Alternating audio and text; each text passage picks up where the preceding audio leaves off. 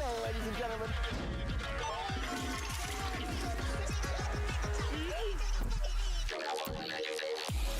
Oh my fucking god!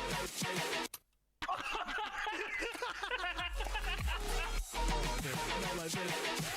Oh my god.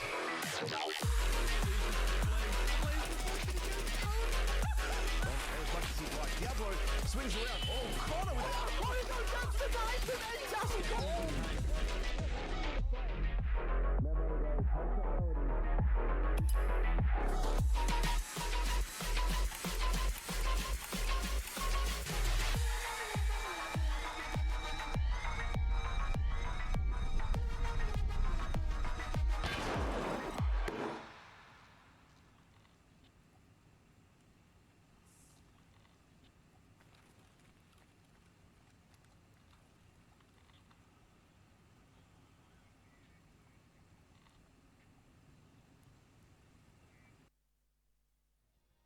Hello, ladies and gentlemen, and welcome back to Finals Weekend for the Hunt Premier NA Pinnacle Tournament for Season 2 as well. We've already had ourselves a single bout of all of the top 8 teams in the NA scene to compete for the Pinnacle title. Now it's time for one of those teams to try and defend that crown and the other 7 to have a go at maybe reclaiming that title and giving it a new name underneath. We've said goodbye to a couple of teams along the way, but now we are into Finals Weekend. It's time to really turn the heat up. As always, and before we get into the nitty-gritty, a moment to say thank you and shout out to the Hunt Premier, partnered for and with Battle State Games, alongside this NA Pinnacle production, and our partners and the sponsors, Aorus and AMD Radeon, who have been riding with us since the beginning of summer, all the way through till the end of 2025. As always, I'm Cracked Wisdom, sat with the mythical mustache and the magic in the mayhem that is Hot Sauce, ready to guide you guys through the terrors of the arena. Hort, how are we feeling? How's your Christmas been? And are you looking forward to some action?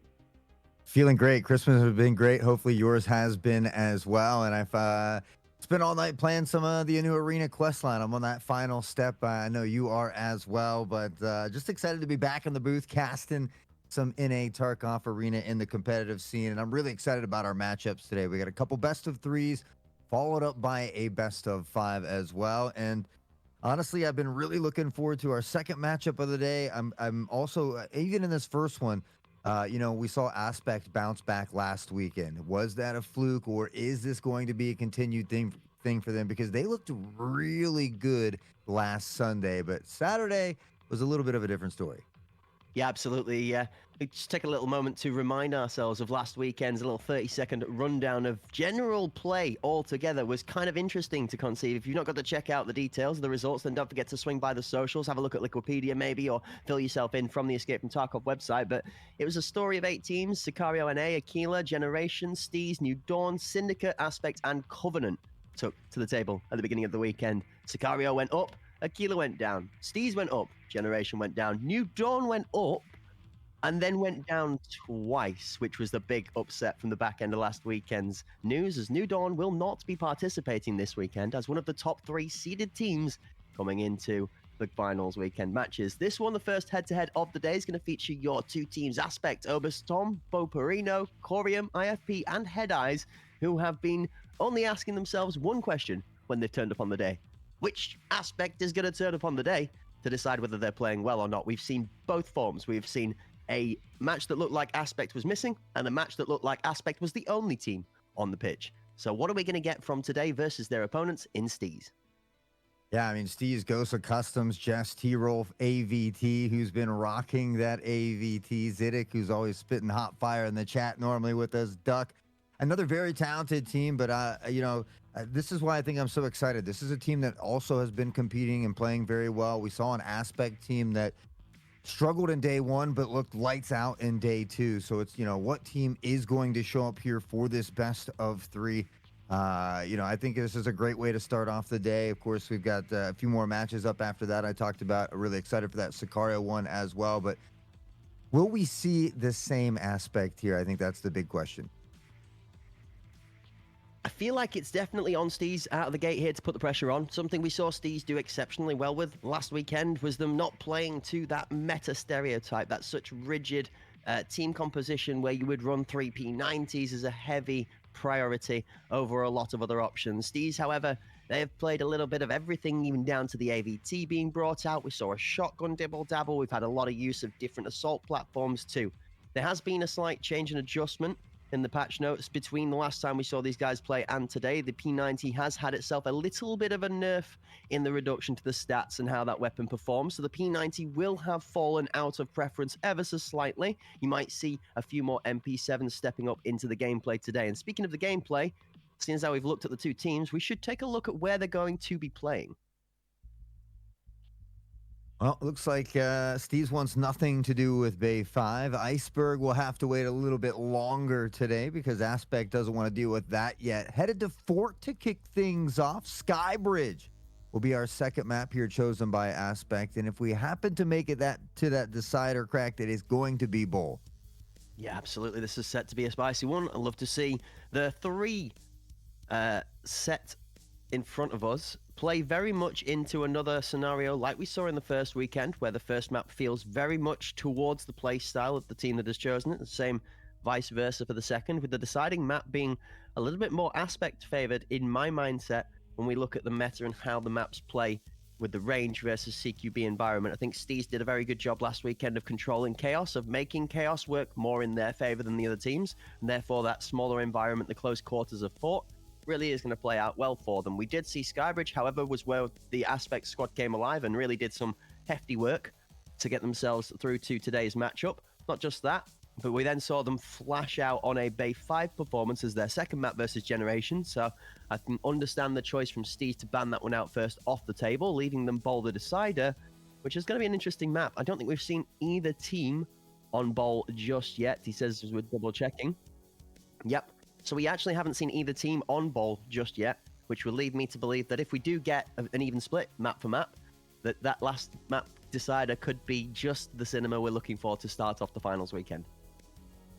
Hey, I'm here for it. I love when we get into the best of threes, even those best of fives. We get that arrangement of different maps where we really get to put these teams to a test. We talk about the potential upsets in those day ones where it's only a best of one, but I feel like more often than not, that better team does win when you are in those best of threes, those best of fives. So, the time now to prove yourself is now. You look at the lower bracket here, and unfortunately, it's do or die for a lot of these teams that are left in here. So we talk about how tough that lower bracket run can be, but how rewarding it can be as well. Your chance to kind of rewrite history, write your own Cinderella story that we talk about. So Aspect, Steez, those are going to be the first two competitors that get a chance to do that here today. Looking forward to seeing these two teams take out of the gates and clash head-to-head, see which one of them is going to really impress us to open up with. It's an opportunity for Steez to continue on their journey. They started off with a good victory versus Generation, the 13-11 victory there. Aspect, arguably Aspect binned Generation off in comparison to Steez taking a close victory versus Generation. If you love triangles, you know how math works, trigonometry, you put those 3 points on a plotted graph, and it says that Aspect, in theory, are the drastically outscaled of the two. Both teams able to beat the opposition, but one taking a more difficult approach and being able to do so, the other one having a walkover of it is, it tends to lead you to believe that the team that had the walkover would be most successful if those two teams went head-to-head. So, on the paperwork, Aspect is said to be probably the stronger team of the two in this matchup. The caveat is the big question mark of which Aspect turns up, because we are 100% proven from the evidence so far that if not the full Aspect turns up, Steez are more than capable and have been slamming doors shut on anybody that has left them room to do so.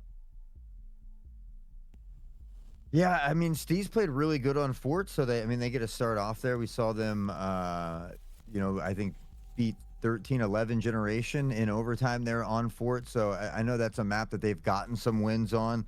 Unfortunately, Skybridge was a little bit of a tougher showing for them when they had met, I think, Sicario later on, where it was 9-3. So, I'm hoping that we get to make it to Bowl. I'm hoping we were blessed last weekend with a lot of overtimes, a lot of those game threes. So I'm hoping that we have something similar here this weekend. I know a lot of these teams are very close as far as skill level goes. The one thing that is a shining light to me is if you actually remember back to that Sicario NA match versus Steez for the best of three, where they only went 2 maps. The first map in that was our decider here in Bowl. it was a 9-7 scoreline on bowl, actually, for Sicario NA as well. Steez putting up a very tough fight on that match there. So I actually would be in the mindset that I think Aspect might want to try and get this home in 2 so they don't have to go to map 3 in case the curse might just come daunting over the hill to haunt them in this one. And I would see Steez, that Spartan helmet, and that fire red ruffle running down the main. That's going to be ready to charge headfirst into whatever scenery is put before them, especially with such a strong performance versus Sicario, considered again one of those top 3 seeded teams. We've already said goodbye to one Hawk, all right? So these top tier teams, those metal boots, are going to be quaking and shaking a little bit because it looks like we might have a couple of upsetty spaghetti teams coming in to try and shake it all about. So I'm just locked in to see where the first upset comes from. We said this last weekend. It had a lot of air of upset about it, but we didn't really get too many surprises. So I'm wondering if we were saving for the final weekend. Yeah, I don't know. I think I was most impressed with Aspect. They suffered that tough loss on Skybridge 9-2, and then they turned around the very next day on Skybridge and won 9-1. So, I've been impressed by their ability to turn things around, but again, it was kind of that factor about which Aspect team was showing up. So they've got an opportunity to get it done on Fort and Skybridge. I agree. I don't think they want to see it go to Bowl. The fact that Steez kept it so close and competitive against Sicario there on Bowl, I mean, we almost saw an overtime in that one. So I certainly would have to agree with you there.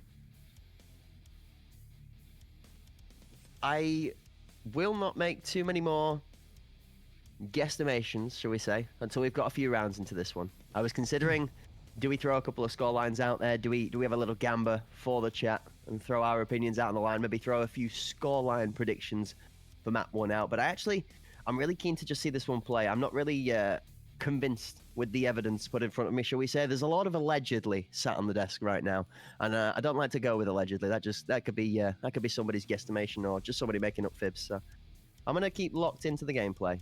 Match the teams up against each other. There's some good util across both lineups. Boop and Corey across their combination has shown that Corey's going to be able to play aggressively enough to give Boop space to try and make some of those grenades work if he's the one that's holding on to them. We saw Head Eyes with some good performances last weekend in the second set of matches. Like you said, absolutely a great return performance from them to turn around the momentum after they did get themselves rather shafted in their first head-to-head.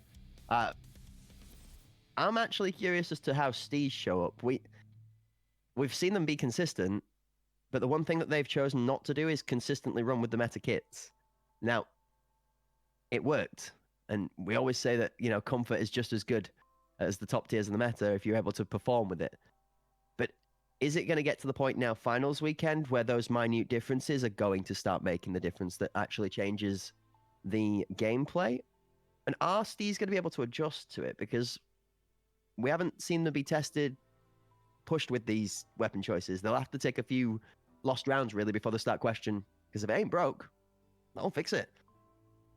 I mean, yeah, they did well against Sicario with it as well. And honestly, AVT on that AVT was a bit of a monster. I think it was Jess we saw do really well with the Ash 12. I think maybe struggled just a little bit or had an off game when we saw them playing with the AUG. So, yeah, I'm definitely curious to see, if they are kind of lean into the meta a little bit more or, if they're just going to continue to do what's been working for them. Like you said, if it's not broke, don't fix it. So why not? But I'll be kind of really keeping my eye on what weapon Jess is going to choose to use. I know it kind of varied between the maps as well, and obviously that Ash 12 on a map maybe like Bull or somewhere where it's a little bit longer range isn't or doesn't have as much value there. So, but do we see Jess then go back to something like an MP7, which I think is going to be a little bit more popular than the P90 once again? But hey, hopefully we won't have to wait too much longer to find out. Yeah, I mean, the back and forth of both of these maps for the first two, the head-to-head, whether we get the third one or not, is going to be very interesting. Folks at home, if you're looking to try and watch along and learn a thing or two today, I'm going to try and focus a little bit more in the breakdown on the setup and the positioning of both teams when we come out of the gate on the minimap, just to try and help you understand where a weak side and a strong side to that minimap is for both the attacking and defending side, and so we can kind of follow along with the gameplay and the rhythm a little bit more closely. Something that I had a lot of questions with across the socials and in the Discord is, how do you understand whether an attack is a good attack or whether a defense is a good defense? Like, are they set up correctly? Are they not set up correctly? Well, we can talk to that effect a little bit. Don't forget, We're casters and commentators, not professional players, so we're not always going to be right nor have the best answer to it. And sometimes it's down to opinion and play style as well. But simple things like, are we 3 strong on an A site versus a 4-man attack on the A site? Is that your weak side now? No, it's still your strong side because you have the majority of your team over there, but it's not a strong defense because you're outnumbered in the fight. So learning these little bits and bobs as to how you set up as a team can really help you in your basic gameplay and style, especially if you go into a ranked match in the nighttime or an unranked match and you're like, why am I dying from behind all the time? Well, suddenly you realize that the enemy team is 4-man flanking off the B site every round. You put somebody there ready to catch that flank, and well, lo and behold, you've unlocked the key. Magical mystery. Well, as far as 4 goes, I know you said you don't really want to maybe throw out any speculations go, but do you think that this first map favors a specific team more than one other team? He's going fishing, chat. He's going fishing. All right, go on then. You've caught me. Hook, line, and stinker for that one. I'll give you it. I am going to take a confident 9-6 Steez. I think this map is laid out for them. I think they've shown that they have the ability to perform no issue at all. I even think if a good aspect turns up like we saw in the latter half of last weekend, that Steez will be able to handle that in their territory. I think flip side, when we go to map 2, I will be rewriting that prediction with a little bit more of a closer lineup and probably with a different favored friend. Yeah, I don't know. My only issue is we haven't seen Aspect play on Fort, I don't think, in this tournament yet. So I'm kind of curious to what Aspect team shows up. I think if we see the same Aspect team that we saw Sunday, then they very well could win Fort very, very closely. And if they do win Fort, I think they shut it down in 2. But if they don't win Fort, then I do believe we are going to bowl. I think we are too. I'm in complete agreement with you here. I think this is definitely a straight 2-0 aspect, or we are playing 3 games regardless. I'm not doubting Steez in the sense of them being able to pull off a 2-0 themselves, but I do think Bowl, given what we've seen so far and how this aspect lineup plays very well into their rhythm and play style. So I would be surprised to see Aspect drop Bowl in this best of 3, in the same sense as I would be rather surprised if we saw Steez drop the first. Again, these tournaments and Escape from Tarkov Arena can very much feel like the FA Cup of football, though. It's one of those things where anything can happen, and if a team just turns up on the day, one particular player in the team just turns up that little bit more than normal on the day. Everybody's firing on all cylinders, but somebody's just had their Felix Felicis whilst they're having the breakfast, a little drop of Lady Luck in the coffee, or whatever it is, and you just can't miss. And that can be the real big difference maker sometimes, that just brings the cinema to bear. And there's one thing that you can't counterplay or outplay, chat. It's cinema. There isn't any counterplay to cinema. Well, both weekends are going to be full of cinema. The last weekend was nothing but cinema. We talked about the overtimes. I mean, there were so many of them, double overtimes at one point as well. And so I have a feeling that we might be in store for something similar here in this second weekend as well. But I guess for me, that is the only worry for me as far as Aspect goes, is do they show up? Because, man, when they do, they show that they can be one of the most dangerous teams probably in this league. But the fact that they could have a hit or miss, time that was so bad. I mean, it wasn't even close in that first one. It was a rare sighting, I felt like, as far as Team Aspect goes. I don't think I've personally seen them, struggle that bad. But so for me, what team shows up? Well, we don't have to wait any longer. We're finally ready here as Steez will take on Aspect, this time on Fort. Going to be under the pressure immediately. Their Aspect as well, put on the defending side. Steez with the control of the round and the tempo, being able to take that offensive approach. 2 quick kills from Aspect as IFP and Corian together claim kills. T-Rolf is going to pick one up back in response. IFP then steps for the third. Jez goes down. T-Rolf's back is exposed to the right-hand side, and Corian is going to collect himself a second as well. Looking good so far here in round 1. In a 4v1, Ghost of Customs will try to dance around. Does end up finding one. IFP to the other side. It's over as Tom, though, and Aspect will grab round number 1. Little bit of potential there, though. You see Ghost of Customs getting a little swifty with it. Gets himself the kill out towards Garden. Turns around. There's 4 models lined up in a similar shooting alley there for a second. All it takes is maybe 1 or 2 of those to go down, a little bit of a collat and some good positioning, and that could roll the other way very quickly. An aggressive look from Aspect out of the gate, though, shows them very confidence coming into this best of 3. See where Steez opt to go this time. It was a very fast stop there on the A site. So going to change it up a little bit. We see looking for some of that mid control as they try to pressure toward B here. Ghost of Customs kind of the back of the pack. AVT's able to find the first one, though. And now we see a lot of kills back and forth here toward mid. T-Roll finding a double, though. And now this will favor Steez. Huge call out as T-Rolf picks up the double rotation through Colt from the A site that was coming in just as quick as the Steez attack was. Now 4v1 on site. Steez have pretty much secured all they needed to get access, bomb down, and complete any defiance of a retake. Shots in and out as Corium does start making some moves. So I'm swapped from gear 2 to gear 5 real quickly. Now trying to find that 6th all-important mythical gear that doesn't quite exist as the right-hand tuck angle is there for Jez to knock him down. S3. And the Steez squad are going to pick up a round of their own. One apiece as we are tied up in the first map in this best of 3. Yeah, I mean, just picking up right where we left off from last weekend, and the fact that we've seen a lot of tug of wars. You know, we've seen a couple teams maybe lead by 2 points at any given time, but never really more than by 2 rounds. So we're seeing something similar here to start off weekend number 2. Steez, a quick response for them as they answer back in round 2, looking for a chance to take the lead here in round 3. And where they found success toward this B side, it looks like they're going to head back this way. Head eyes, though. A quick elimination on the Jess. Sploke pluming up over the top of the ramps, just holding Head Eyes hostage from any more info gathering at the moment in time. Aspect, very comfortable in the way they don't need to do anything at all whilst this timer ticks away.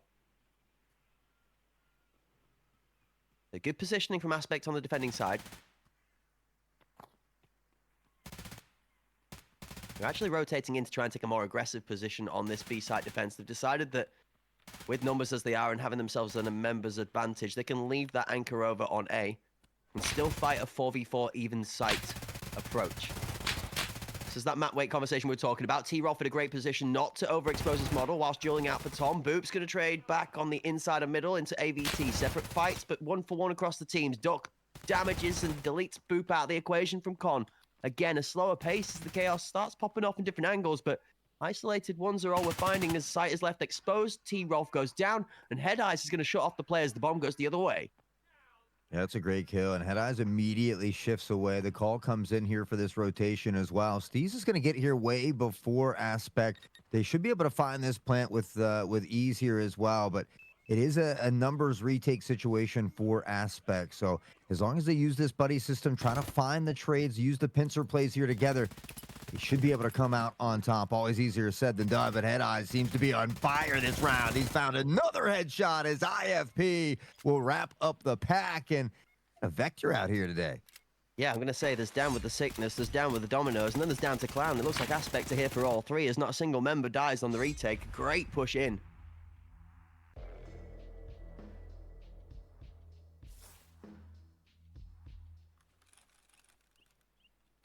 3K in that round for Head Eyes as he finally gets on the board and really gets on the board here in round 3. So Steez, they find themselves down by 1 again. They were able to answer back last time. See if they can do it here once more, but they had early success toward the B site. It seems like Aspect has been able to make the adjustments. They've slowed him down a little bit, but Steez seems to be a little bit more comfortable toward this site.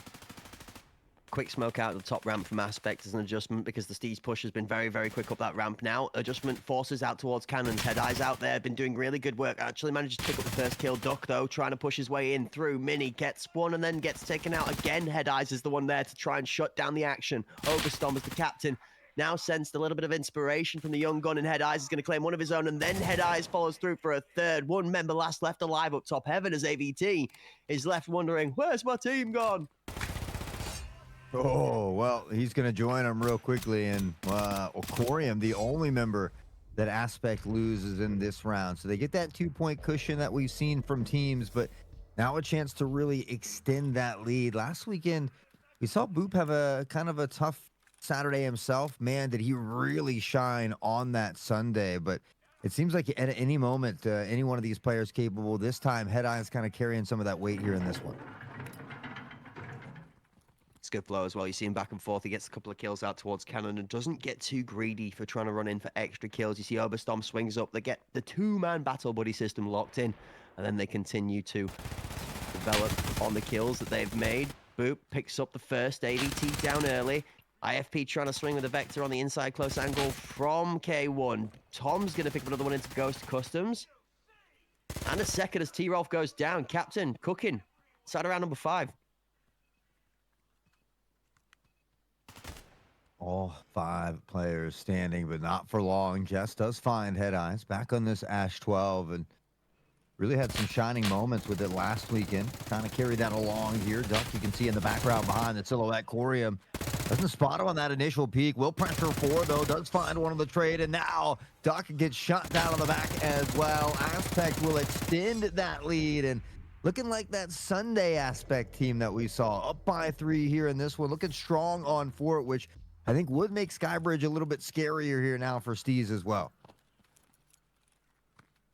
Yeah, without any disrespect being thrown around the arena whatsoever, I think Aspect will be delighted that the Sunday Aspect turned up rather than the Saturday Aspect.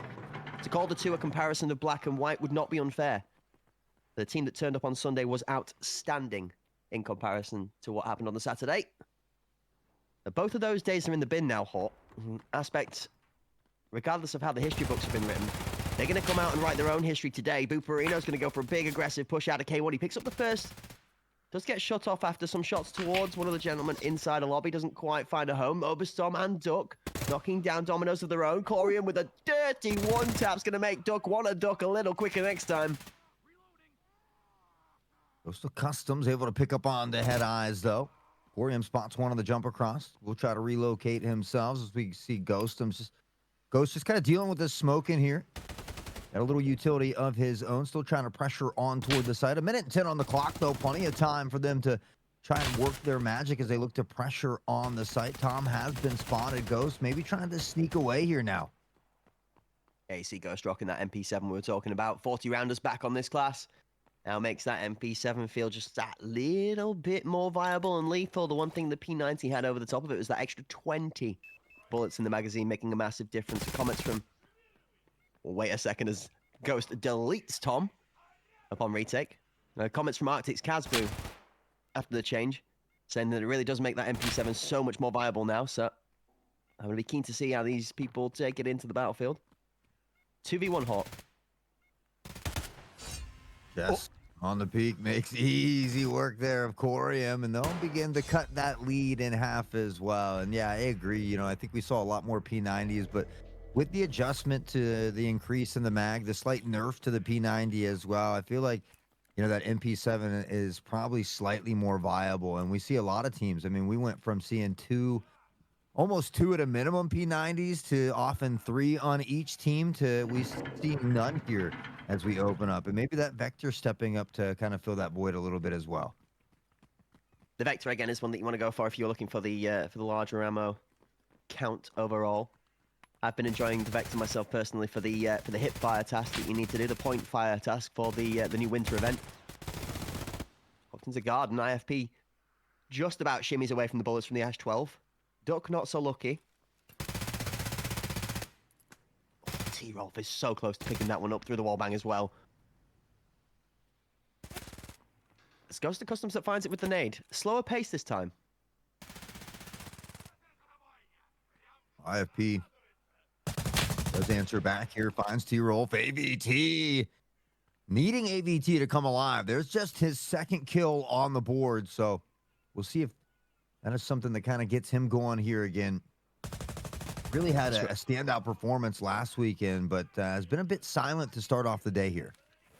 This rotate is really quick as well from Steez. Bombs down. All 3 members in good positions. There's the one you got to watch out for. That was the rotate from Colt, which opens up. Now Aspect have some space to play too. A half and half even split 2v2 on site. Attacking side has CT control of site, means that they've got the angles to hold through. Defending team has to push up, ramp, and con. Oberstorm gets across one of the tougher angles to deal with. Now has Ghost of Customs in a better spot. Ghost chooses the right side of the pillar to peek on the left-hand off angle. Finds the first kill. Now IFP has to find a miracle 1v2.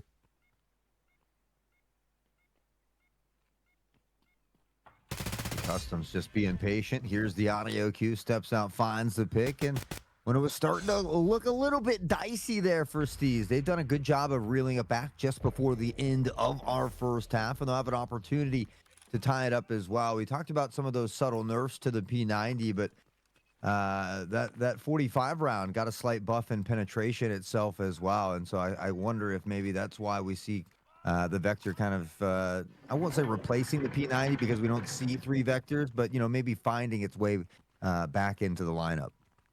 Yeah, a couple of loose pushes from Aspect there, running in with the guns down between the knees. Seems that Steez read that one extremely well, slowed their pace down, and just a little bit of discipline and textbook gameplay actually holds the Aspect lineup off on retake. Shots out of AVT are really good to be able to put down Oberstorm and Con. 1 for 1. Duck is also down again. Not the most active of games from Duck so far. He's been very unfortunate in the first blood.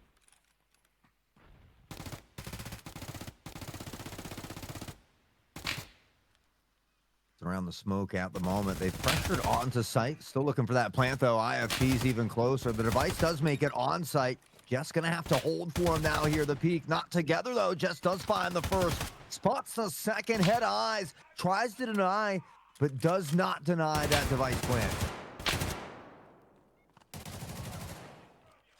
Oh, the cover from AVT up top is insane from Palace. Jess has got himself room to play. Head eyes versus 2, and he's not going to win it out. S3, Steez. Yo, the 2-piece between Jez and AVT there in mid was really well played. You want a full house. Take all 5 of them between the 2. Just like that. I mean, we saw them down 4-1 there at one point. Now they get 3 rounds in a row themselves. They're able to bounce back. And they do it just as we hit halftime. So you feel like the momentum does shift in their favor a little bit as well. Hopefully the defending side is as strong as their attacking side here.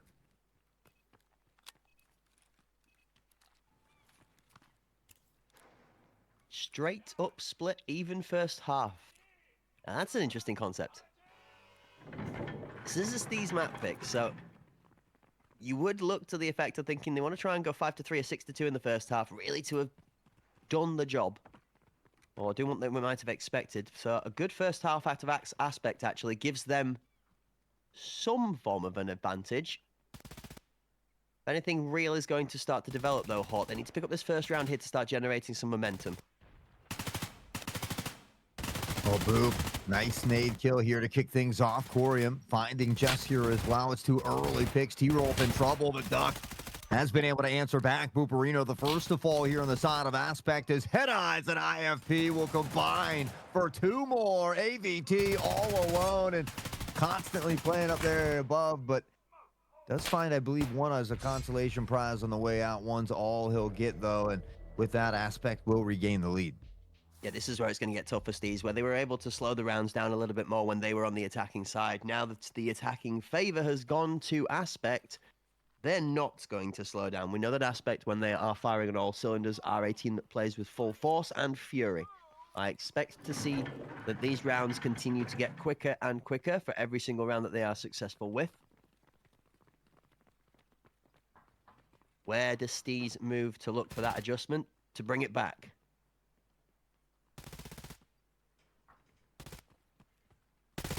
Aspect comfortable toward this B site once more. IFP trying to make quick work onto the side and does. T-Rolf the first to fall. He'll shift into a very good position here, but Duck does find that pick. Corium good for 2 more though, and they're looking to control this B site.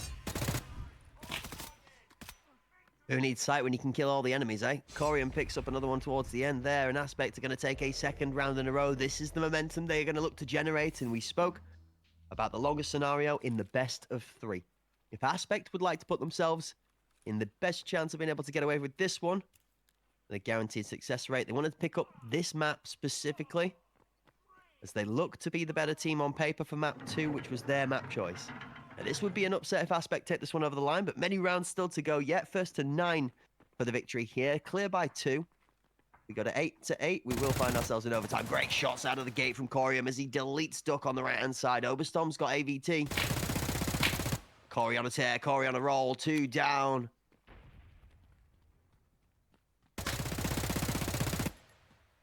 Corium already into double-digit kills as Booperino tries to win this engagement towards spawn side. Corium's not done yet, though. He picks up 1, no, 2 more on top of it.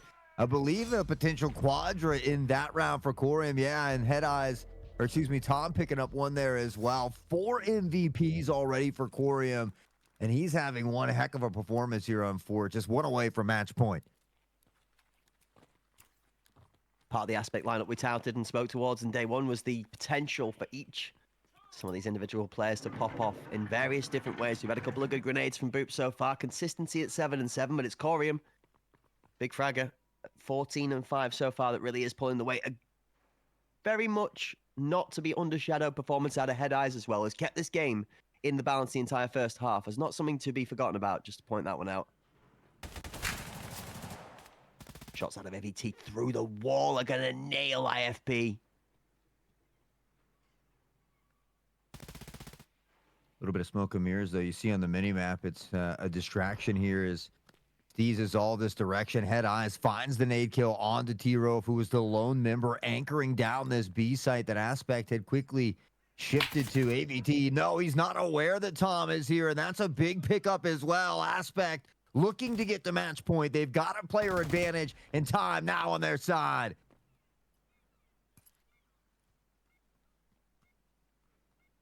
Pause and wait with bated breath as 4v2.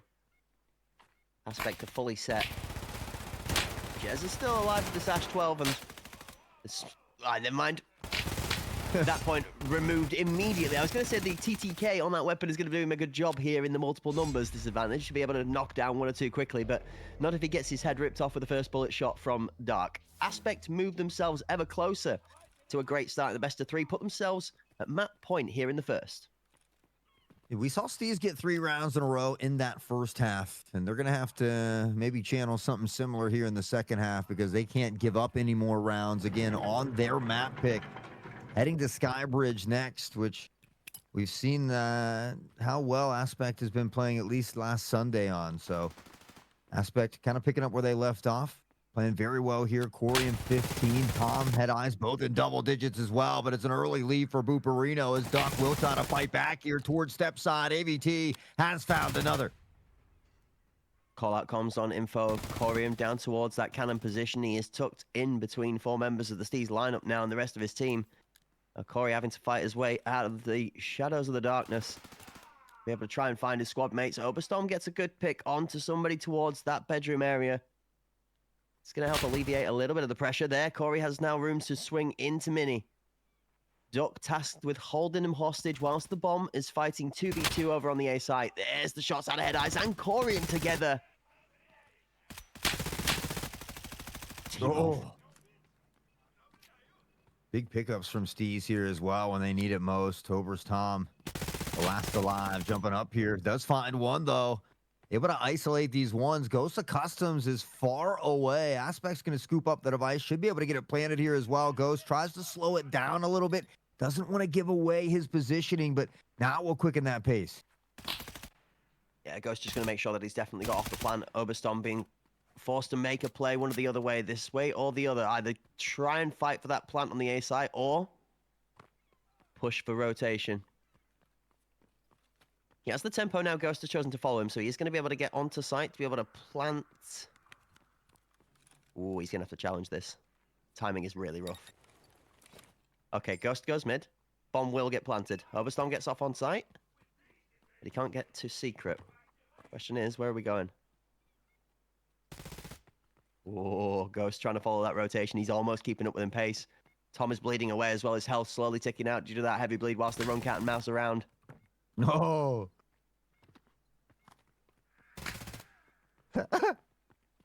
He's 3 limbs down. This running is really starting to kill him. 25 seconds. Tom can't run anymore. The health is starting to run. He has to turn and fight, and turn and fight he does. Aspect's captain plays his health well and chooses the right time to swing to close out map number 1. 9-4 here on Fort.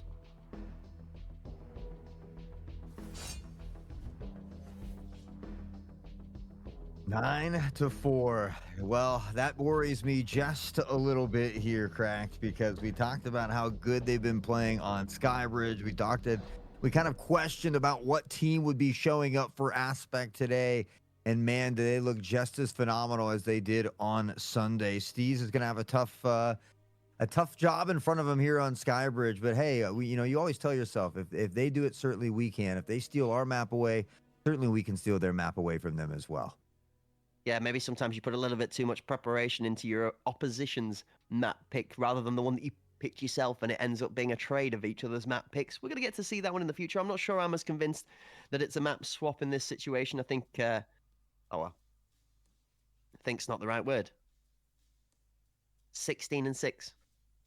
Corian woke up on the right side of the bed this morning.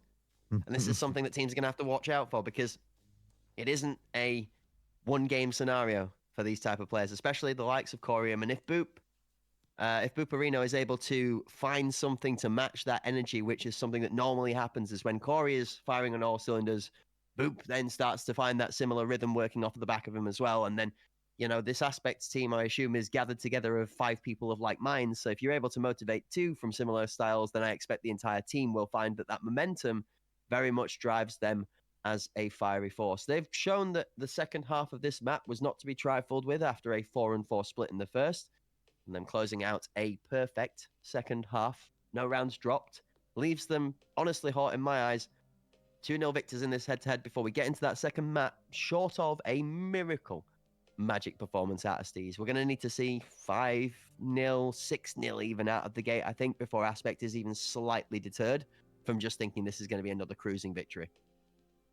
Yeah, I mean, you talked about Corian with 4 MVPs at 16-6, Head Eyes 11-6 with 3 MVPs, Tom at 13-7 as well. I mean, the whole crew for them was popping off, and I mean, both of these teams fighting for that chance to just go on and I think face Syndicate a little bit later today. So, there's a long road ahead of the winners still, but obviously it's a good problem to have to be able to advance here. Steez, we talked about it, backs against the wall, do or die at this point, and for them, it's a must-win situation, and that's just to get to bowl as well.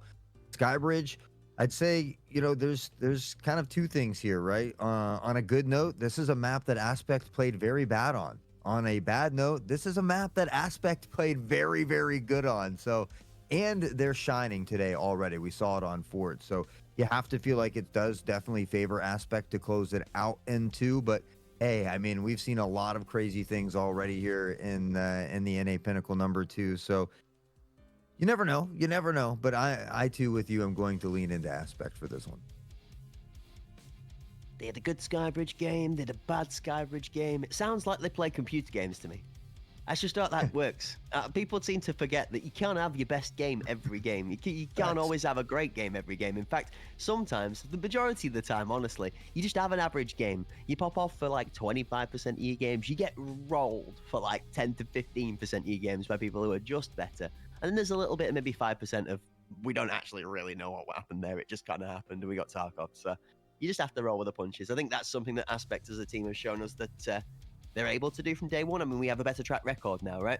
They've not shown up once. They've shown up twice, technically 3 times on 3 different maps, given the best of last weekend to get here. So they are starting to build a trend of some consistency. The one thing I've said, and I've been speaking to the effect of since the beginning of this tournament, I'm looking to Tom to guide the ship. He's a lot of experience in that team. He's got a lot of volatile players in that roster that can be rambunctious and comedy at the best of times, okay? Even when trying to have a good laugh about just locking in for training. So the fact that he's managing to wield a wild herd of cows makes me absolutely comedy inside. I'm chuckling at it. But he's shown not just being able to control the team and guide them to success, but even his gameplay, for me, has also stepped up a level. Tom's mental in that last little 1v1 there's a lot of running around, and you could just get distracted enough to forget about your health bar, forget about that heavy bleed, you run 2 steps too far and you slip on the banana peel, and that's a really embarrassing clutch to lose rather than to win a very good game without dropping around on your attacking side. So nice presence of mind, good composure, not getting too distracted under the pressure, and probably good comms from the teammates as well to just take it home. The camp, you've got to think for Aspect right now, is going to be vibing. They've got to be in a really good place thinking, okay, map 1, great work. Done and dusted, overachieved, in the bag. All we got to do now, boys, put it in cruise control, lean back, don't let your guard down, don't get cocky or overconfident, and just put it in the bag. Let's get the dub, cruise on, and carry on our tournament journey.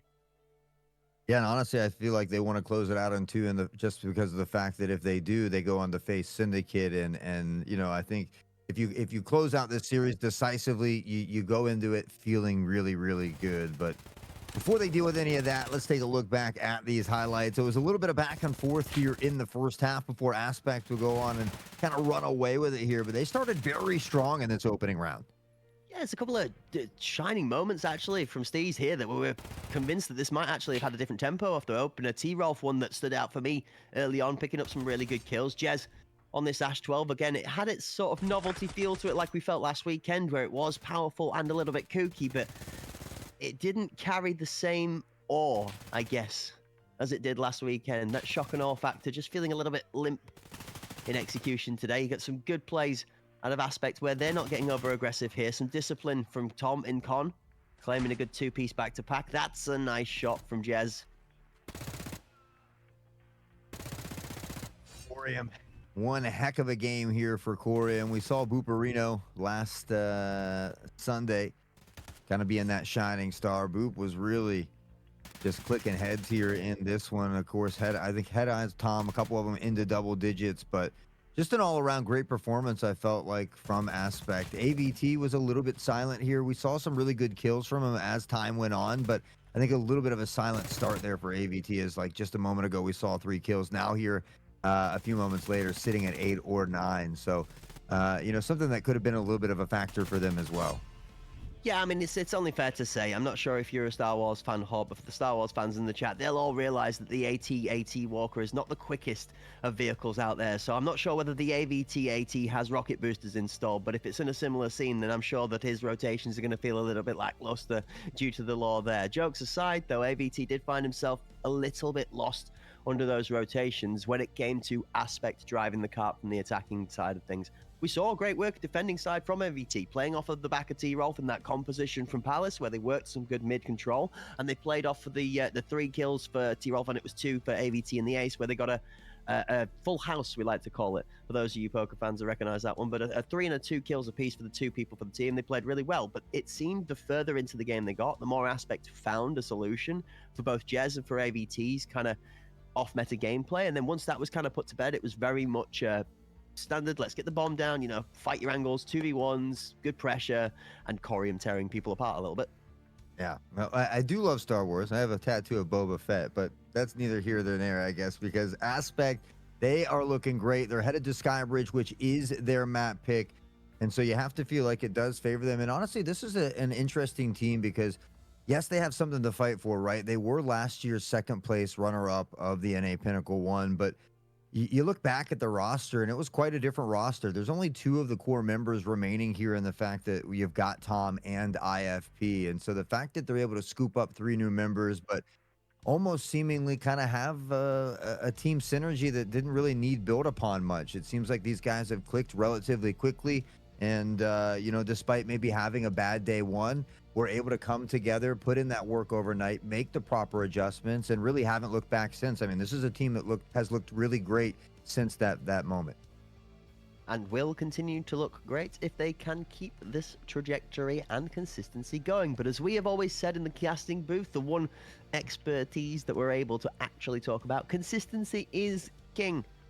And it's got nothing to do with skill ability or skill issue. That's just how it works out on the paper, folks. If you can consistently put wins on the table, the public opinion tends to rise. People tend to be impressed, and it's very hard to put a good fighting argument up against you being not favored in the matches that you go on towards. There's a little bit of give and take with it, where if you are the most dominant team in the scene, it becomes a little bit of a tipping point where the tension can build too, as you are always expected to win, and then you have to fight back when somebody does finally find that upset against you. But regardless of the roller coaster, we're here now into map number 2. Aspect have that golden Willy Wonka ticket and the 1-0 lead in the best of 3, and the advantage now here. Skybridge, Steez trying to find one back. Aspect starts out on the attacking side. They'll try to bait out an early nade with that device plant there, but nothing comes their way. Still not able to get that plant down. We see T-Rolf has picked up onto Tom here. Duck went down in the meantime as well. The device gets planted here as well as some of that utility does eventually rain down. IFP low, goes to Customs. On the flank, has found one. Can he get one more? Positioning is ridiculous straight off the rip. Ghost is going to swing around for another, tucked into that elevator position. AVT's on site, defusing the bomber's boot.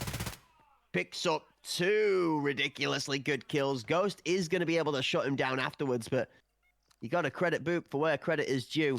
It's a Steez round, but Aspect look like they are ready to play here on Skybridge like they were when they put out that smashing performance on Sunday.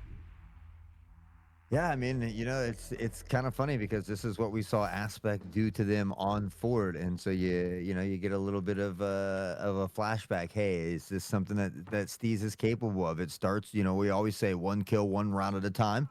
They've got that 1 round. They need to build off the back of it here. So, obviously our opinions and as time has gone on has kind of varied of whether this is more of a defending or attacker map, but it's a great start for Steez. We talk about convincing each other for the destiny or the fates, the cinema, shall we say. I need 3 or 4. I need 3 or 4 out of Steez, and this is why, because Corey and Boop are now starting to fire on all cylinders next to each other, almost, as we see Duck. Nearly rips the head off of Corium. Shots onto Overstorm as T-Rolf has actually found a lone lurking member of the Aspect lineup trying to find a flank. T-Rolf's going to do some dirty dancing on him and pick up the kill. It's going to be the only shining grace, though, from Steez at the moment, as most of the members down towards that A site are on the ground. Good pick up from Duck, as his shots look a lot cleaner than what we saw from Fort. Duck maybe giving a little bit of a motivational speech between the maps. Oh, Duck finds the 1 in VIP as well, and from a 4v2 to a 2v2, Head Eyes half health and slowly trying to tick upward here. It's been some smokes that I think really limited this pressure onto the A site. They found their way on now, and T-Rolf went to head back toward the B, eventually comes back this way. We see Corium holding this angle as well. Here comes the swing, finds 1, the second as well, and Duck is popping off. Okay. Round number 2, and Duck picks himself up a 4-piece. This is a much better showing from Duck than what we saw on Fort. It felt like he was getting suffocated out of the rounds. We saw Duck go down maybe 3-4 rounds in a row on Fort as the first blood, and very quickly. Interesting. Great showing from Steez. It's too hot. It's not the 5-6 just yet, but we keep this going. I'm really excited to see what Ball has to offer. I'm here for it, baby. I'd love to see that map 3. Like I said, we've been blessed over the first weekend. Hoping that we get some of that here in weekend number 2. Obviously, both of these teams wanting to close it out as quickly as possible. For Steez, that does mean a map 3, though. Booperino and crew looking to mix it up a little bit on Skybridge, headed toward the B site this time. Yeah, absolutely. And Steez, they seem to be aware of the change of pace too. A quick rotation comes in as we see 4 silhouettes flood round from the A side. 1 towards the lane, 3 fighting. Corium's going to be the best challenge to be able to pick up from T-Rolf. The main man from Steez that's been doing the damage is going to challenge the main man from Aspect, and it's going to be the Corium operator that's going to work it out. AVT, Boop, a pick a piece here as well. Numbers still favoring Aspect, and Ghost of Customs again. It's a flank from the opposite side this time. Ghost has had 2 big ones now, up to 5. Duck has been able to close it out in these first couple rounds, but time ticking away here. 33 on the clock, and they still got to get through 2 more. His shots out of Ghosts are disgusting this round. Duck's got his adversary down, nailed to the ground too, and it's going to be a clean 2-for-0 in the end fight to retake site, and Diffuse coming through from Steez. 3-0, flawless start. Said 2 or 3. Well, we've gotten that 3. Do you start to become a believer? Ghost 6-1, Duck 5-1, and these 2 really holding it together for Steez. It looked like Aspect was going to finally get around there in round 3, but ended up dropping the ball. And we've seen a lot of these 4v2s quickly turn into 2v2s. Steez then goes on to clutch up. Aspect need to find a way to solidify these important rounds, especially when they have time and numbers on their side. Yeah, I feel like I've got a jingle stuck in the back of my head now. I'll save that one for later because I don't feel like we're going to have much time before this round pops off into action. We see Aspect set up with an aggressive push into VIP. Steez holding off of the back of the A site. Smoke goes out towards E-Box. Corey finds Duck. Flash to E-Box as well. We see Jez tucked behind that 90 angle with a nade ready for that. Bomb going on to site. Bomb in on site now. 2, 1. Nade will come out. Nade will go off and the bomb is safe. Aspect with a good plant.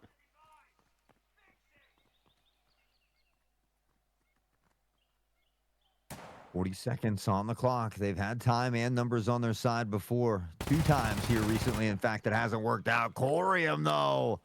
Look at the sense, the game sense, the awareness.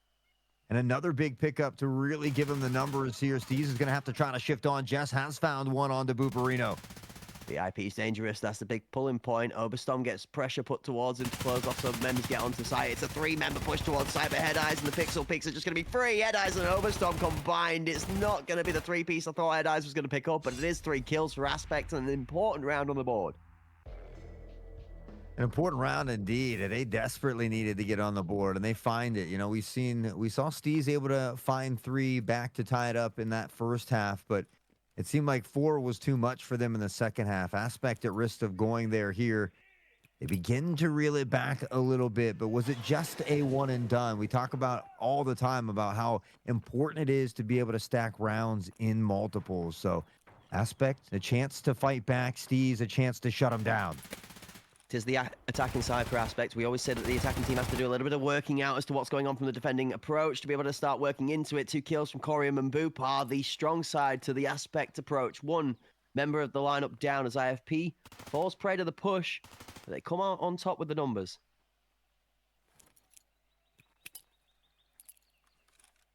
Flash over the top. Yeah, and just trying to deal with some of these smokes here. It slows down some of that early aggression, but there's a lot of time to work with here for Aspect. And we've seen some of these teams holding on to some of that utility. It looks of pressure onto the side a bit late. Corium finding AVT. And again, we see this 4v2. Numbers stacked in their favor. It's important now for Aspect to close this round out as well. Yeah, again, one of these rounds where the numbers are heavily favored for you. Going against you to some slightly loose game players. One of the turning points you don't want to see happening right now. Corium holds his ground, holds the line as T-Rolf goes down. Jez finds Head Eyes. 1v3. 40 on the clock.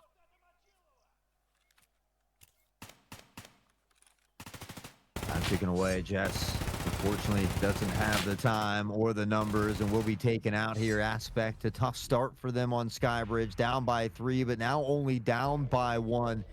Been a couple rounds in a row, and Corium off the back of a quadra in that one seems to have got the ball rolling. A little bit of relight my fire going on in the background, it seems like. Good vibes, good mood. It's the Aspect lineup not seeming to be phased by those early 3 quick successive rounds that Steez put in the bag. It's a good response. Got to keep the head up. You don't want to be going into that half with a 6-2 scoreline, 5-3 scoreline. Still a potential, but Aspect have lined themselves up to try and take something of a favoured lineup. Maybe a 4-4 half even split is good enough from how they showed their second half to be in map number 1. Shot singing out here from VIP. IFP spots one, but Ghost dip the other way here. Aspect playing deep as well. Cautious of this flank that has come in a couple times here, but you take a look at the mini-map. That's going to be T-Roll. Kind of cheating toward Heaven's side, but is going to just be patient here and just hold that rotation down, looking for any extra intel for his squad.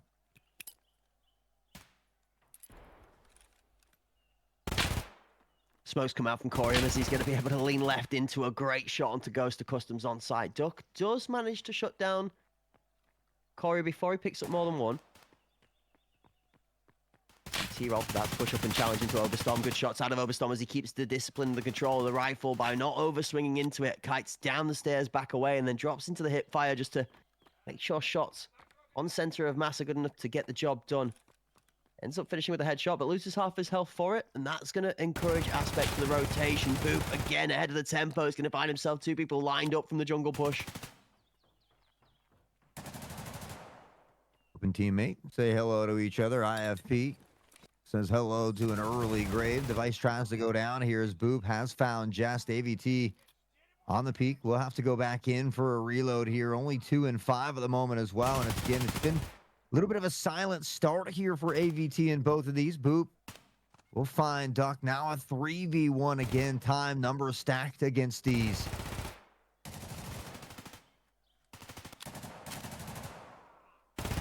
AVT still trying to put the work in, though. He's picked up another one. 22 seconds left. The jam on the gun now with a little bit of an overheat issue. part of the problem. 15 left on the clock, and time's going to be gone before I think AVT is going to be able to do anything about it. Overstorm's hurt. He's going to go down. AVT is going to pick up another one. With 8 seconds left on the clock, the job has been done from Aspect. They play a good bit of discipline. Boop is going to claim the last kill onto AVT as the round goes out. And we go back to a 3-3 scoreline. Yeah, I mean, we saw 3 rounds in a row for Steez, and it was looking great, but all of a sudden, Aspect has been able to do the same. They answer back with 3 quick rounds of their own. A chance to take the lead here, 4 in a row. It would be tough to do, but they're looking good now that, you know, they figured out what's going on for them on this attacking side. They've been able to adjust to what Steez has showing, and it seems like Steez hasn't found an answer of their own yet. So just a couple rounds left here in the first half. Aggressive nade out into VIP as Buparina looks to move in again forward ahead of the pace, try and take full site pressure. Big aggressive push off of the B site for a quick flank as Oberstorm's lying in wait, actually in a great position to try and foil this, but does he realize how many people are pushing that way? No, and he's going to go down. Goes to Customs, picks out the captain.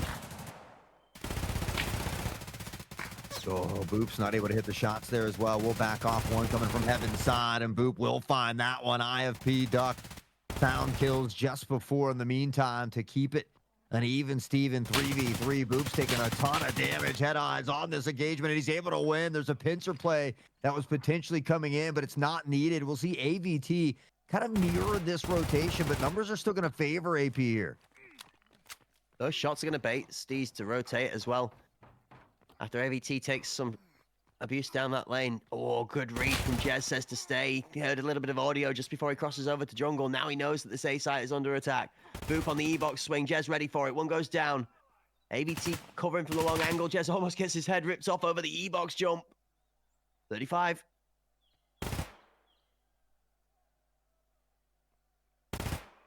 Oh, Corium. In a split second, Jess on the peak and maybe regretting it as he lost his life. AVT on the jump over, not able to stop or force him off this plant here. Now peeking together, AVT has found one, but one is not enough. Corium, 11 again, the first to double digits. 4-3. This is the position Aspect needed to find themselves in to try and take home a half. It looks like they were here from the beginning. Steve's got a great 3-0 start, but it's been a flawless approach to the attacking side since. Aspect took 3 rounds to adjust. Now they seem to have got the Steez textbook fully written out in front of them to be able to play too. Can they finish the round with a lead? Saw ourselves tied at halftime in that first one on Fort. Steez looking for something similar as they found 3 strong rounds, but have been silent since. The rotation coming in here from Aspect. And it looks like T-Rolf all alone on this B site. We'll see that rotation begin to come in here from Steez and maybe looking to send 2 on a flank this time. Yeah, the difference here is when this swap comes in, it's going to be Steez on the attack. Back and forth trades, 1 for 1, 2 for 1 as Boop does the better job of managing the numbers until Jez is involved from the end as well. Boop goes down. Tom covers plant. 3 Aspect members here by the red train.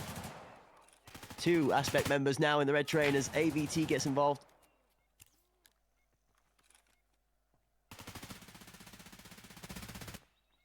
Well, this time the numbers favor Steez. We'll see if they too can find a way to close it out. Jess has found one. IFP alone on site, but still able to pick up a kill on the way out. Couldn't get through the final 2, and Steez will finally get that 4th round on the board. We find ourselves, much like on Fort, tied up through the first half here. An even half. Again, an even half. We did say the one differing factor is that the teams are on opposing sides for the second half now. So we saw a 4-4 split half on the attacking side from Aspect. Now, in equal measures as we did from Steez on their respective map picks. Steez have to do an Aspect and go 5 rounds in a row perfectly here if they want to prove to us that they have what it takes to be able to take us to this map 3. They maybe do it in less, but I don't know if it's possible that way. I mean, I think they've shown enough to show that they can certainly beat Aspect on Skybridge. I don't know if they get 5 rounds in a row, but Aspect looked really good last weekend on defense on that Sunday. So we'll see They still got what it takes. Corium seems to be popping off. Will work in toward VIP. This smoke allowing him to get a lot of positioning here, but AVT was waiting. Will find one. Tom does pick up one in the meantime as well. Looks like maybe a slight distraction as they were wanting to initially head toward that B site. Yeah, a little bit of back and forth on both sides actually over telegraphs the B, but the pick on the A site from Steez definitely encourages the rotation in quickly, as is the support from the Aspect team, reading that one well too. Tucking in the position for KFC is Boot, but AVT, his game sense has been on point this round. He isn't ready to able them challenge the Boot though.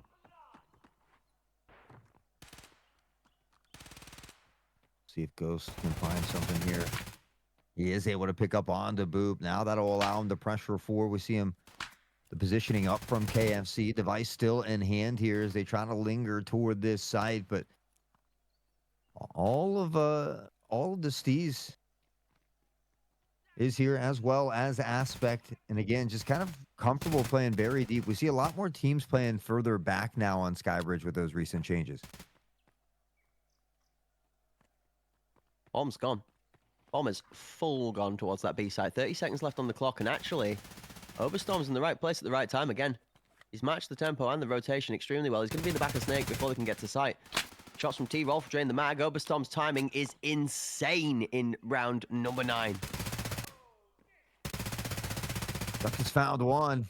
Oh, he can't quite get the second one, though. Needed that one.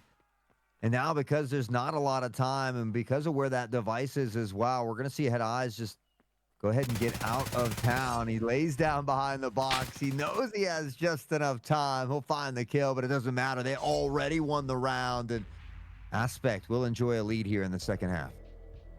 That's well played from Head Eyes. You see the call from the team as the member on site gets challenged to go. He's gone immediately. Doesn't even try and trade off of the back of the fight for site, even though he knows full well it's probably a good fight to have with the potential that just that snap transfer happens.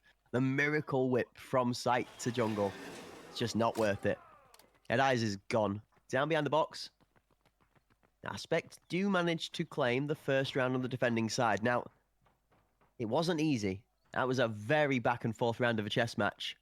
Rather than the gunfights, it became rotation and timing. Tom, oh man, he is cooking at the moment as the captain.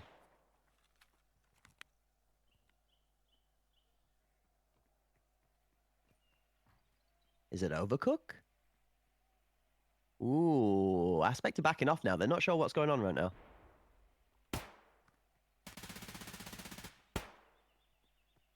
I can see these smokes here. With that early aggression from Tom, that AVT did rip into him a little bit there, but has already rotated back toward the A side. It seems like they feel like it's coming here, and right now that device feels the same way. Has pressured onto site. We'll see if they've held on to any nades. He's going to tuck in. Device looks to go down. Will bait out that first initial nade, and now we'll try a second time. Yeah, we see a shake of the head of Corium as he's going to be able to now work his magic into Jez. Corium for the second. Nade that went off in front of Headshot, just a little bit short of its target. Would have picked him up, but slight misplays leave space for Magic. Duck finds one. IFP shuts Duck down. Boop's got AVT for a third, and then as IFP swings, Boop's going to kill him before he can get there. Aspect with a clean round, but it's just a slight bit of short utility. We saw a grenade go off where Boop is right now, just in front of that headshot box. It would have picked up 1 or 2 good kills had it have made it over the scenery. That round could have looked very different, so Aspect's doing a good job. Doing a great job, and it doesn't matter if their second half is defense or attack. It seems like they've really been a second half team where it's, you know, been somewhat close in that first half, but it's been all go, all W key in the second half. It was 5 in a row last time. They've already gotten 2 here as well. Steez needs to find an answer on this attacking side. It seems like any type of early pressure they get has been fizzled out. Again, you see Oberstom moving towards lane 1 in that red train position. And keep a second or third subconscious eye on that rotation and the timing that it takes this time over. Steez again have set up for a rather default play towards that A site.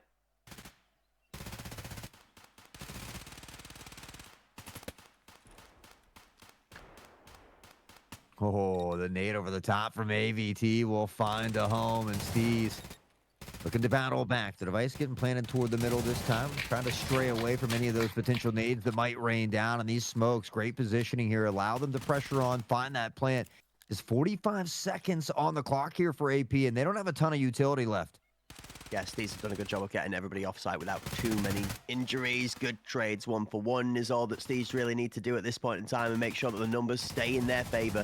4v3, AVT finds one, Duck swings off contact for the second, and now Steez are starting to all find that rhythm. Jez is going to close the round out, and Steez pull one back. What we need to see from Steez. This is where they failed kind of to do on Fort, so still able to keep it close, even here in the second half. Skybridge. And, you know, I think it's important for them to be able to find these adjustments. But again, much like I had asked of Aspect in that previous one, is it a one and done? Is it just kind of a fluke situation? Can they show that they can put these multiple rounds on the board in a row like Aspect has been able to do as well? 6-5, Aspect still in the driver's seat, though, up by 1. Bomb comes up towards KFC. Corium with an aggressive push out booth in a similar position. Duck goes down. T-Rolf goes down. And Aspect play the power push off of site on A to perfection. Oh, Corium and Booth getting 2 apiece here, and you're right, just off the aggression. I mean, we saw them play slow for how many rounds there? Is just somehow avoids a lot of those rounds, but playing slow, so slow there for a lot of those rounds, playing deep in that defensive position, and then all of a sudden here in this round, they mix it up, really kind of put the pedal to the metal, and I think it caught Steez off guard a little bit.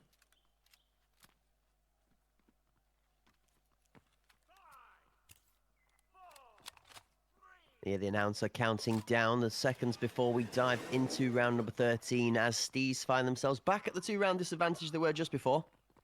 A good round out of them is not going to be enough to dissuade Aspect's drive towards a 2-0 victory in the best of 3.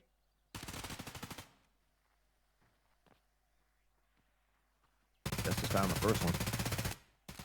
Duck looking for one as well. Going to shift over toward KFC side here as well. Nose was one on site. Pre-fire doesn't connect. They shift the other side, and T-Rolf will find Corey and Booperino there to answer back, but it's T-Rolf again. He's found 2. They've got the numbers here toward the A site. ABT is going to cover off the rotation as well. That Oberstorm aggression now shut down. Duck deletes head eyes, and Nest 3 starting to revive their thoughts as well. 6-7, gap closed back to 1. Can they close it and level it at the all-important time in the game, Hort, and take us to a 7-7 scoreline? I think that's the important thing, right? Here so far in the second half, we've seen Aspect kind of just staying out in front of the pack that we often talk about. So they haven't been able to get those couple rounds in the row here in the second half, what I had previously mentioned there. And so we find themselves here down by 1 again within striking distance, but needing to close that gap now more than ever. Aspect just 1 away from match point. This is a very important round for Steez.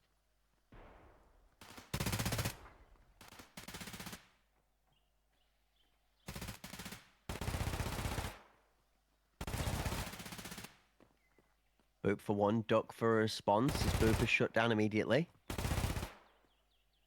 7 up to 6. Aspect. Here the rotation coming in with the captain again in the best place at the right time. He's going to get 1 kill. The shot's up towards heaven on the transfer, not quite able to find the mark, but he's done good work. He's going to back off. T-Rolf loses half of his health. The bomb and squad are going to move their way towards site aggressively, but Tom's going to find a rotation for a second. Deletion on the headshot as the peek off top ramp is just bliss. Absolutely beautiful. Just before the smoke plumes as well. Corium will step through now and find and deny the plant. Over as Tom will pick up the scraps in the back of the play, and Aspect will extend that lead by 2. They'll get to match point first here as well. And now that strong chance to 2 and done it. And again, saying goodbye to one of these teams here today. Right now, it does appear that it might just be Steez. I mean, 1 round away from it. All Aspect need to do is to close out 1 more valuable round. The 2 chances at doing it.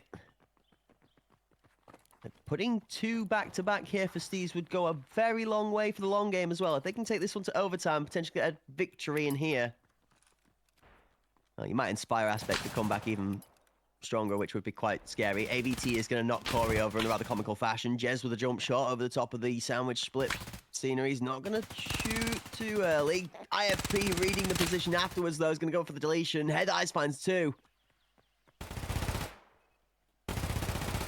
Boop looking for one more and will get it. AVT the next to fall. T-Roll all alone, and Aspect looking to shut it down. They do 9-6.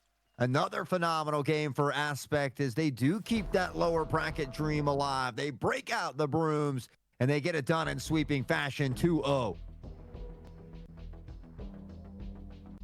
An MVP performance out of Buparino. 20 kills, 10 deaths, 8 assists. 14 of those 20 kills coming through with a headshot. Wearing that champion's face mask. Rightly so. Play like a champion. Gonna look like a champion, right? It's a combination of 2 very destructive games. Corium in the first and Buparino in the second, with 2 top frag performances and a combined overall success from Aspect, which looks very much like what we would have expected given the paperwork, actually. That's a clean closing out of what we've seen from the previous history in weekend 1.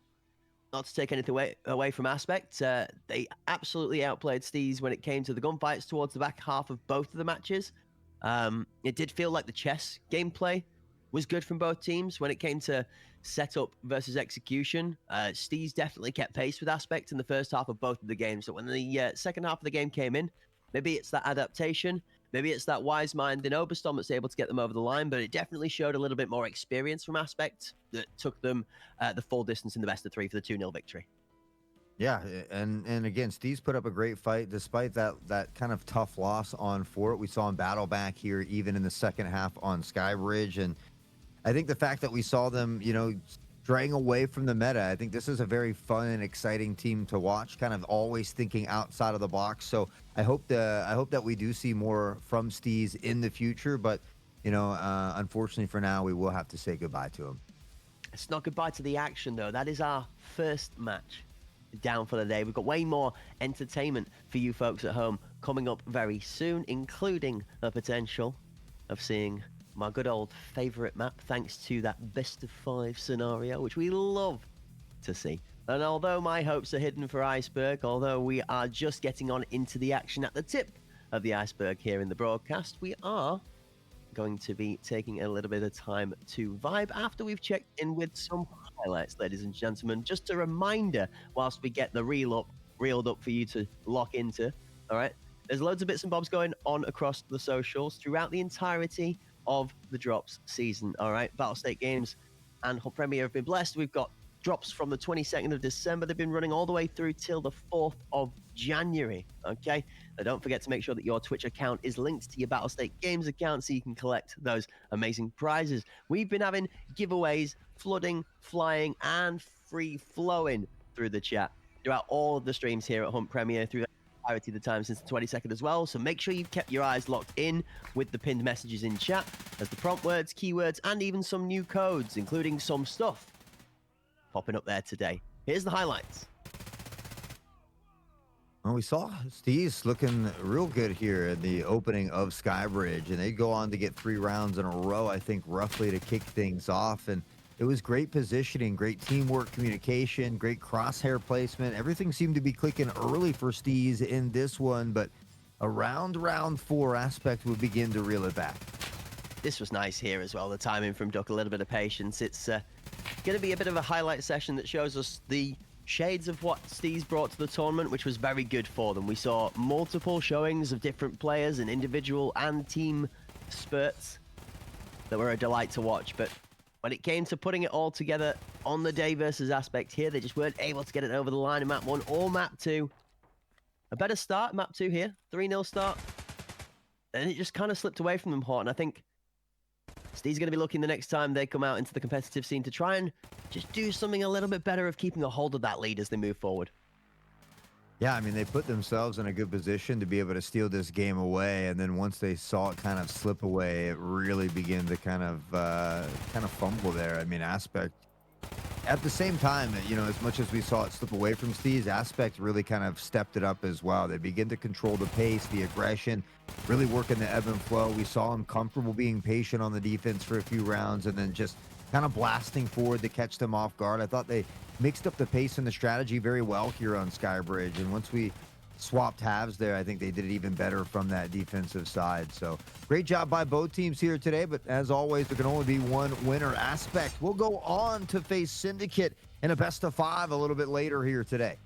And as there is only one winner in the arena, we, however, on the Hot Prize line are blessed with being able to give out not 1, but 2. That's right. Ladies and gentlemen, please lock in the eardrums for a second, as this is an important announcement. This giveaway is if you are a bear. I'm sorry. This one, bear only, okay? Bear with me, as there will be a USEC giveaway coming up to match in the very near future. We have been blessing both factions, okay, throughout the broadcast. So if you're a USEC, you're not missing out, all right? It's just not your time right now, okay? So bears in the chat, this one's for you, okay? 2 chances at the bear Morozco drip. All you need to do, !bear in the chat. Quick reminder again, the last time, just to make sure everybody's completely crystal clear. If you are a USEC, it won't work, guys, okay? And if you win it and you are a USEC, maybe give it to a friend that is a bear, okay? The bears in the chat, rise up. !bear, 2 lucky winners coming in the very near future.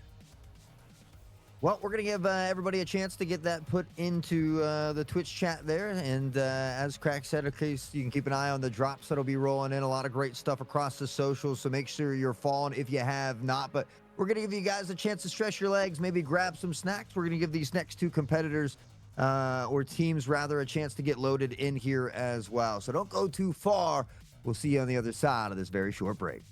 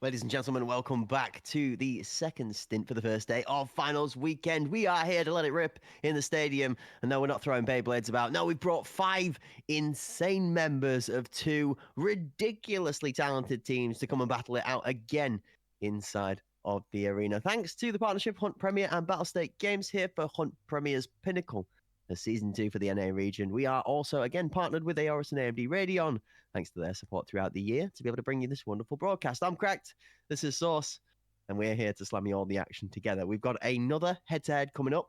This time, it's Sicario and it's Covenant. Now, this one is set to be insane, Haw. This one is set to explode with any map choice being regarded. I'm just really excited to see these two teams clash. There's been a lot of history between the community and these two lineups, the rosters, a bit of back and forth between them. So a couple of jabs and jibes on the socials. It's going to be heat today. But before we get down into the nitty gritty of that, let's take a quick look at where we have progressed to with the bracket, thanks to that victory and the update from Aspect. Yeah, I mean, Sicario Covenant going to be duking it out for that spot in the grand final. And, you know, a little bit of rest, a little bit of an easier go on that final day. It was Sicario that had to battle back from the lower bracket before they clinched the dub in Season 1. So I think they're trying to enjoy that spot on the throne here. But Covenant has kind of been that silent killer squad. They 9-2 Aspect on the first day. They 2-0 New Dawn as well. And so I'm really excited to see what they've got against a team like Sicario. It's going to be a very tough battle for Covenant. Personally, they're not set as the favourites in this one. Obviously, given the seedings, Sicario have been around, literally been around for the longest of times. Probably the longest standing represented team in the NA scene. Maybe barring Aspects Oberstorm to begin with. That I can see here off the top of my head. Either way, they're definitely set to be one of the stronger in the two here. But speaking of strong people, I believe we did find ourselves a couple of winners in the chat from the giveaway. Just a shout out to an Organized Killer and Holnap Sele JT Vegas is what I'm going to go with. It is tagged and atted in the chat as HOLNAPSELE JT VAGAS. Congratulations, guys. That's the Bear Morozco Drips. You guys need to whisper Filbo on Twitch to claim that prize. Reach out and we'll get you that drip delivered immediately. Congratulations. Here's the head-to-head. Hawk, Covenant, Sicario. Covenant, CK, Nick the Man, Boa, Ghostly, and Nova did extremely well last weekend. They did, but so did Sicario, and they did it without Barb. And I'm looking at this roster here showing Undead, Cruisin', Strix, Apollo, and Watchful. They were able to get it done in weekend 1. They didn't struggle too much, I think, throughout the majority of their games. But are they playing without Barb again today? Is it going to be Undead back in the roster? Obviously, they have a very talented and deep roster, whether they're playing with subs or not. But you feel like Barb is just a kind of a talisman of this team. He's been, almost kind of like the leader in my mind. So just kind of wondering where Barb is. The cornerstone of the grind when it comes to the Sicario NA squad, you're not wrong, but I mean, it is the family season. From what I had understood, he had traveled last weekend, which was why he was unable to take part, and maybe just a similar situation this time over. So, it's not something that the Sicario squad showed to have too much disparity without. You did mention that, the squad that turned up, including the return of Undead, played extremely comfortably, but they weren't playing against this Covenant roster just yet. Another thing to take into account is the maps. So let's have a look at the decision-making process through the picks and bans.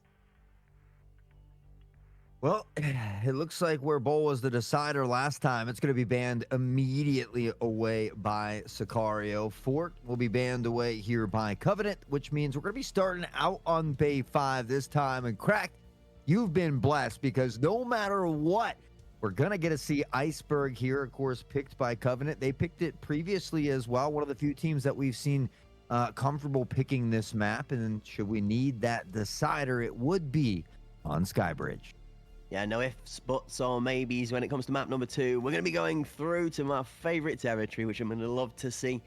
Great, actually, a concept for me when it comes to the talking points for the folks at home regards to the meta for the NA scene. We have seen a few more teams in the NA region being interested in the Iceberg conversation when it comes to map picks than some of the European teams had shown prior to the ACS. The Russian region, the CIS region, being somebody that have dived the most into that map, had really shown its strength at the ACS, and some of the European teams had to adapt and get on board with that Iceberg mentality very quickly to try and compete. So I'm very glad to see the NA region getting ahead of the curve, or trying to keep up with the curve when it comes to that map selection process. And I'm interested to see what Covenant can do here to make this map the oddity, maybe the standout factor that upsets Sicario. For could we potentially, possibly, see Sicario not be the first team to make it to the final this time?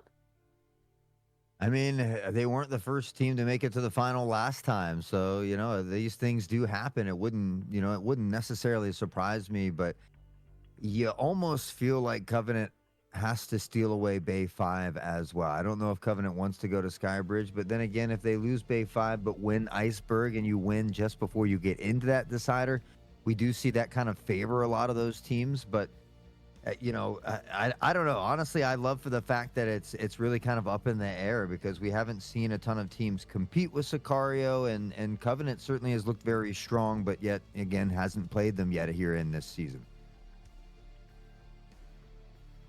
The teams themselves have a stacked lineup of players.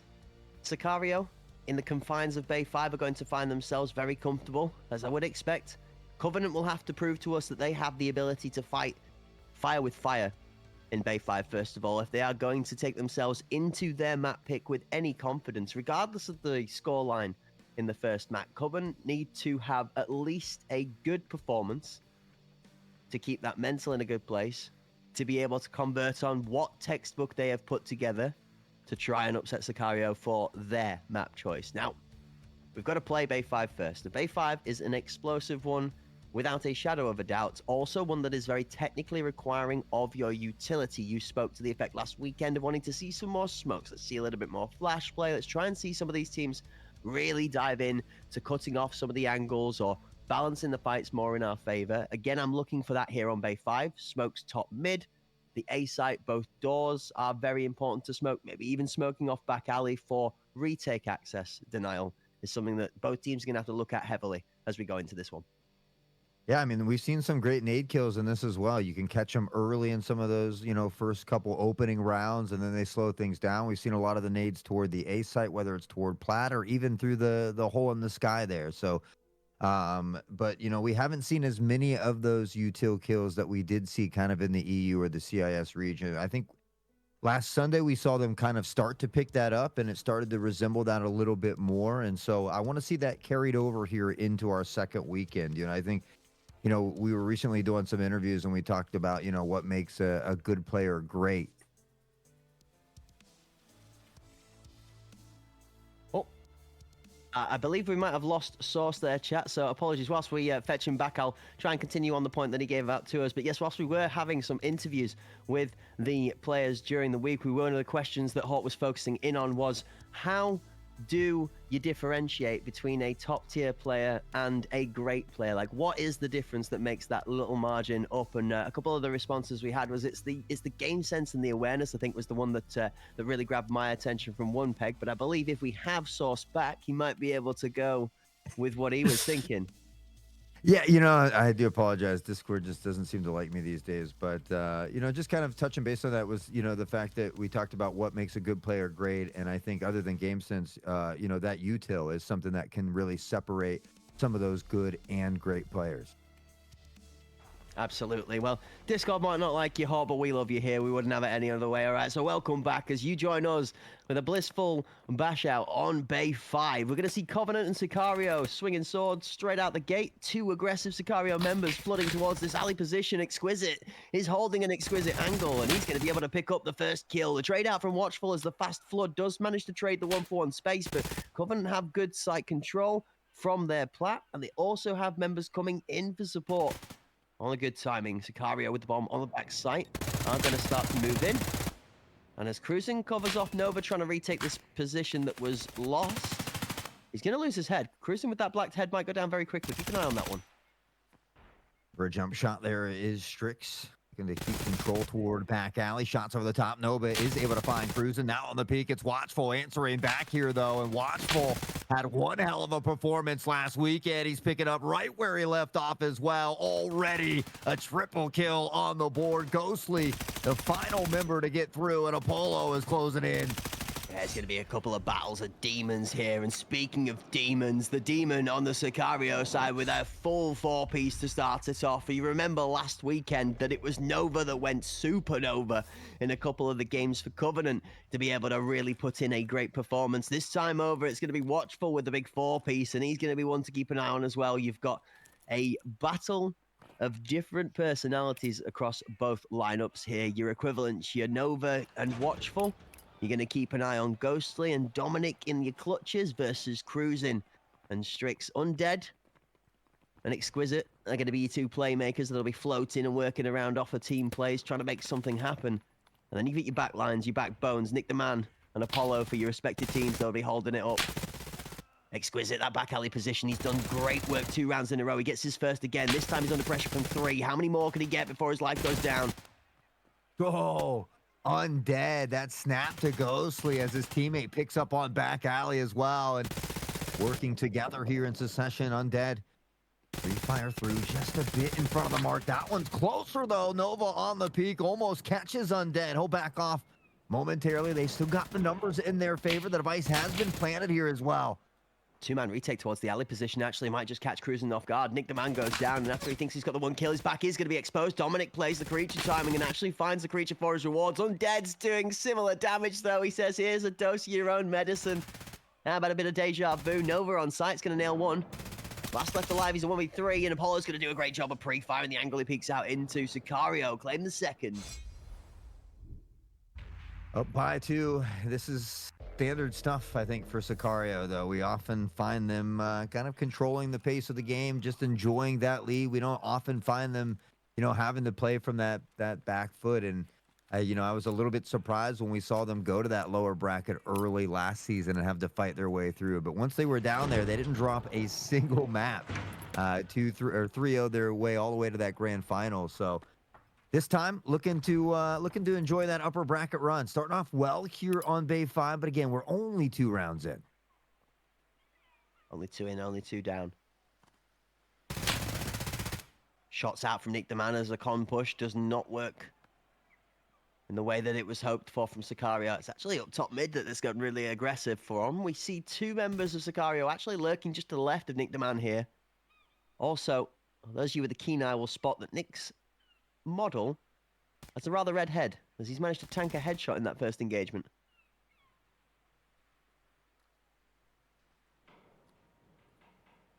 Still standing. That's the important part here for his squad. Nick and crew just comfortable being patient at the moment. They have the numbers. They know Sicario has to pressure onto his site. This time Sicario's looking to work toward the B site, however.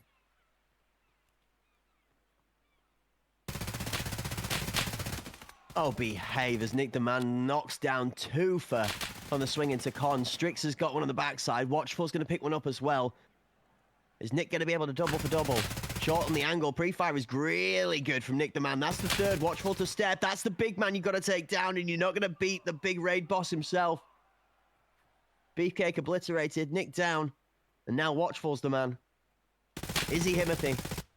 He's got to take out Nova first. This is another Titan of a challenge. Back up from Exquisite. Arguably the 2nd most daunting on that lineup. Inside, outside. Good jiggle. And it's Nova to nail the headshot. Wow, this is going to be a good game, Hawk. Both of these teams are cooking and warming up right now. Yeah, we saw Watchful dancing around. He had an opportunity to take that right-hand peek, but he kind of went back toward that left side, I think, just trying to find Nova on that pick. But Nova on the right hand, making sure to ensure he gets that dub, and it's an important round for Covenant. I mean, you look at the difference of 3-0 versus 2-1, and, it might only sound like a few numbers, but it's a big difference when that magic number is only 9 here. So Covenant doing a great job of keeping it close here now. We'll see if they can find a way to tie it up in round 4. I'm so ready for this to be cinema. Here comes the Sicario speed. One tip out towards the back alley. One on the closed door as Ghostly's head gets removed. Nova's here in support. That's an early rotational timing from Nova. This could just be a difference maker for Covenant if that smoke doesn't come in time. There is the smoke. Nade through the smoke. There's a little bit of secret sauce. Is that going to find Nova? He backs off just in time to avoid it. See Exquisite picking up onto Undead, though, against Sicario. I mean, how quick are they getting all of these plants down? They're so explosive. Onto these sites, cruising. Able to find Dominic here as well. Watchful again, picking up on Exquisite. He's not done, though. He's found Nick as well. And Watchful continues to be a menace, up to 8 kills at this point. Nova finds a double. He comes jumping out of the angle as well and thinks he's going to be styling on cruising. Unfortunately, you don't cruise into cruising like that without cruising for a bruising. He gets himself beaten up a little bit and sent back to where he came from. Sicario steal the round after a 2-piece from Nova. Looked like he might be about to create the upset. 3-1. Sicario steady themselves and look to try and push back. Watchful's up to 8 already. Keep an eye on that one.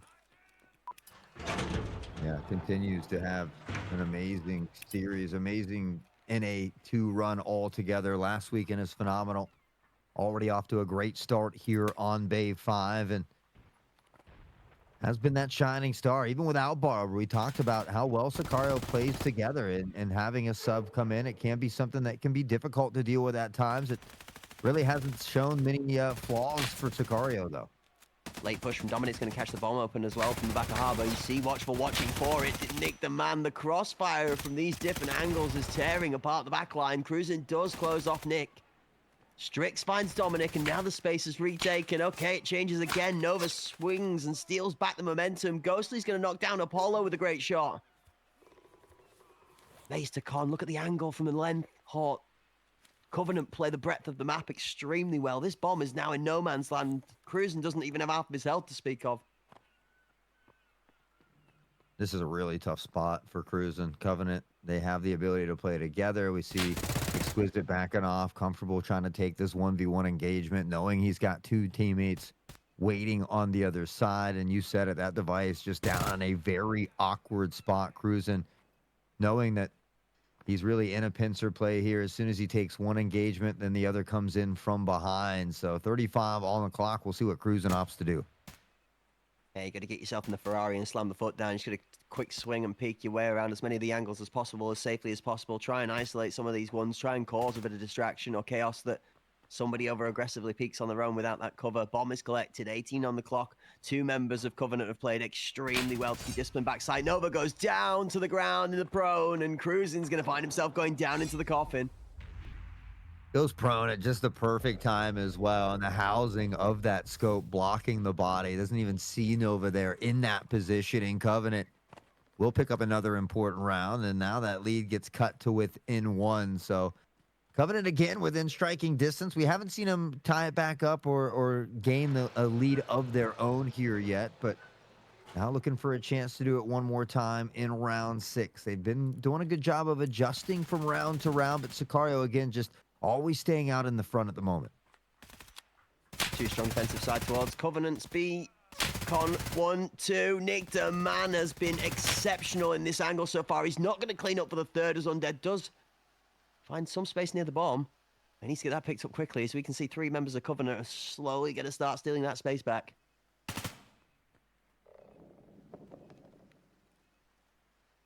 Covenant's had a good hold on this B side as well. And you take a look on the minimap of where Exquisite is, but Undead has found a way to pressure in. He's picked up a couple kills here as well. They somehow get the device planted. Exquisite has found Apollo. Ghostly will pick up onto Undead. So a good job getting the plant down, but unfortunately not able to fight their way out of this one. Covenant will tie it up here in round 6. I don't know if you caught that out of the back of your eye, but if you saw the silhouette of Ghostly, I'm sure we're going to see a wicked kill in the highlights if we caught that one in the spectator cams, because I just saw Ghostly fly onto site in that arch-like pose of a jump shot. That looked like it was disgusting from Ghostly in the background there, as both members left alive from Covenant get equal kills at the same time. 3-3. The scoreline is dead even. And it looks like an A push out of spawn. Again, strong side. Covenant stack the third member towards the right half of the map. Oh, Cruising with the first shots, though. Nova shots don't connect there as well. He had an opportunity, but doesn't even really do much damage. Cruisin steps out, finds that secondary pick. Cruisin finds a third as well, and Cruisin from heating up to on fire, watchful toward the back alley, shut down by Nick. It's MP7 really putting in work for both teams. Again, Cruisin claims a fourth. He's one short of that full ace, but he has got to take down the other man that's been making mincemeat out of models with this MP7, and that is Nick the Man. He's got long angle towards Undead. The timing from Undead stepping towards that peak is well played. And that will finish off round number 7. 4-3, Sicario take the lead back and extend ahead of them by 1. Guarantee themselves that tied half as well. So always feels good to know that you got at least a tied half on your side. And you give yourself an opportunity to find a winning one here. Go up 5-3 before you swap to that defensive side. And I know, the opinion varies, and it kind of varies from team to team, but I feel like Bay 5 is maybe just slightly defender favored. Problem is you can't defend from a very well-placed nade. That's going to be Exquisite going down. Nova's going to be able to take one back for his team with a similar effect, though, as the painful pinballs punch twice. Undead also joining Exquisite on the bench to watch his team from the sidelines.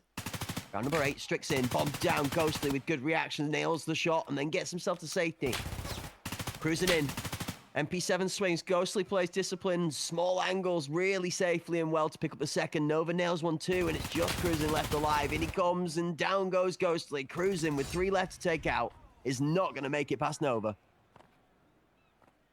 Another 4-4 half cracked. It's we've seen 3 games on screen today, and all 3 of them have ended in a 4-4 half situation so far. So I'd say Covenant doing a great job here, especially early against Sicario. Apollo, who we talked about how well played in that first weekend. It felt like, you wouldn't realize that he was the new member on the roster, but again, has been a little bit silent here at 1-4 in this one. Quite a start from Apollo, but a similar argument for Dominic and the same said for Covenant. It does feel like both of these teams extremely well balanced so far. Cruising and Watchful are leading the charge for Sicario, 10-6, 9-7. We see a little bit of a snail trail coming out of the spawn as the Covenant squad, they're looking to opt for a bit of stealth.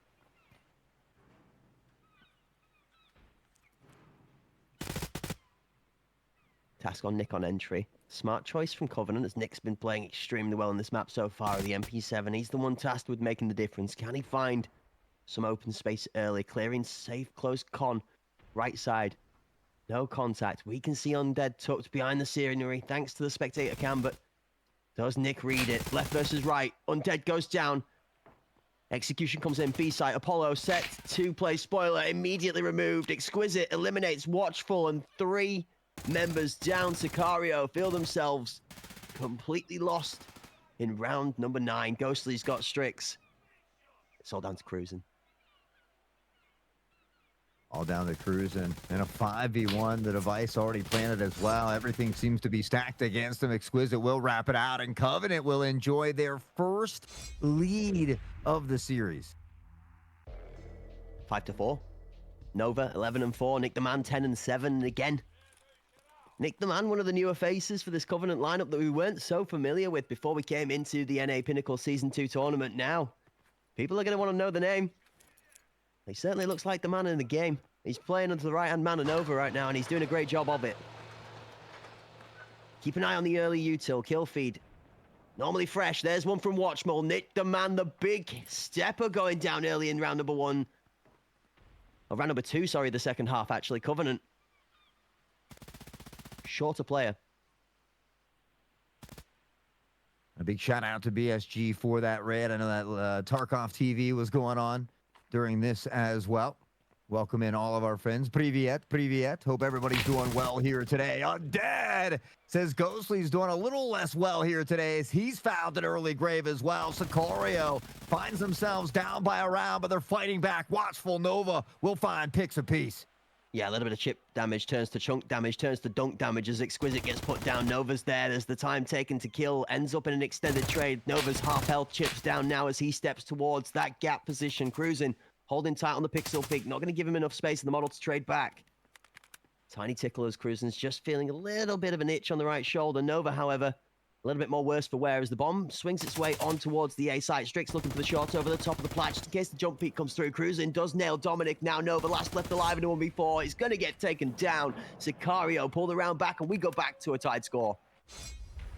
The game of tug of war will continue, and Sicario, we haven't seen them down really. We find themselves down here by a round. They are able to fight back though, and looking good from this defensive side. They got what it takes to put multiple rounds in a row. Covenant having to do it from the attacking side, but they've been mixing up the strategies here early through these first couple rounds, trying to show multiple looks. They're comfortable spreading this field a little bit, looking to try and take some of these 1v1 engagements, but it looks like this attention will shift toward the A site. Huge shout out and thank you as everybody joins us from the Battlestate Games chat. Prepare to escape game key raffle is going on right now in the chat, viewers. Exclamation mark TYBSG in the chat. Enter that giveaway as we get on into the action here in round number 11. Grab your popcorn, folks, because we're cinema inside of the Cathedral of Chaos. Both of these two teams slugging it out here in map number 1 for a fight for the first place in the series finals. We have a best of 3 on our hands with the first map here on Bay 5. Both teams are level 5 apiece. Strix with the first blood onto Nick the Man. Ghostly trades one back. Cruising picks up Ghostly again to shut down that alley push. Oh, Nova takes out a teammate. An unfortunate event here. They lineups toward the site as well. They'll look to pressure in behind this utility. And Nova on toward their plat. Jump cross back toward back alley. We'll see Sicario get a hold of that back alley. And on the mini-map spread, they've got good positioning of mid. Covenant on a rotation. Might just rotate into the waiting arms of Sicario. Apollo's playing his discipline really well inside of this container. Left, right, back and forth. But Nova's got the nastiest blue suede shoes on. He's going to outdance his adversary and take him down. All these sneaky hiding positions. Is Undead going to be able to find his way to some space? No, it's Cruising with a big swing, big stepper, big sling, and the MP7 sings damage to numbers. Watchful winning out as 2 go down, and Sicario retain the lead. Back up to 6 and back up on top here, and at a very crucial time in the game as we get near the end of this one here. Again, it is a best of 3 though, so still an opportunity. We know we're heading to Iceberg for sure. Potential of Skybridge on the cards as well. Sicario, Covenant have been duking it out here on Bay 5. We find Sicario up by 1. Watchful has had a lot of early success. We'll let this nade rip, but Covenant playing a little bit back here in the opening parts of this round. A lot of early success from Watchful out of the util. Nick the Man with the jump peek over. Hell's going to claim some info. Watchful now loose out in the open, does manage to spray at the right time, and Nick going to feel a little unfortunate watching that one back in the replay as he steps into the back end of that spray.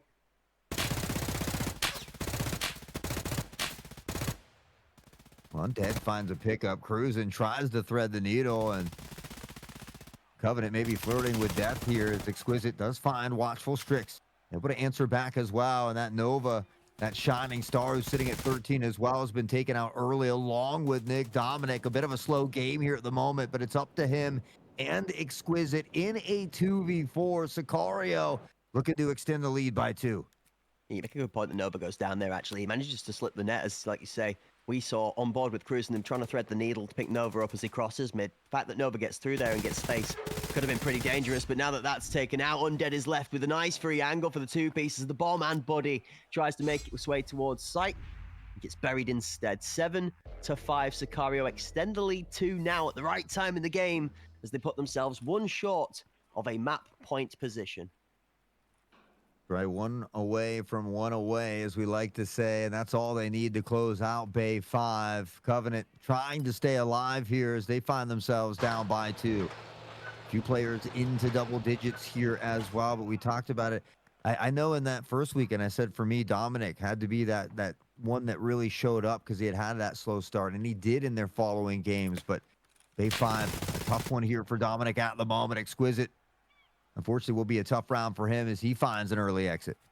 Yeah, somehow Watchful's ready for it. He had util in hand. It looked like the timing was going to fall better for Covenant than it did for Sicario, but Watchful, somehow, I guess it's in the name. He's watching and he's ready.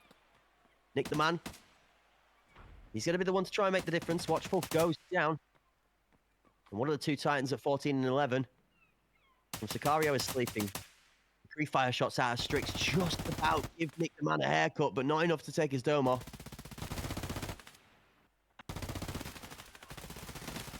Mostly now Apollo, and Apollo is waking up.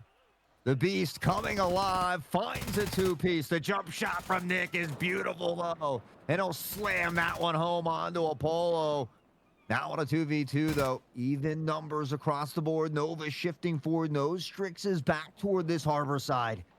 In a tough spot is Nova right now.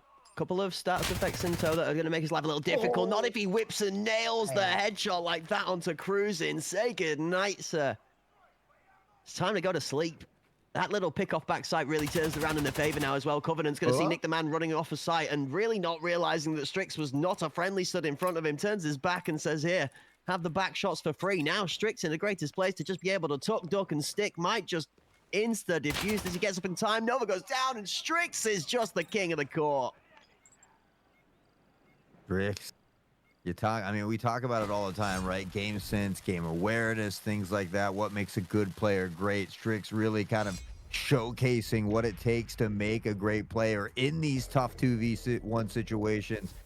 Catches Nick slightly off guard there, uses some of that utility, baits out Nova forward, comfortable giving himself enough time to get off of that plant, find it, and get the defuse. Absolutely huge here for Sicario, and now they are sitting at match point. What was a close battle slips away. Covenant, they've got to get 3 in a row.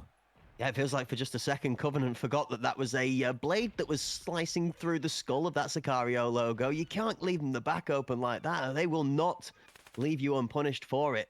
Covenant now here, looking to try and recover from the last round to keep themselves in it. Strix with a good set of early shots is going to remove Nick the Man before his pixels even make the way onto screen. Cruising kills Ghostly with some crushing shots too. Exquisite trying to tease towards this middle lane.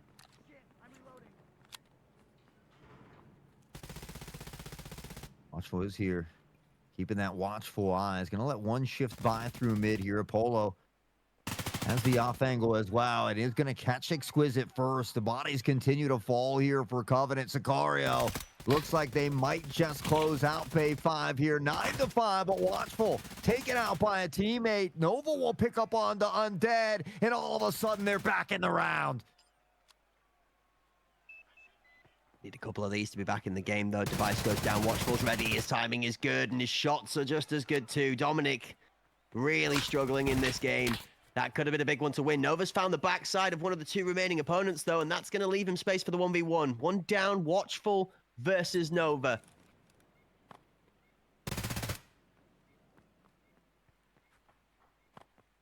Oh, Watchful. It's he over. chases him out.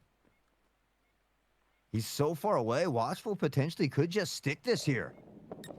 2, 3, 4, 5, and he's there in time. Nova does realize the distance is slightly ahead of him, and he starts making steps towards the second. Watchful doesn't challenge. It's a tight line. Is that there, Hawk? Both of us, I think, were tugging with our heartstrings back and forth as to whether it was or wasn't as far as he needed to be away just to make it back in time, but he is bang on the line.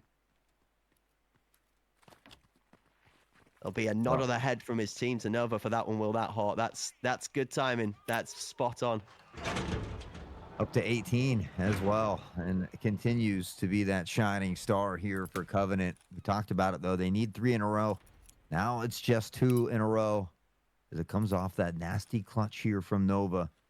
Cruising, taking quite a bit of early damage here in this round as well. We see Nova, a hailstorm of grenades thrown out. Ghostly trying to inch forward. He's got to be careful. There's 2 opponents on the other side here. Oh my word, Ghostly's going to see them and immediately tuck, duck, and dive away from it. The second is going to pick his head on the ramp, and he just finds himself tucked with nowhere really to go. Undead finds one. Dominic takes out Apollo. That's going to be a good pickup for Dominic to try and help him get back in the game.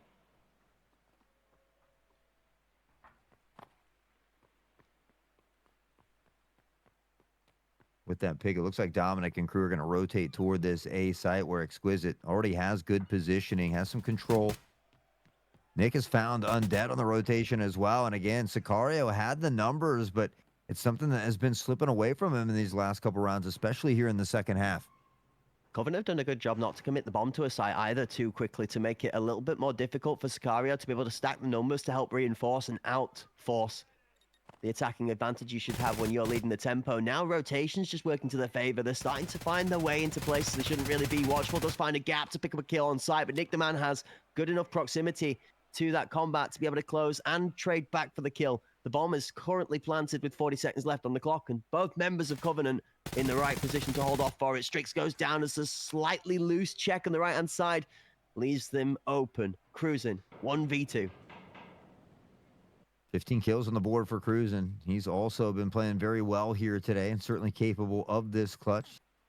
Gonna look to maybe bait this out. Not aware that Exquisite was coming from behind. We'll be aware now, though, and we'll look to bait it out a second time. Really paying no attention here to Exquisite. Nick finds the kill anyway. Covenant now 1 round away from sending us off to our first OT. Really good play of juggling contact from Nick and Exquisite there towards the end of the round. Like you say, 1 short of overtime. Is it possible? I don't know. It's been good.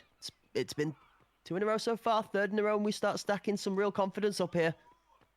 Dominic's got to get himself in this game. He's got to kill the last round. Can he pick up another 1 or 2 here just to really start to motivate that juice?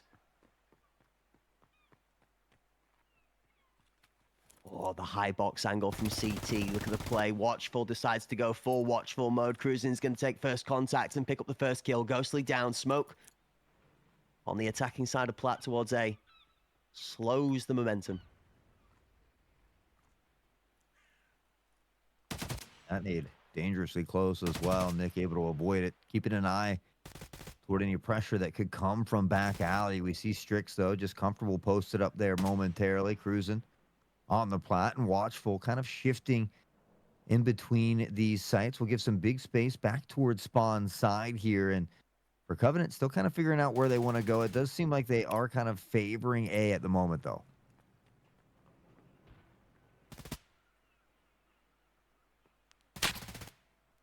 Much slower pace as both teams just hold off on either side.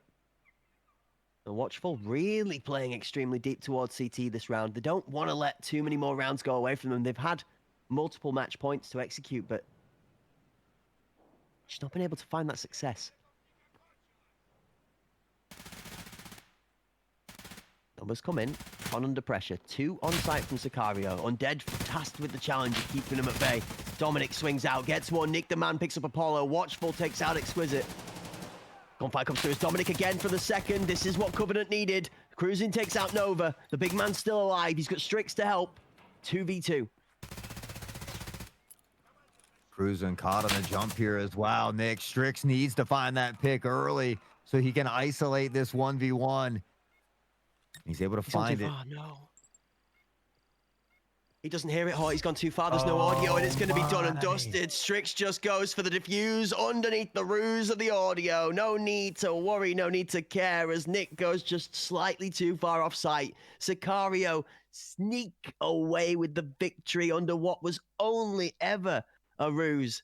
For us, swinging on into overtime. 9-7 in the first map here on Bay 5. See Sicario take the lead in the head-to-head. Pros don't fake. What a crazy way to steal away Bay 5, and you wonder how that affects Covenant's mental going forward, because that's when you wish you had back. And you know, especially on a map like Bay 5 where you can really play that time and that distance. We saw Nova do it in you know, just a previous round. So I think that's a really tough one for them, and I hope that it doesn't affect their mental going into Iceberg. It is their map pick. They played very well against Sicario on Sicario's map pick. So I love the fact that we see this close-knit competition, but that's a tough way for Covenant to lose game 1. It is a nice on-look for the rest of the series, though. That was the Sicario map pick. Covenant now get to go to a territory they chose after a closely fought game. Yes, admit down to a deficit to begin with, where they were given 2 match points essentially to have to fend off, but this time it's their choice. They're going to Iceberg. They're going to take us to the newer map, the newest map that's been added for competitive play in Blast Gang. Some recently, actually not seen so much use from many teams other than the CIS region, as we've spoke about. But these two teams here in the NA scene, definitely probably the second, I guess, most favored for looking into whether this map has potential. So Covenant looking to take us there. Sicario have played on this map a couple of times before. They've shown that they are able to handle what goes on with Iceberg, but they definitely haven't chosen it in any of their pick bans and history as something they've favored. So if you're looking at the facts, you think Covenant would be favored going into this one. If you're looking at the seeding, Sicario have always been considered one of the top two, if not the best team in the region. So again, this one is set to be another set of cinema. Map 1 was great. Map 2 set to deliver again. And I do think, Hort, that this is probably our most fortune favored for a third map deciding. Yeah, I mean, I agree to an extent, but I feel like, you always go with Sicario at this point. Yes, we've seen in history that there are some teams that have been able to maybe find an upset against them here or there, but it's only in that battle. It's never in the war, because that when the dust settles, it's Sicario on top in that first place. It doesn't matter, what tournament it is. So yes, we've seen that Sicario has been able to be beaten, but when it comes to the longevity of it, they always find a way to overcome and come out on top. So for me, you still bet on Sicario, but Covenant shows that they're capable of beating them. I mean, that was a very close one there, and honestly, that loss was a tough one to deal with. So I worry, by the way they went out there in that final round, if it affects some of these opening rounds on Iceberg, because Covenant is going to need them. But enough about Iceberg. We'll get to that in a minute. More about these wonderful highlights from Bay 5. Yeah, if you missed any of the action or you didn't get to see one or two of the perspectives, as it all tends to go down all quite quickly in Arena, then we get to tune back in with the highlights and pick up some of the kills we may have missed out on, or even just relive some of the awesome moments again. Nick the Man was definitely a highlight feature for the Covenant side in this match, with some great gameplay over towards that B site. You saw cruising, definitely a main factor alongside a watchful in the reasons why Sicario were able to pull this game back. You saw a disgusting little two-piece there out of Nova, as he was also making his name known on Bay 5. And the score bouncing back and forth early on had us teased for a very close game. Yeah, I mean, we saw Covenant even take the lead kind of late in this one for a round there as well, before Sicario kind of battled back and then went all the way with it. But Nova, man, was absolutely killing it. Nick did a great job there as well. I think Dominic, unfortunately, we talk about some of those players having slow starts and how it can affect the outcome or for your team there. And it just felt like not only was it a slow start, but it really kind of continued into the very late portions of the game. We saw him kind of pick it up at the very, very end, I think, which is refreshing when you're about to head into your map pick, but you can't afford that to happen again on Iceberg. Yeah, Iceberg, a map where, as we've said, it's quite fresh. Mistakes will seem more glaringly obvious as teams underprepared will find themselves being very quickly exposed to the pace of how that map can be delivered, depending on how mid-control goes. We'll get to that very shortly, as both of these two teams will need to clash under the cover of the cold. This is a good claim of a round back. We're 8-5 here. Covenant looks pretty much out for the count. Good work out of Exquisite. Nick holds his ground, and then just unfortunate. There isn't really too much you can say about that, other than you've got to play it one way or the other. You make a decision. It's a high risk, high reward strategy. If you pull back off and they chase after you, you've made the play and it completely wins the round. Once that player is extended so far away from sight, there just isn't physically the time to get back and defuse, regardless of whether you die or not. So Nick plays to one side of the knife's edge and it falls off. You get those chances and it pays off for you, and you're the hero and you make the play. You hit the headlines with a big picture and a smile on your face the next day. So that's just how gambling goes. You either make it or you don't. With this, Sicario do take a lead. It is a 9-7 score. It is a very close first map, which we're delighted to see as they go on into Covenant's map pick here on Iceberg next up. Yeah, I think the tough thing about that gamble is when you take a gamble, you like to have a shot at it. You'd like to see him maybe take that engagement and lose the fight, and oh well, at least I lost trying. It just, and not that he didn't want to do that. It's just the fact that he slipped a little bit out of that audio range, didn't hear that device being deactivated, so didn't know that he kind of needed to pressure forward. So yeah, you're right. Risk versus reward. I mean, things happen sometimes, and that's what you have to remind yourself. Hey, things happen sometimes. we can't think about that game. We have to now focus on Iceberg if we want a chance at keeping this upper bracket run alive. So that's what they're going to have to do. Do they have what it takes? I certainly think so, but Sicario's looking really, really good, even without Barb. And this is a team that, you know, despite the fact that having a sub in Undead, having a new player in Apollo, felt comfortable allowing Undead and Apollo to play together on that B site. And so it's nice to see them having that confidence in their teammates. I think it really shows how much they trust in each other, and I think that's what it takes to win championships. Yeah, absolutely. I think you have to give a bit of a shout out to Undead, as he's been putting in a stellar performance again already for his team. We've seen a lot of comments in the chat as Undead was popping off in a couple of the rounds as well. You saw one or two of them flashy kills in the highlights. It's not necessarily the 20-odd kill top performance from Undead, but it's the kills that matter. It's that impact performance that comes in when needed to the most, whether it's 1, 2, or 3 in a specific approach when the A site's being attacked. If you've been the quiet side for 5 rounds of an attacking half, and then you get called upon in the one time and they hit you and you get a 3-piece, they ain't coming back to your site again. It's not just the fact that you only got 3 kills, it's you got 3 kills and you earn yourself a little bit of leisure time for a couple after. Now you can start working on an aggressive flank. You can maybe start causing some more chaos mid because they just don't want to challenge you again. So you'll love to see it. Overall, it's a great performance out of Sicario, but it is something we have come to expect. This is a team that has built itself a level of consistency to be considered champions in their region. They are absolutely as dominant as we consider Virtus Pro to be in the competitive scene at ACS. Yeah, you know, and I got to give Undead a little bit of a shout out myself. I saw him on stream the other day rocking a hot sauce, respect the stash shirt. So, you know, I gotta appreciate the homies supporting the homies. So a big shout out. But honestly, this has been great fun. We talked about how amazing weekend 1 was, blessed with the overtimes. Already the competition has been fierce here as well. We saw Aspect able to bounce back on Sunday, able to keep that fire roaring and rolling here today on Saturday as well. And, you know, making sure that they get to show up or get a chance at least on Sunday. And now we see the same from Sicario coming out, wanting to just remind everybody that they are that top team. And so we saw that there on Bay 5, but Iceberg is a map that a lot of teams have been kind of subtly avoiding, whereas Covenant has kind of hit it head on. They're not afraid of this map. So I'm really excited for this next one. I think you're right. I think this is the best chance for Covenant and for us potentially to see that map 3 on the cards. But I'm excited to see Sicario on this map as well. Map number 2, and a chance for Covenant to respond. Iceberg. Covenant on the attack, Sicario on the defense. Mid control, super important here. A 4-player line of scrimmage with 2 strong towards the middle section from Covenant. On their first round of the attack, Con from Cruising is the one to come through first for both kills as Cruising starts off where he left off. Exquisite. Here for one as a response, a slight glimmer amongst the clouds as it's all blue control in the middle lane.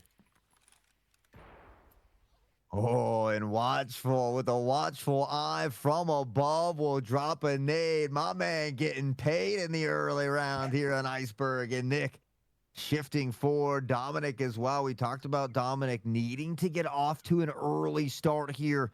Has device in hand. They're looking to pressure toward the A site. Sicario stacked on the other side, but it doesn't matter because Apollo is holding it down.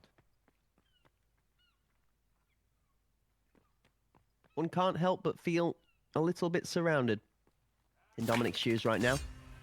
Shots out of K2 are going to be not a shock, but a surprise as the model goes down. Apollo finding the final kill. Sicario go up by 1. 2 for Cruising, 2 for Apollo. And 1 for Watchful to start off. Exquisite finds the only kill for the Covenant side. But as we often say on the attacking side for a new map, a couple of rounds will probably go to the defending side. 1, 2, or 3 early on for each team to figure each other out. Then we might start seeing Covenant start to put the pedal down, start to shift through the gears, and really unlock this bomb plant towards the site. The one thing Sicario is not going to struggle to do when they get onto their attacking half is I don't think they're going to start off slow. They're going to be fully in the rhythm. Talking about the confidence Sicario has in its players, and I love the fact that they confide in Apollo and allow him to really just anchor down these sites. So we saw that there in that last one, 3 stacked toward B, Apollo anchoring down A and finding those big picks. So it's great to see the trust, especially in a new player that steps in and has a big role to fill. Certainly has been doing a great job here at Sicario. Trying to get some utility and some smokes out here so they can pressure on to the A site. Sicario is stacked here at the moment, but Nick is able to find the first one. Yeah, cooking off of that smoke through the hole that actually covers off the left-hand side of the sandpit towards that headshot angle. Ghostly then swings in through the smoke with confidence. There's a two-man hold, the backside of split just behind the site wall, though, that's doing great damage for the Sicario squad. There for two is Strix standing only to the last man. Now Dominic picks up one with Nova left alive as well. The rotation is cold. Covenant pull around back. That one could have gone either way in the gunfights, but this time over, Covenant do win out. Good positioning from Sicario, nearly caught them off guard, Hawk. That two-door split hold from either side just off site could have been very scary. Very scary indeed. As we shift into round 3, though, we often talk about the importance of mid control on a map like Iceberg. See how these two teams look to attack the situation here in front of them. Sicario on this defending side. 2-1-2 is the split for them. Covenant looking to stampede through this time. Again, though, a slightly loose challenge into Cruising has been holding this beacon position. Ends up with the death for the Covenant squad. Undead holding off a long angle. We can see the Covenant haven't quite moved up to take into that space yet. Ghostly finds one on the beacon angle. Strix is there to trade out, though. Again, better cover from Sicario stops the domino effect falling in favor for the attacking squad. Up a member, down on the HP though, as Strix's knees and ankles from those shots would be kind of going to feel a little bit worse for wear. Can find a flash toward Watchful. Look like it hit a home maybe, as Exquisite and Nick will both find picks. Undead got one in the mix to keep it a 2v2 here, but it will come down to the remaining 4 members. Covenant will get this planted here as well. Yeah, a little bit of drone walking gameplay as both members of the Covenant squad just step onto site rather than sprinting or anything too elaborate, just to make sure that that crosshair placement is all that's needed to do the job. Again, discipline as Dominic nails perfection on the pixel peak. Following the 1v2, down goes Dominic, but Nick's there for the cover, and Covenant, they're going to move ahead into the lead, 2-1. This is a good start from the attacking side for Covenant here on Iceberg Hawk. It only took one round, it seems, to develop the plan. They understand very well. Good to see him up on top, but, you know, we saw that for a round or so. I think just a round, really, in that previous game. So I want to see him be able to extend that lead, and more than just 2 as well. That 2-point cushion is nice against most teams. You need more than that against a team like Sicario. They can go on big streaks, big runs. So I think that any chance you get to really extend your lead, separate yourself from the pack here is always great. Covenant now looking to do just that. And the faster the better as well. The less time you give for them to be able to try and come up with an adjustment, the better. In this situation, Apollo's going for a creep through the smoke. A big risk, big reward play, maybe about to pay off. So dicey with the smokes flashing and ebbing and flowing at different timings. He is tucked just outside the door frame here. I think Exquisite knows what's up. That nade bounces. No, he's going to run straight on into the open. Apollo's playing discipline to perfection. We see him. He doesn't. Apollo nails one, but Nova covers him off. Nova's so good at always getting those trades, if not initially winning that battle. Apollo, though, great trigger discipline to ensure he finds at least one on the pick here. Nova still vying for some space here. Dominic and Nick, a little more util toward the A site. Covenant seems to be much more comfortable going toward this A site at the moment. They're going to flash toward the back here as well, and the entry will follow. It's almost a line out of a comedy book, isn't it? Nick and Nick. Dominic and Nick the Man. The Nickelodeon duo, I guess you could call them. Well, it's going to nick one from the back of sight. Strix goes down. Ghostly gets deleted.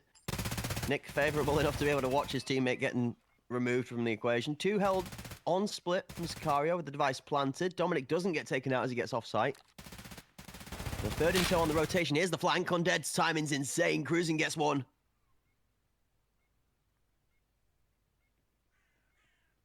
Might be Nick at night now as Nick goes good night. Dominic left standing in a 1v3. At least the device is planted. Time will slightly favor him. He has a chance to catch Cruising off guard, and he does. On the secondary peak, though, Undead will have the watchful eye over Watchful shoulder. He finds the pick, and Sicario will tie it up. So, again, I was talking about wanting to see Covenant extend that lead more than that 2-point cushion. We haven't quite seen many teams be able to do that yet.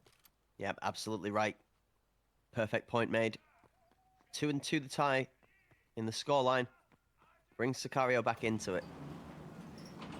4 rounds down, half of the first half gone. Where did Covenant go? Round number 5. We see one moving towards that mid lane. This is going to immediately be deleted. Strix picks up Nova. The rest of the squad over towards the A site as Apollo's having fun with the sand pit right now.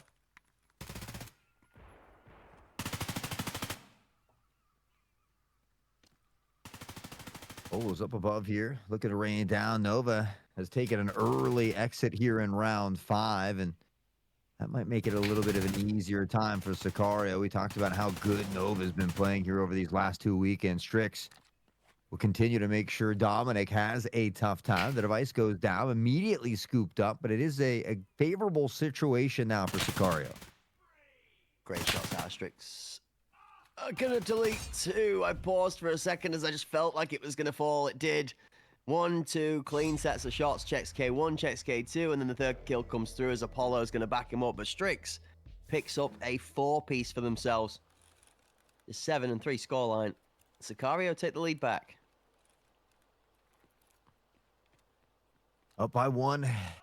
Wouldn't be surprised if we saw a 4-4 halftime, though. That seems to be the theme of the day here for at least our first day of our second weekend. Of course, day 3 here of Hunt Pinnacle NA2. Brought to you by Hunt Premier and Battle State Games. Sicario enjoying this lead for how long? Apollo is very comfortable on this A site. Strix has already found Ghostly as well, and Sicario will continue to work the numbers. Shots out of Cruising again from this beacon position have been the biggest problem that Covenant have not been able to get a grip over. What's left of Nova's going to limp his way back towards where the rest of the squad is, towards A. Exquisite out on the angle on his own in a 1v3 on the B site, left to try and turn the odds against them. Shit, I'm reloading. I think he's reloading. I think you might be right. Good positioning here, though. We see Cruising cheating far forward. See the silhouette on the other side. A bit of pressure there as Strix has found Nova, and Covenant seemed like they had a great answer initially, but Sicario has found their own adjustments, and now it's up to Covenant to respond. They're having a difficult time doing so. Apollo and Cruising together, 1 apiece each. Nick and Exquisite go down. Dominic finds Cruising and is going to then be taken out immediately afterwards by Strix. 4-2, Sicario secure and at least even half. Well, in the majority of these games, it's been watchful on that top frag, kind of leading the way for the pack, but he might just be fighting his teammates for kills here. Only 1 kill, but he's only got 2 deaths as well, and it's because Strix has 10. Cruising was 7. Apollo was 6 as well, and Sicario doing very well on Iceberg. We wonder how a lot of these teams are going to be able to play on this map. We don't see a lot of footage from these teams on this map, but Sicario is certainly showing teams that they're capable and comfortable here. Here comes the B side. Undead's pushed out for the aggressive angle. This is the greatest place to try and defuse the push. 1 down, Cruising finds Ghostly. That has become something that is all too common here on Iceberg. Strix has got the head of Nova nailed to the wall too. This B site just so hard to push in on if you can't secure that beacon controls. That angle across the front of the stage for the attacking team is a nightmare. Watchful picks up 1 with Util. Oh, Hey up. that was a nice peek from Exquisite. Strix unaware that he was coming. Now Exquisite will find Watchful as well. Covenant is so good at turning these 2v4s into 2v2s. Cruising shuts down Exquisite. Dominic all alone. He's off to a better start here on Iceberg, but he needs to call upon a big clutch here in this round.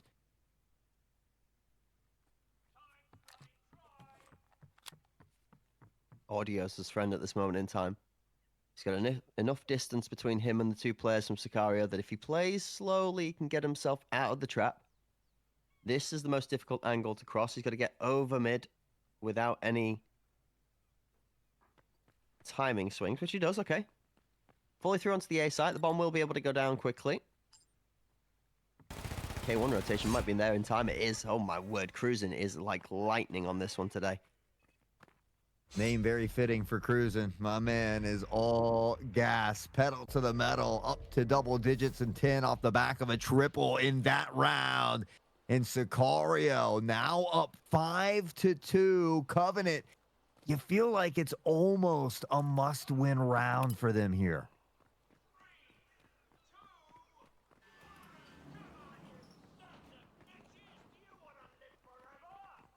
Okay. The the announcer's extremely Yes, I keen for love them it. to get into it. He is cooking, bro. He's giving a Covenant a bit of heat, trying to get them motivated back into this game. Nova with the kooky little grenade over the mid-stairs. It's quite nice to try and relieve a little bit of that pressure. Exquisite does shut down Cruising. There's the big unlock for the key that was struggling to find a way through the door. Double now accessed. This A site open for business as Covenant come clean through, crushing the one man that was holding it all down. It's a good response here from Covenant, especially if they can close out this round and make it that 5-3 half, much more manageable for them, and they've given themselves the numbers to do so. Watchful and the Polo, the only two left. Watchful, a bit of a quieter game here for him, and now just 38 seconds on the clock. Oh, even the util's cooking in this one. It's going to be a flawless round out of Covenant as they do finally start to twist this map to their favor. Now, the one scary part, Hawk, it took us 8 rounds to unsettle Cruising out of Beacon.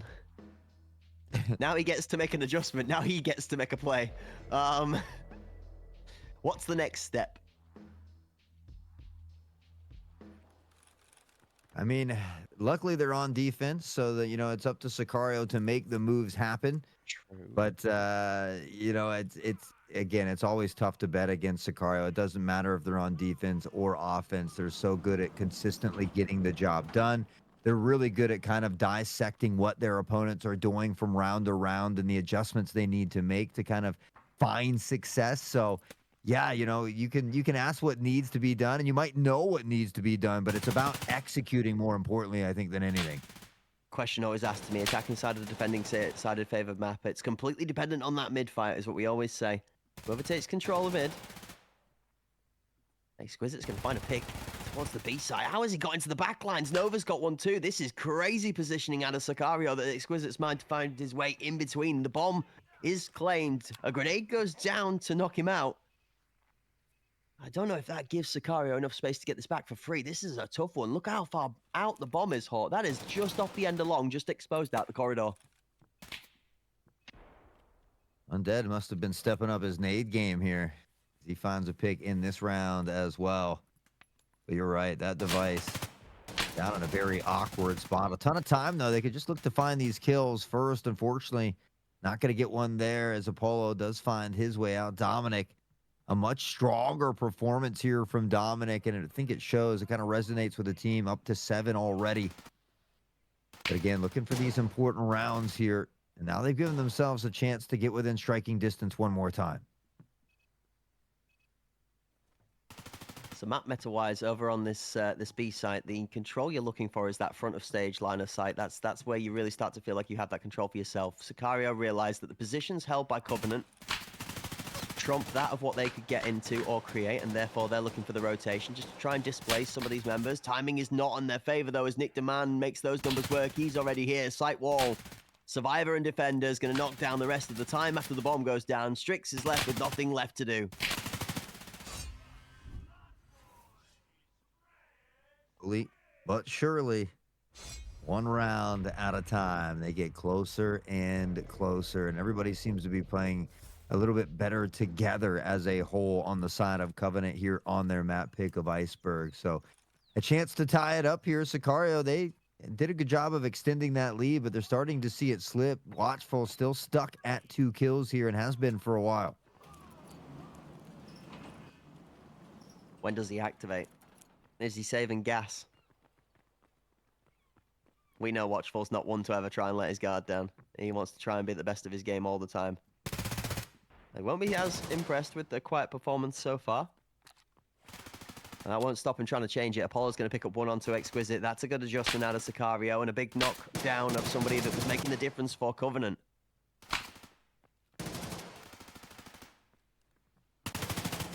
Ghostly up top, almost able to deny that device, but doesn't. Apollo picks up onto Nick, Undead, right back onto Nova as well. The device gets planted, and Watchful finds Ghostly. Blink and you might miss it, as it is all red in that kill feed. Dominic will follow suit, and it is now a flawless round for Sicario, and that's how you answer back.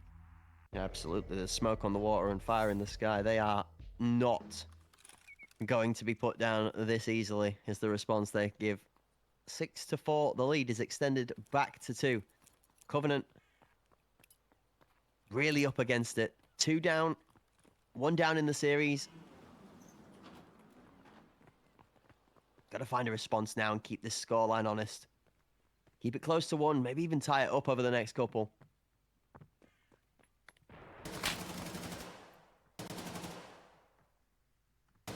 Fighting for that mid control once more.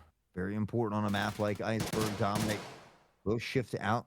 Free Fire doesn't connect. In the meantime, Strix able to find that headshot onto Exquisite here now. Ghostly also having a silent time here on Iceberg as far as Covenant goes. Apollo, and in this mid area, that shot onto Nick was nasty. They're not aware Nova's hiding in the corner though, and Nova's found too.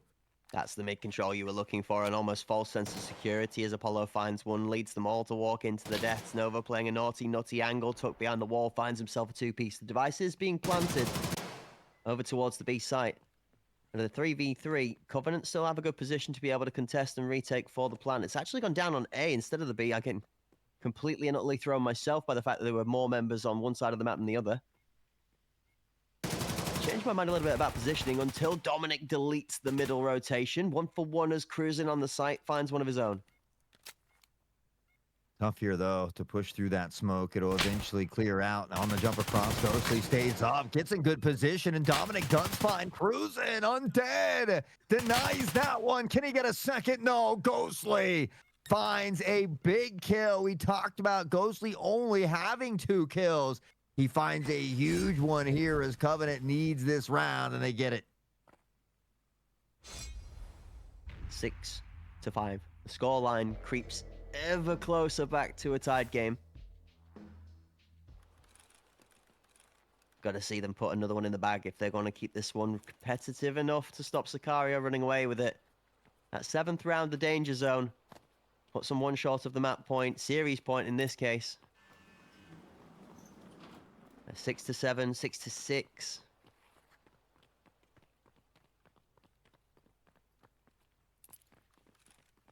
Both treacherous places to be. Smoke out towards K1 as both teams push off. An aggressive Sicario push towards the B site. Sees Exquisite again tasked with having to fend this off. Front stage control.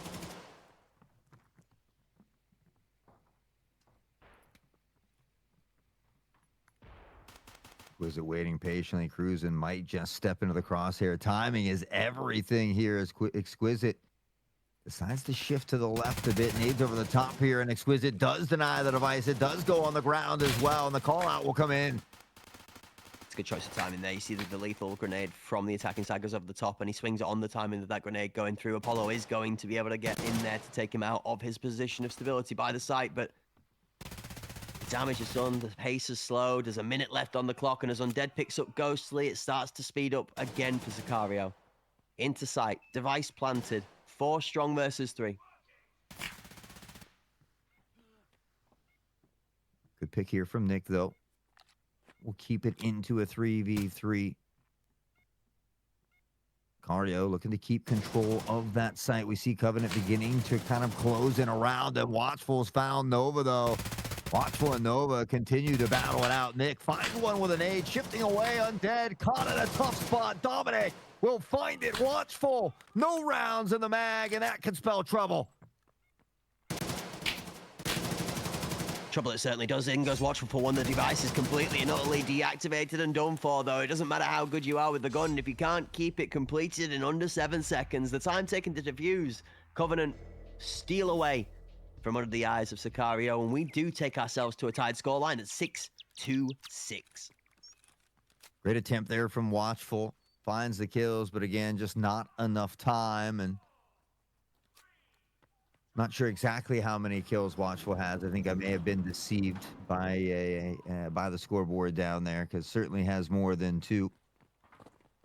Heading into round 13, though, we always talk about the importance of staying in front of the pack, especially when it's late in the game. Covenant has a chance to steal this one away now.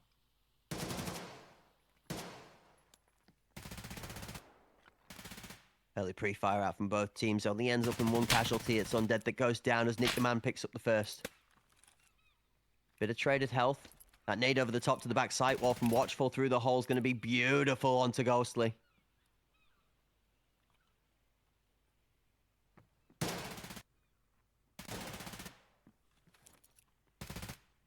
Covenant's been doing a great job of kind of controlling this mid area.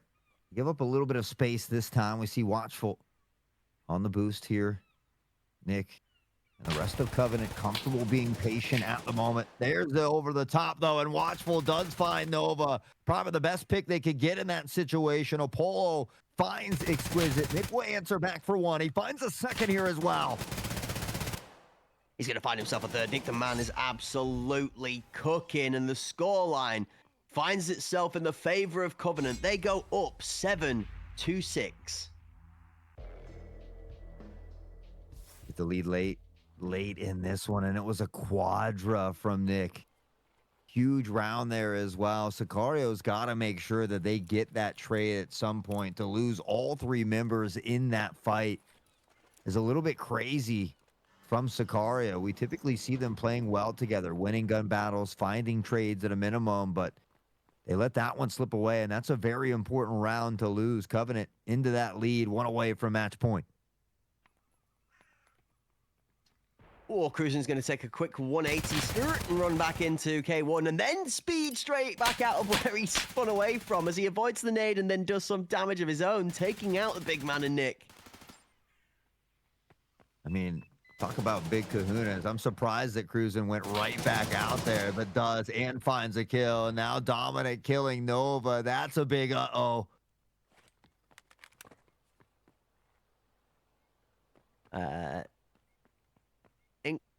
Incoming back shots end up ending the life of a friendly rather than a foe. I feel myself a little bit heightened by the senses of Sid the Sloth. Exquisite is currently just holding himself back towards this hotel reception in the lobby. Maybe just taking a moment to phone home to the rest of his friends that are currently on the bench watching from the sidelines so they can lock in. Bearing in mind the scoreline will end up going to 7-7 with the timer bleeding away, just so that the team can have a little bit of a chat on how to restabilize. It does feel like that round went a little bit wayward unnecessarily. Time to get a grip on the heat and lock back in. It also seems like we may have actually lost one of the players towards the back end of that round, so as we do go fetch ourselves a player back, we're going to welcome you back into the casting booth where we get time to take a talk about some of the action that's gone on so far. The scoreline currently held at a tied score of 7-7, and who you guys think is going to be able to take it home, because it's been a close one here on Iceberg. It's been back and forth. But I do think that Sicario is still showing exactly what we saw from map 1. I'm not sure it's going to be enough to close it out in regulation time. I feel like we might go to overtime, but I do still find myself erring on the side of Sicario in this match.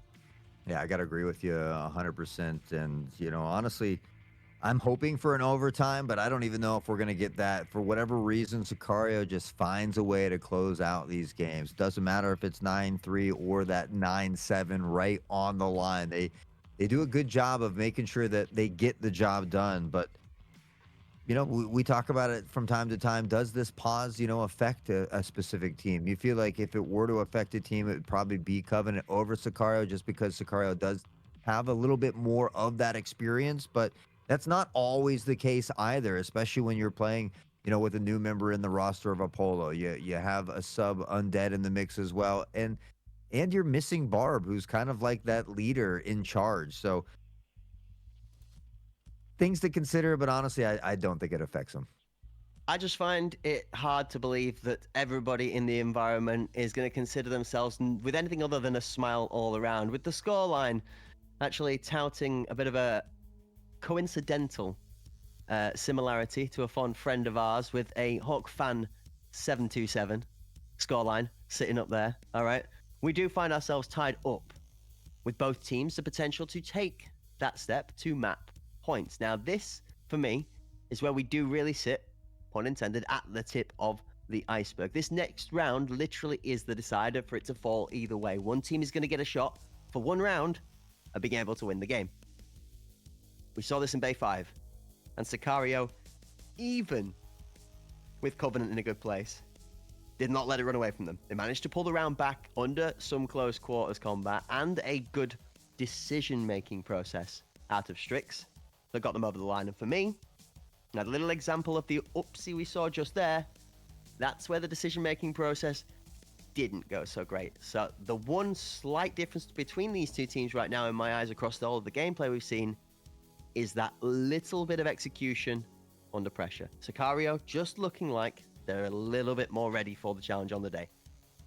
Yeah, and it almost reminds me of Bay 5. I mean, we saw Sicario kind of control the game. We saw, Covenant take the lead away near the end. I think it was when it was 6-6. So it happened around earlier in the previous map, but it's almost like history repeating itself. We see the exact same thing happening around later this time, now tied at 7-7. So I think Sicario has put themselves in that position to get to match point and then to go ahead and shut it down. But honestly, with this being Covenant's map pick, they've shown some spicy rounds in between here, and they've been able to mix it up a little bit. They've even stolen a round away that they probably shouldn't have won. So you love the fact that anything is possible. Covenant's certainly capable of taking that win here, but just as far as playing odds out on paper, things like that, I would tend to lean in as to Sicario, the slightly favored team here. I'm just actually catching up with the chat there as everybody's having some great vibes in the audience. We love to see everybody coming out with the cool kooky comments and even the bits of comedy. I had glanced my eye over Buparino, who was taking part earlier on today, come up with it. I always knew Cracked was a performer because he's on the stage. Thanks to my beautiful backdrop from Iceberg, we had to go themed with the map we were going to get in for. Plus, you know me, folks, if you've watched a Cracked stream or you've been around for any of the casting, you know me, I'm a mega Iceberg fan. Big fan of the new map. So, yeah, got to live it. If you don't love it, then, well, you're not about it, really, are you? It's great to see. The atmosphere and the attitude of the folks in the chat is just skyrocketing, as it always is when we get to tournament day, okay? Finals weekend here at Hunt Premier with Battlestate Games just tends to be that little bit of extra cinema you may have missed out on. So if you're enjoying yourselves and maybe you've got a bucket of popcorn now pre-ordered for the next time we go live, then maybe duo that up and pair it with a notification thanks to the links in the socials. A hit of that heart button below here will give you a little ring-a-ding-ling on that bell when we next go live with some tournament gameplay. And if you fancy finding yourself sat here in the chat with us enjoying that too, that's your quick click fix way to go and get there. That's right. Easy way to support and help out. And of course, the socials is a great way to stay up to date with all that we got going on there. And maybe I'll eventually spit it out. But from all the wonderful giveaways, of course, Cracked and I have been bringing you the news over there as well every morning or evening, depending where you are at in the world, with giveaways that are going throughout the day. I know Philbo's been doing some long streams for us as well, giving out a lot of prizes. So there's a lot of great stuff going on over here at Hunt Premier and, of course, at Battlestate Games as well. And so the easiest and free way to stay up to date is with that follow. Absolutely, folks. We're looking forward to seeing these two teams getting back into the action here on Iceberg as we decide our second map of the series. It is a best of 3. It does find Sicario up by 1-0 in the lead for the overall scoreline after they took home a 9-7 victory on Bay 5 in our first map. We're here, map 2, Iceberg, at a 7-7 tied scoreline with 2 more rounds, potentially maybe more, to decide it. But it's sat right in the balance. No team with a lead. Both teams playing well.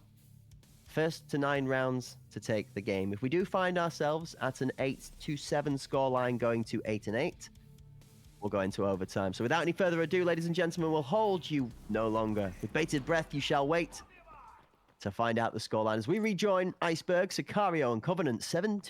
Sicario on the attack, Covenant on the defense. Oh, this is about as crucial as it gets. Wanting to be that team to get to match point first. We see a little bit of pressure towards this stage. Hopefully Cracked has got off there before the gunfire happens. I made sure to reserve myself some space in the VIP box. You see top left of Exquisite there with the balcony, so that I'm currently away and protected behind the bulletproof glass from all the gameplay. It does give us a great view on the sightlines from over the top of that stage, though. There we see Cruising trying to just tickle his way out of that long angle into Exquisite, holding back sight. Steps away to single. The door frame we call, double being the door frame that connects to Beacon. That nade out of Watchful is perfection as Exquisite pulls his back pocket out and catches that one clean. Ghostly is going to take himself a kill back onto Cruising as 1 for 1 so far turns 2 for 2. Nova and Apollo making the kill feed bleed. Both colors. Watchful backs him up with one into Dominic as the buried bullet is going to nail the dome. Yeah, I've seen Watchful's name in the kill feed quite a bit now. I'm curious as to how many kills he has in total, but already opening back up with 2 here since the reset. They've got the numbers advantage one more time. Apollo will increase it a bit here as well, and that pick onto Nick is huge because Nick has been on fire here these last few rounds.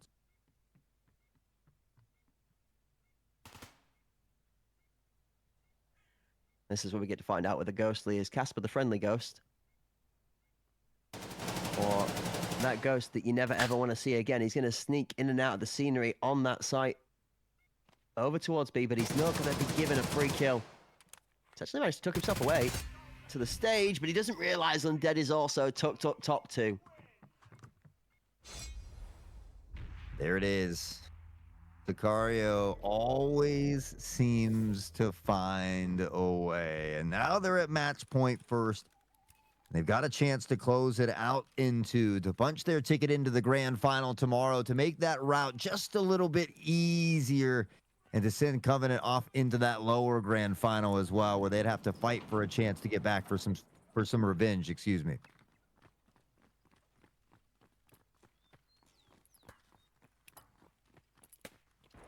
Over towards the beast site we go. Again, Sicario, bomb, and 2. Quick push from Exquisite onto the stage is going to do work. We've seen him very commonly push out. Now he's going to look to try and challenge over towards Long. He's going to get caught on the way round as the wrap from Cruising finds trade off on the kill. Undead down, Exquisite down. 4v4. Smokes out towards Heaven. The B site. Sicario committed to this plant.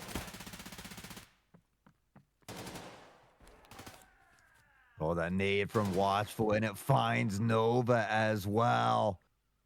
That is potentially the biggest pick of the game or the round. Now Watchful getting Ghostly. They've got the numbers stacked in their favor again. Time will follow suit as the device gets planted. Strix looking to lock down mid. The pre-fire doesn't catch Nick, and on the peak he'll find Strix. Actually, a little bit of Lemony Stick-It vibes there with some unfortunate timing. Dominic up top. Through the smoke. He's going to try and push across to the opposite side to get a better angle for the fight onto Watchful. Pre-fire is good. Watchful covers as Apollo then reads through the audio. The swing from single. The shots out of Cruising are going to close the last killing blowout. Dominic goes down, and Sicario do complete back-to-back 9-7 performances to take the series 2-0. Watchful 4-0 coming back after that reset as well, and a job well done from Sicario. 2 9-7s is right, but man, that was 2 very close games. I think if you're Covenant, you're proud of how well you played against Sicario, and you know, you go in with the mindset that, hey, this isn't the last time we're going to meet this team in this tournament. So, you know, last time it was Sicario that had to fight from the lower bracket. Maybe Covenant can find a similar story on the cards for them, but 2 exciting best of 3s done and dusted. We still got a best of 5 on the cards for the day, Cracked. Yes, we most certainly do. Lots of juice coming in the very near future, and lots to share with the folks at home. I'm just having a quick scroll down through some of the bits that we've got guiding us along and seeing some very pleasing stuff. Just smiling from ear to ear at some of the bits and bobs we've got going on there. An amazing performance again from Sicario to survive the onslaught of Covenant. It's 2 matches back to back where it's 9-7 and the scoreline looks the same. And it doesn't feel the same both ways. I do feel like Iceberg felt way more competitive as a whole than Bay 5 did, just because of how well the scoreline stayed even throughout the majority of the game, rather than that extended lead that got pulled back from Sicario. So I'm curious to see where it leaves Covenant. I mean, both of these two teams here have not suffered themselves a defeat up till this point, and therefore will get one more shot from Covenant to be able to try and come back for a second swing at Sicario. They've got other people to have to go through first, though.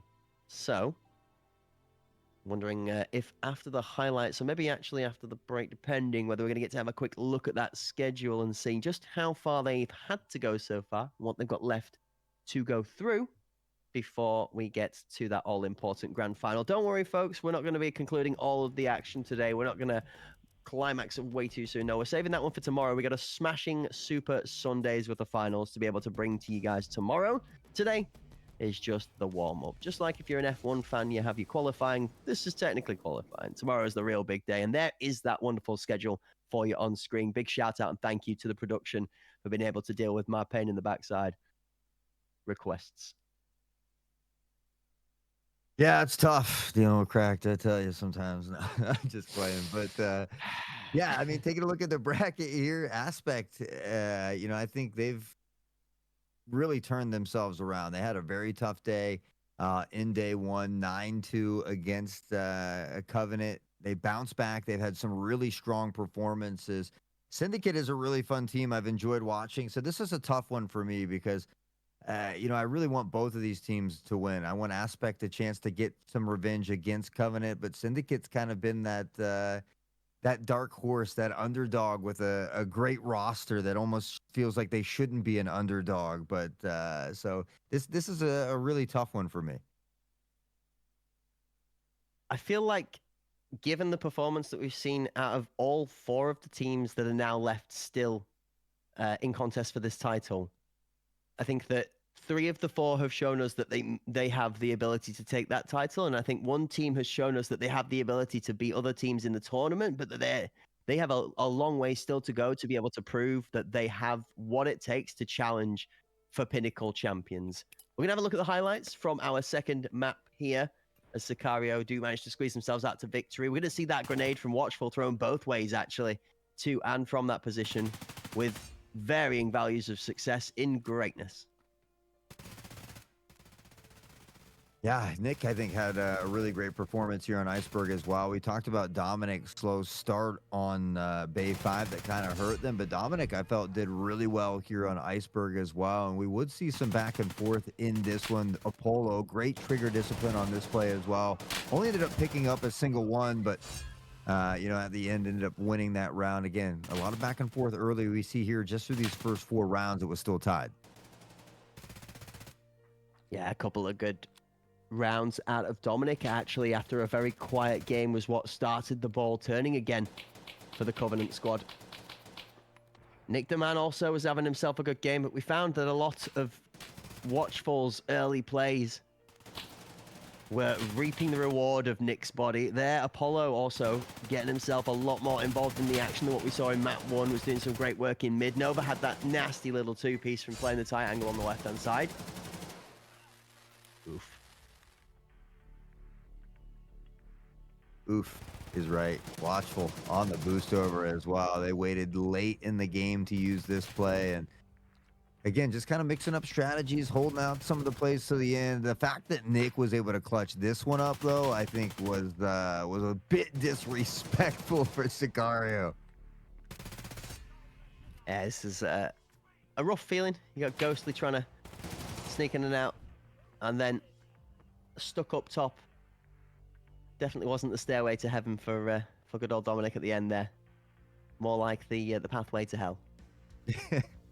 Game ends. Sicario, like we say, take 2 9-7 scores through, and a 2-0 victory. The 2-0 looks a lot more dominant than the 9-7s do, but I think they could be happy with that. This is not one of those games where you look at a 2-0 scoreline and you feel like it betrays the other team, because although the scores were close, I do think the Sicario held themselves a very well-played game. They took the advantage when they needed to. They didn't get too flashy with it, and they closed out the game when mistakes were made. So, all in all, a textbook performance, I think, from Sicario to close it out. A GG's well-played to Covenant so far. We are going to see them back in the future, but we've got to take ourselves to a small intermission before we close out today's amazing action with a bout from Syndicate and our returning victors from earlier, Aspect. Again, set another further task to climb higher than they have yet still.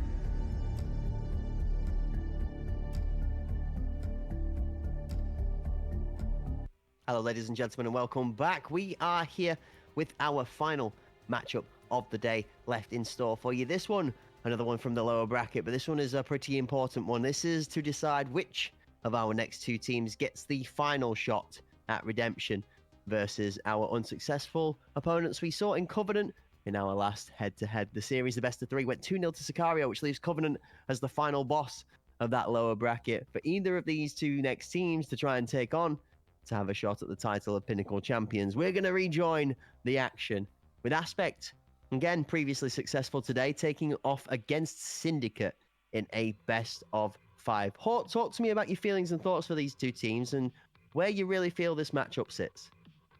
Honestly, I have no idea. This is going to be hopefully the closest series yet of the day. But Yuki's, Europe, Kevin, Tizzy, Nuki, they have all been playing very, very well.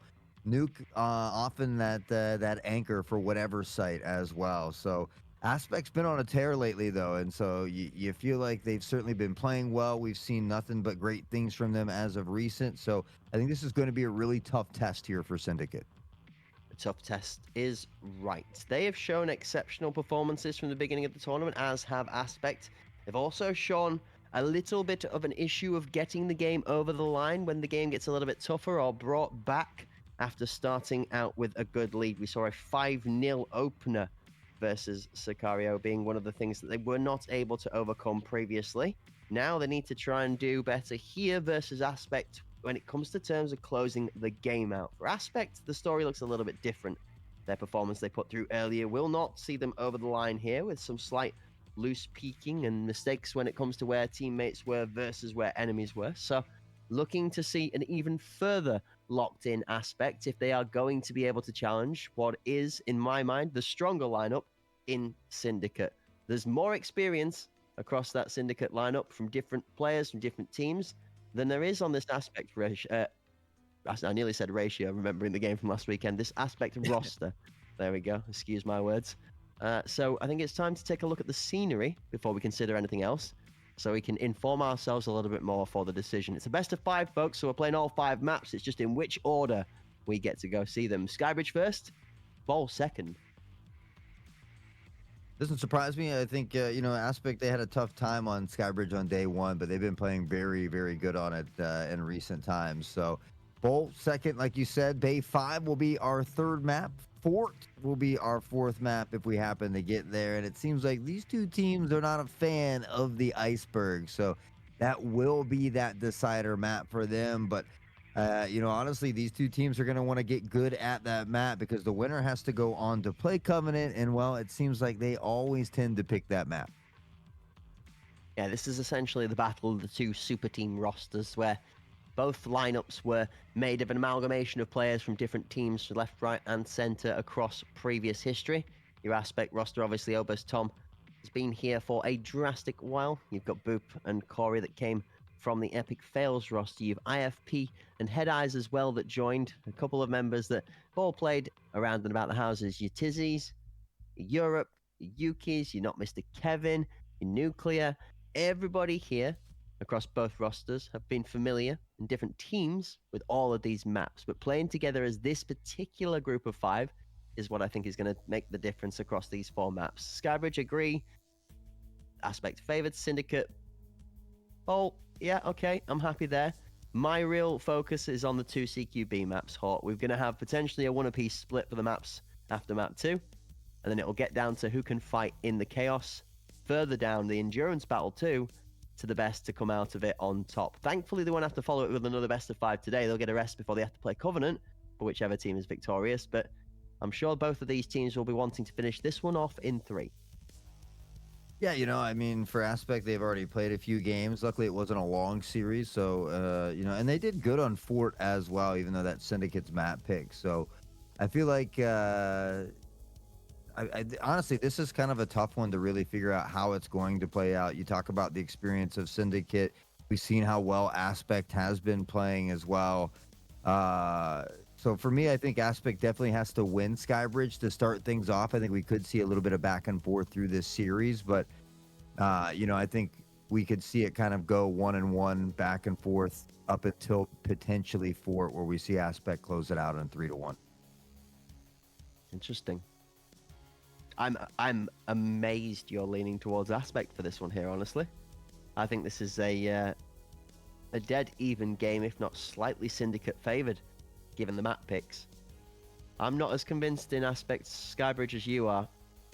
I feel like the way that Syndicate played the last time we came around here, especially what we saw from Syndicate on Fort, that if they're able to play similar tempo here on Skybridge, that they might find themselves equally as strong as Aspect do. I'm not saying it's going to be a Syndicate walkover map 1, but I think map 1 and map 3 are going to be very closely contested. Map 2, I don't think is a given either for Syndicate. I wouldn't be surprised if we see maps being traded, map 1 and 2, actually, for the opposing turf. But no more guessing. Time to get into the action.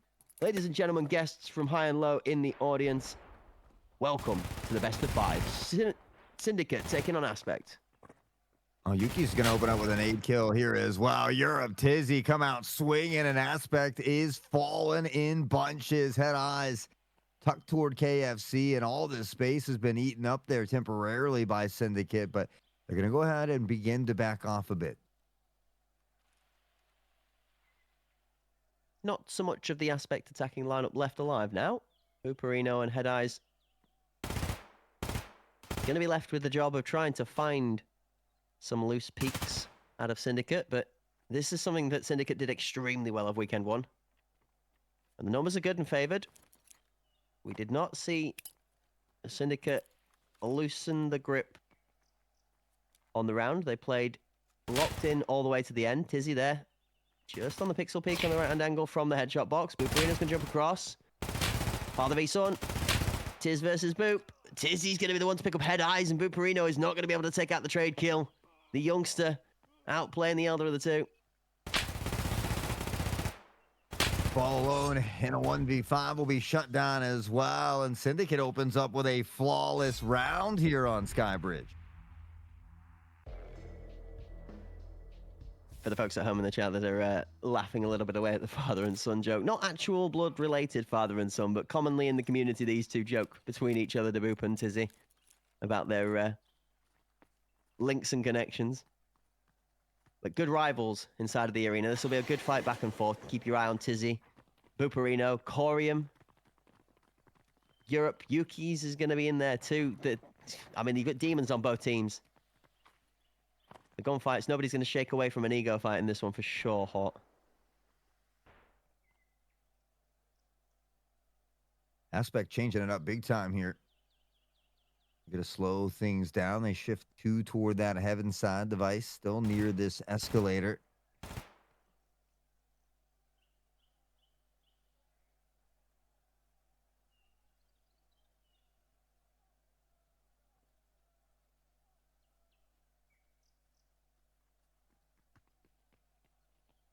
Don't get to hear it this quiet too often. Yeah, I know. I'm just kind of waiting as well.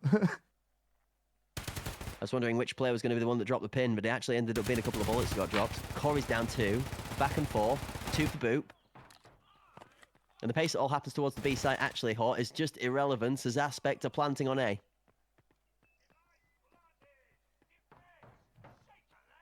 Honestly, I was so focused on all that action, I almost didn't catch that myself this round. A great job by Aspect here to mix it up a little bit. IFP has found the pick onto Europe, and now it's down to Yuki. So Aspect, despite the fact of having a tough round, have set themselves up to win this one, but Yuki has other plans, almost catches them on the back pedal here. Will shift forward where Boop Areno is waiting, and Aspect will tie it up.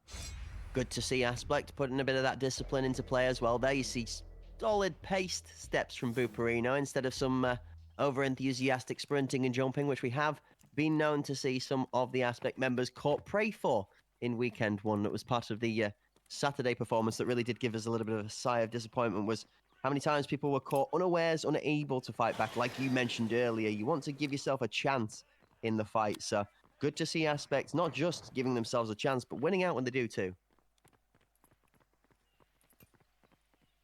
Well, looks like they're going to be a little patient again. I think they enjoy playing back. Tizzy is going to eat up a lot of this space forward, trying to play off the back of the utility here, pressuring IFP.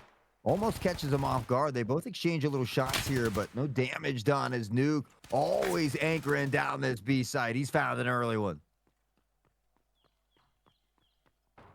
Always important to have a B anchor be just as solid as everything aggressive on your A site. If your push off is good, but you can't hold the back line, then there's no way to keep that second weak side safe. You just end up swapping positions. That smoke in the face of Yuki's is going to allow Oberstorm to cross into a better position in red.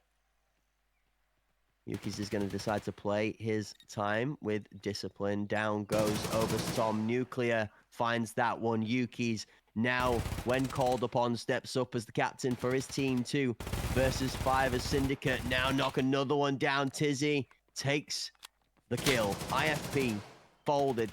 Corium last left alive, and he feels like a rat in the trap running around. Nobody left to help him. We can see him, that silhouette healing up just a bit. He'll step into the crosshair of Tizzy, and that'll be another flawless round here for Syndicate. The 2 they've won have both been flawless. 2 kills on the board for both Nuke and Tizzy, and that one Yuki's finding one as well. Aspect back down by 1.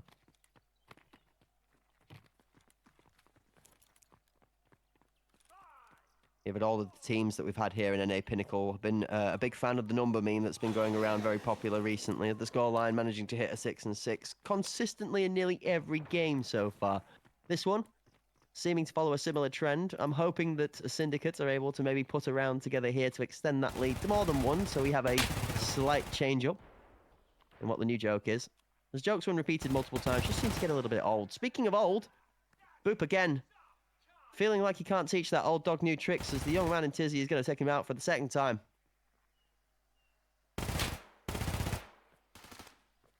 Tizzy's looking for one more here. We'll shift back toward the site as we see that smoke covering off VIP temporarily. Oberstorm is sitting in heaven at the moment. Hasn't been able to locate Nuclear over here, though. And with that, the device still hanging out around toward that A site. Syndicate's got 3 stacked there, though. So regardless of where they go right now, the numbers are going to favor Syndicate. That flash out towards bench. Sicario can get some space. A look through the gap short. We see, thanks to the minimap, the 3-man hold from Syndicate towards the back of that A site. Also a long flank from Oberstorm towards B. He's pushing down lane 3. Is going to pass Nuclear. Start to wrap behind. Syndicate have that anchor in Nuclear there to fight off the audio from the push. Oberstorm versus Nuke. Corey off the top actually gives the support needed for the captain to take the kill onto Tizzy. 2 quick kills and the site access open. Now Syndicate up against it. I'm surprised Aspect has been able to turn this round around here, and they've got the player advantage. Time on their side. Corium finding Yuki's, head eyes on to Europe, and just like that, Aspect will wrap it up. That's a really good round from Aspect. You're absolutely right. I was a little bit as surprised, I think, as you were when you took over the comms with the exclamation, and your voice felt like it was resonating with the thought in my mind, as I found myself rather shocked at how easy that felt for Aspect. A little bit of a, whoop, let's go B, and, well, that solves the problem. The one thing we have said about the top tiers in the NA scene is that the difference between the medium to mediocre to above average teams and the best teams is the ability to play both sites on many maps to a high level of competitive gameplay. Often, we find teams are exceptionally good at hitting maybe the A side, maybe the B side, but not both. Aspect showing us they've got a full wheelhouse of cards to play. Yeah, they're going to go right back toward this B site here as well. And we see some of these nades raining down, trying to flush Nuke away from this positioning here. They're going to eat up some space toward VIP as well. Subtle rotation from Syndicate already heading toward that B site. But you see Aspect has already backed off as well. And they're really trying to keep Syndicate guessing here. Tough playing a guessing game in a game of percentages where the smallest mistake gets punished immediately. Oberstorm picks up a kill. Europe goes down. The flood from the members trying to rotate back for safety into the site from Syndicate are getting picked off like flies in the wind. 3 go down as Oberstorm takes out Nuclear. Tizzy has one sign of a consolidation prize in the back of it. It's left to Tizzy and Kevin to try and save the round. 35 left on the clock. Corium trying to thread the needle here. IFP is posted up on site, just waiting to see if anyone will pressure through this smoke here. Kevin and Tizzy He's got to try to make something happen, and unfortunately, IFP has found the first, gets the second as Tizzy tries to find one on the jump over. And Aspect will find themselves now in the lead. 3-2. An even spread through the scoreboard as well, Hort across the Aspect lineup. Head Eye's a little bit of a quieter one so far, but we're not going to worry about that one too much, as we know from previous match today. And he's going to more than be able to pull his weight when called upon. Playing the quieter side of the round so far, it seems like, from Head Eyes. Only 2 deaths as well to go with it. Just says that they've not really been part of the action, rather than not particularly performing as of yet. And not needed to in some cases. You hear some pre-fire out early on. Round number 6. Aspect to setting up towards this A site after a couple of successful B pushes. Keep the opposition team guessing. Try and keep it mixed up.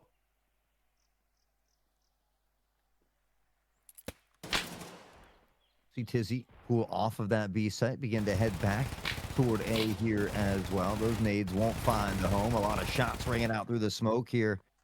And Corium going to be able to find that first pick on to Kevin. Talk about having a little bit of a slow start. Kevin still with that donut on board. They'll be able to get this device planted here. That nade falls a bit short. And with that, Head Eye should be able to fall back here as they get into post-plant positioning. Yeah, that close sight nade again. It's something very resplendent of what we saw in the ACS, where the Russian teams were trading sight and retake time and time again. They go for the close nade. Opposition team plants far. Europe mentioned all this util. Is now going to jiggle onto the angle. He baits Head Eyes into some aggressive pre-fire, then re-swings with a perfect shot. Corium closes them out 1 for 1. 3 versus 4. Onto sight, Syndicate go. IFP is left, being able to try and fight it off. Tizzy covers. 2, 1, and the good shots out of VIP are going to close off the defuse that was very close to being able to be ninjaed underneath the smoke.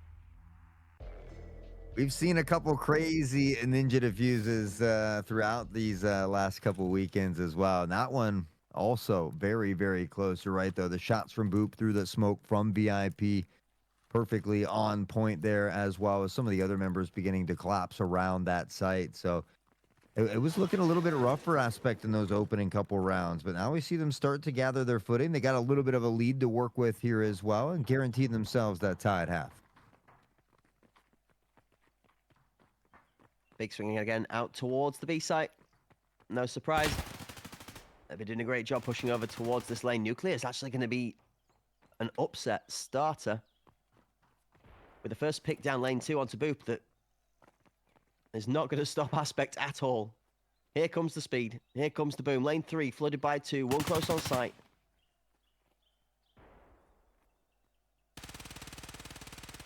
Yuki pixel peak showing better dancing shoes on the Syndicate side, though.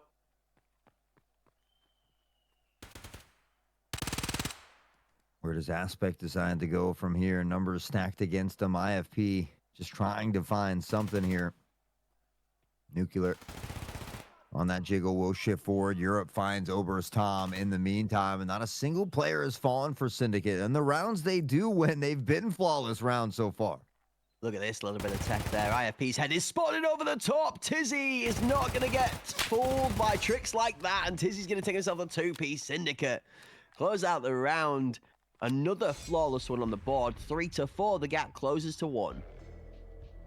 Yeah, every round they've won has been a flawless round, ironically enough. So when they're winning decisively, but it is Aspect that's enjoying the lead here momentarily. Syndicate will have an opportunity to tie it up before we swap sides here, and so we'll see if they can do that. We do see a lot more of these MP7s in hand. I believe 3 on the side of Syndicate this time, not Mr. Kevin. Nade in hand and ready to see if they can make something happen here. Just allows for a little bit more variety in the gameplay. Kevin's going to be able to get himself off that donut with a kill with a utility. IFP down. Corium is, however, going to shut down Tizzy after he's been on a bit of a rampage the last couple of rounds. 11-5 scoreline. Now, not allowed to take part. Round number 8.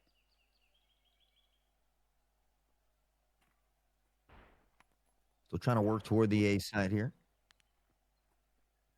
Europe and crew comfortable playing deep on site. We'll see Head Eyes with that device beginning to shift from KFC as that smoke does plume out, but Head Ice is going to go ahead and jump across Europe, not aware that that transition here has happened already. Yuki's over the top, not able to spot one as well, and they do shift on to site.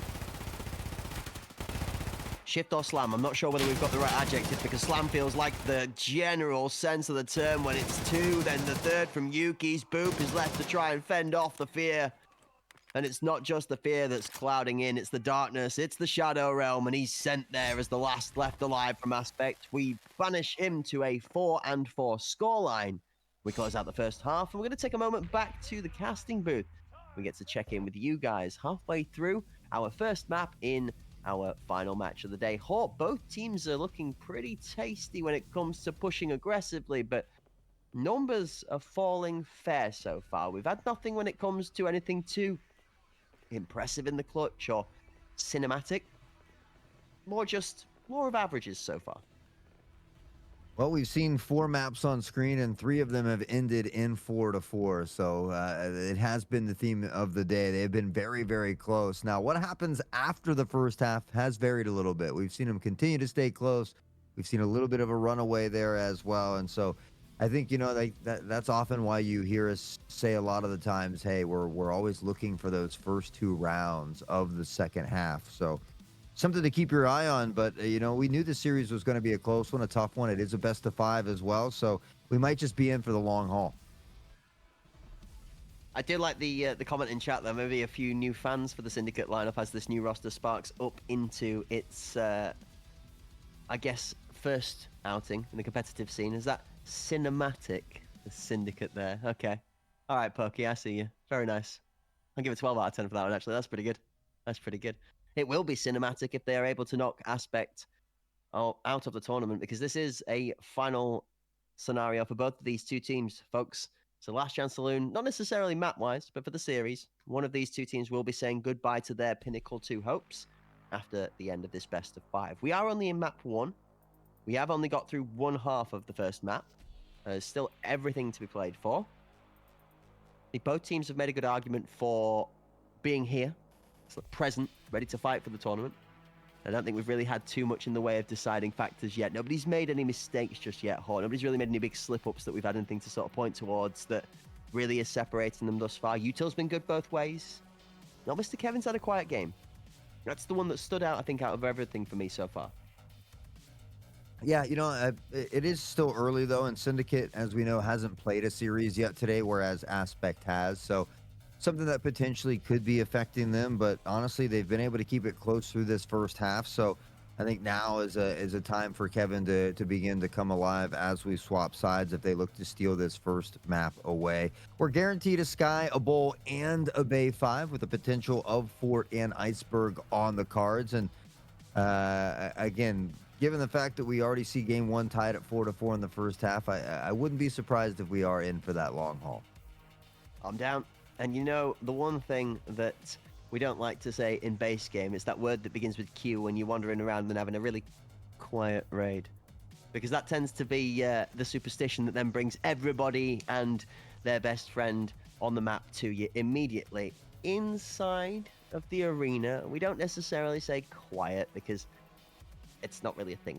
Arena tournament gameplay is quite noisy at the quietest of times, should we say. And that's before you start putting in a loud M60 and all the machine guns that get in there. But I don't think there's ever going to be a convincing argument that one of these two teams is going to run away with it in this best of 5. I think these two here are both battling back and forth for this. I think it's purely going to come down to execution. It might even be map pick. I think Skybridge looks pretty dead set.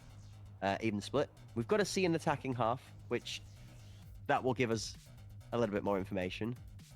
But for now, I think we're just getting like the prelude to a 5-step story. And the word over here that's taboo is going to be schedule, because if we say that word, I'm pretty sure there's going to be people in production screaming at me in the background. I mean, don't you do it. Don't you do it. Already coming in, you know, crack. Well, you know, one player's caster curse is another player's caster blessing, as we like to say. So we'll see in due time as we get these players loaded back in again.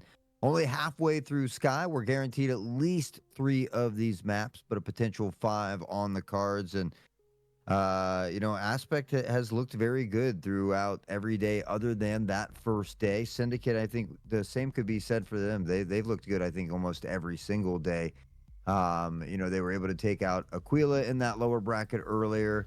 They were able to get that sweet revenge against New Dawn as well in that best of three, which I think is a huge win for them. So Syndicate is kind of been that dark horse, that underdog that you feel like shouldn't be classified as an underdog.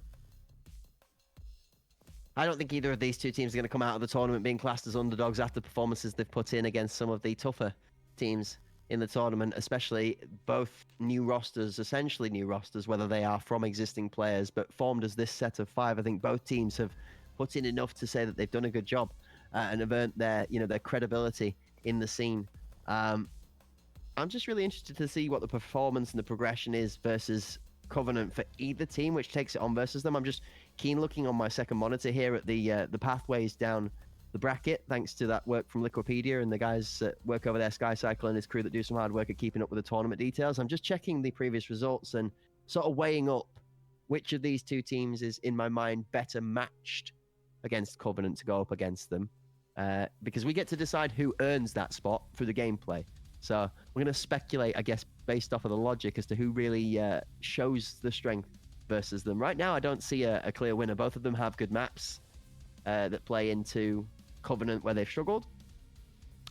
Covenant has good maps against both of them where they've shown they've struggled. One of those maps is being Skybridge. Obviously, Aspect shown as a hot and cold performance on Skybridge. We've got equal results for that. So, yeah, lots to take into account. Lots of things to consider here for both of these teams too, and yeah, as you had mentioned, but Syndicate, I think, has done a great job in the first half here. I mean, they keep it close. This is a map that Aspect, again, has looked great on. Other than that first day that we saw, they've been able to make adjustments on the fly. They're really good at kind of dissecting their opponents on this map specifically. But you mentioned it earlier. I mean, the type of experience, the legends that are on this Syndicate squad, I think equally as capable of that. And I mean, that's most likely why we're sitting at a 4-4 here. Yeah, absolutely. I think a lot of people have really enjoyed being able to dabble into a bit of arena, whether it be tuning into some competitive gameplay or even just jumping on to collect some extra money for their base game endeavors through the dailies themselves. So, it's nice to be able to tune into some competitive gameplay and maybe pick up some tips or tricks as to how you can improve your gameplay when you're going to go and try and complete those dailies. The arena is not for everyone. If you are faint-hearted, then unfortunately you're going to find yourself getting slammed pretty quickly.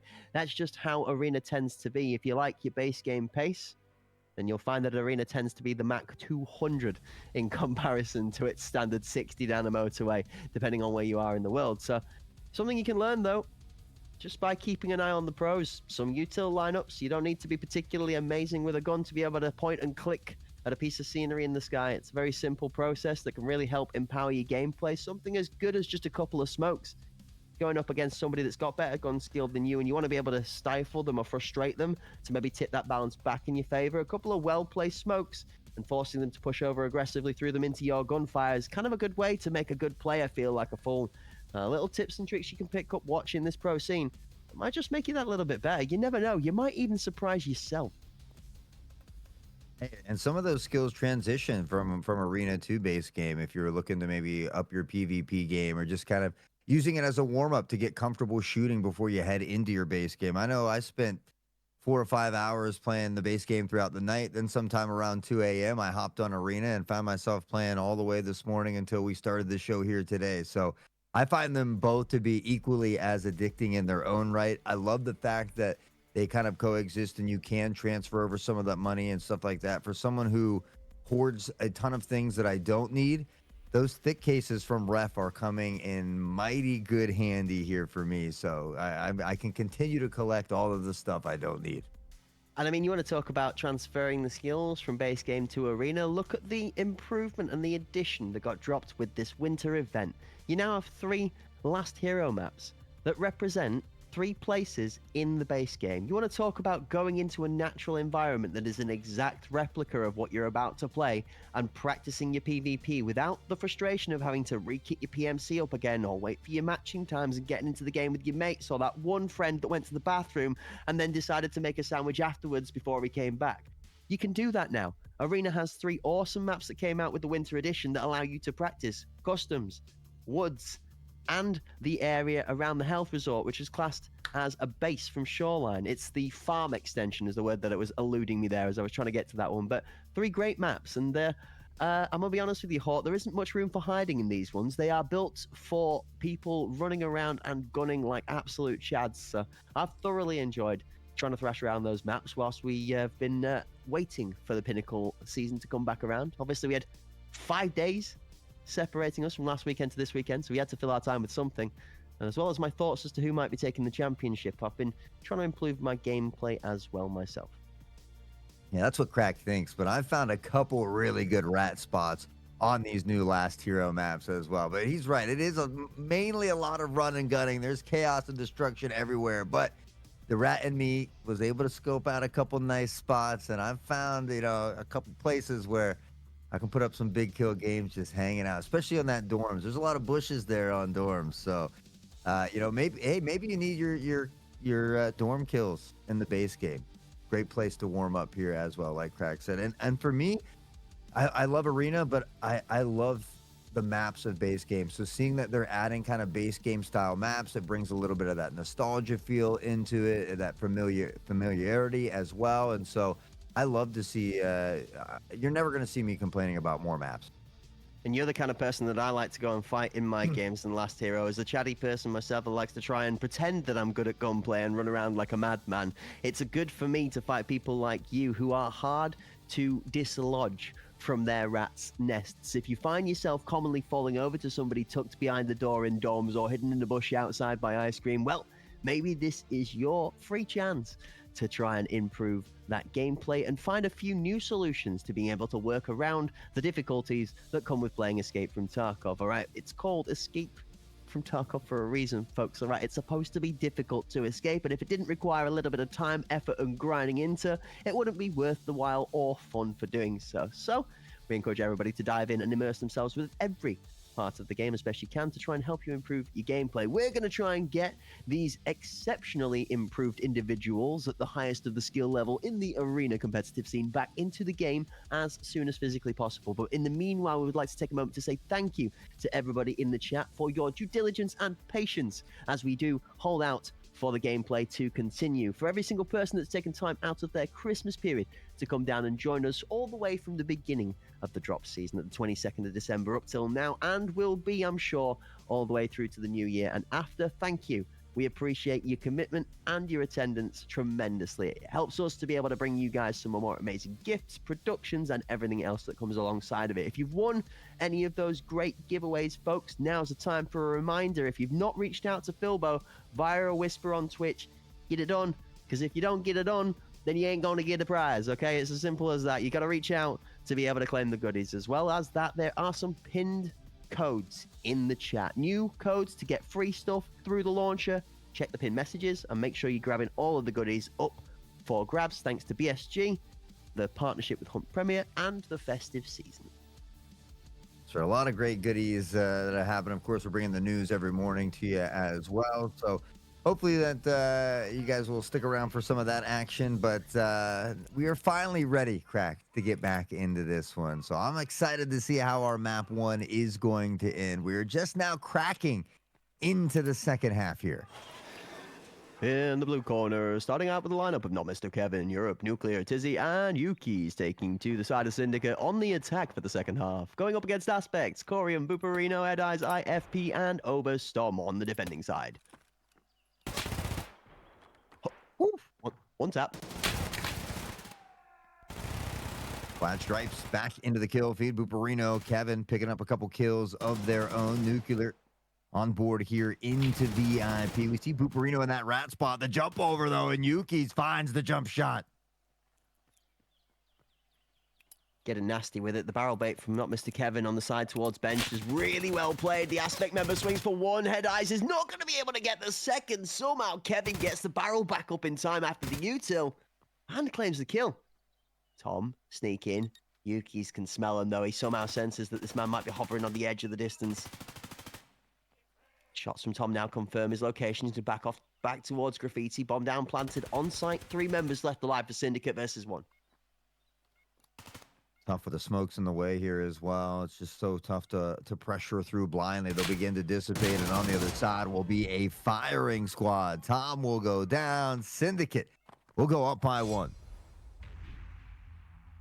The intermission definitely does not seem to have done anything other than inspire Mr. Kevin back to some previous form that we saw from the weekend before. That's a delight to see in my mind personally, as Kevin was something that played a drastic part in how well the Synergy squad had come together as a team to make it a successful performance. They almost ended up in the upper bracket rather than the lower bracket after some good matches towards the back end of the weekend, but it was not to be. Instead, they have to fight from the lower bracket back up. This, the first hurdle, the first map for 3 crucial ones they need to take on Covenant.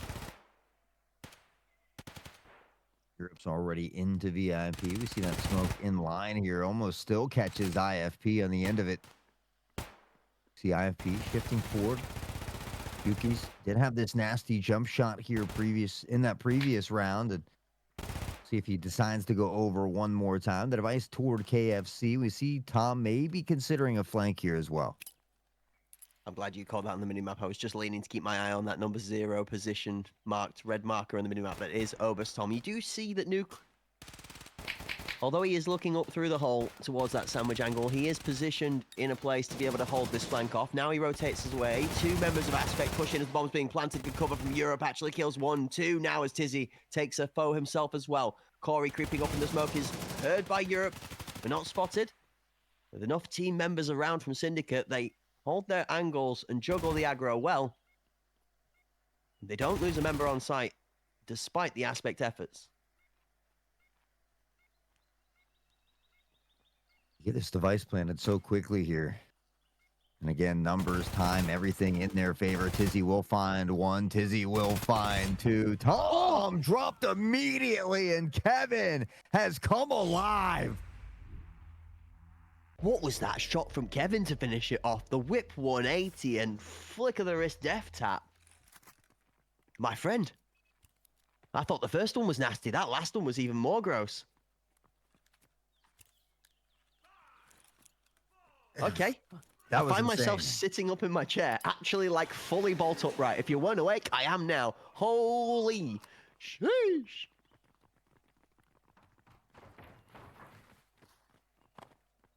Syndicate enjoying that 2-point cushion that we often talk about. We'll see if they can extend the lead by 1 more. It's been those first couple rounds of the second half that do tell that story a lot of times. So certainly pleading their case for a victory here on Skybridge, which again is Aspect's map pick. So if they can steal this one away, it might just be a short day for them. Again on board for this grenade post plank. You're going to be waiting a little while as the bomb just makes its way onto site. Tizzy is on the deep position towards the back of site. Has Boot got this one prepped up for the depth? Nobody does put it in place for the push that they normally follow it up with. So good read from Aspect, catches Syndicate with a little bit of predictability. Syndicate decides not to back off the site, though. They're trying to play on this pressure through the smoke as they begin to clear, and a little utility rains down from Aspect. Nuclear, though, going just that. Nuclear finding Corium. IFP Europe will pick up where he left off, and all of a sudden the numbers turn in quick fashion. And a round that goes from stable to volatile in as little time as it did to explode separates Syndicate a further round into the lead. 7-4 now. Since the restart, an unstoppable performance out of the Syndicate. They move ahead and so much closer to that first map point in the best of 5 series. It is a best of 5.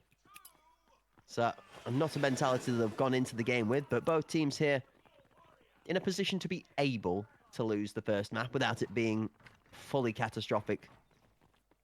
But best foot forward is always a good start. Yeah, I mean, they're only one away from match point already. Aspect needs to dig deep here. And that flash is beautiful. Finds two. IFP falls down. Booperino will tuck it to the wall while he's blind. In the meantime, they lose Corium and Syndicate looking to get the match point here. And a good way to do it as well. That flash was perfect, like you said. Shots out of Nuclear are going to take out Overstorm. Booperino trying to put the pre-fire down. It's going to be Tizzy that picks up Boop. Head Eyes is going to find Kevin. Backside of sight. Head Eyes is last left alone. And Europe's holding them off with that little angle towards the off-peak Infanta. Thought he was maybe going to creep through there and give Head Eyes a chance for a 3-1, but no. Syndicate make the call. Europe backs up to his team, and the sight is locked down. Head Eyes in that prone position will find one. One is all he'll get, though. Syndicate now 8-4. 4 additional chances to close this one out, and it looks like they might just steal Skybridge away from Aspect. It's been numbers.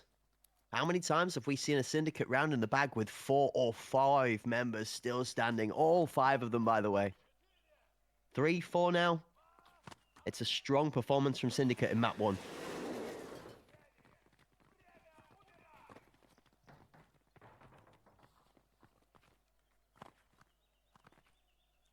Again, no Biblia. We're going back to A.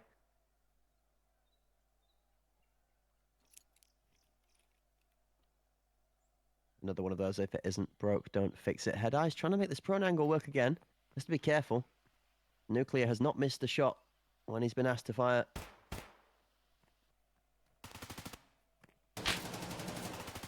They've been throwing these smokes every time. They pressure on quickly after they get that plant, and that clock quickly changes time here in their favor. They're going to do it one more time, and Aspect hasn't had an answer. I feel like some good utility here could really deny some of these plants, find themselves some picks. They haven't been able to do it, though, and now IFP and Tom combining for 2. Europe got one in the mix. As quickly as they were on, they were gone. Yeah, Boop finds one up and over the top with the grenade. That's going to help out. Boop finds another one onto Kevin. Nuclear takes out Tom. Boop finds Nuke. That's going to be all she wrote. One of those match points is going to slip away. The Syndicate do not want to repeat what we saw on day 1 last weekend, Hor. I remember a situation of an 8-4 scoreline which looked a little something like this when it started to slide very much out of their grasp.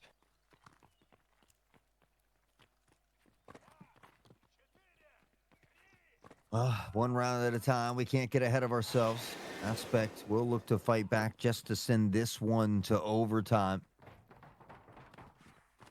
Syndicate, again, a few chances really to close this one out. They'll head right back to the A site. Aspect a little bit more spread on this one, though, and giving a lot of space here yet again.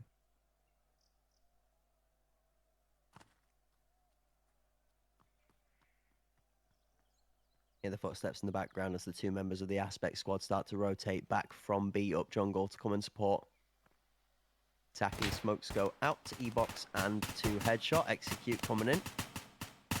One makes its way to site. Flash over the top as IFP looks away from the sight of the sun.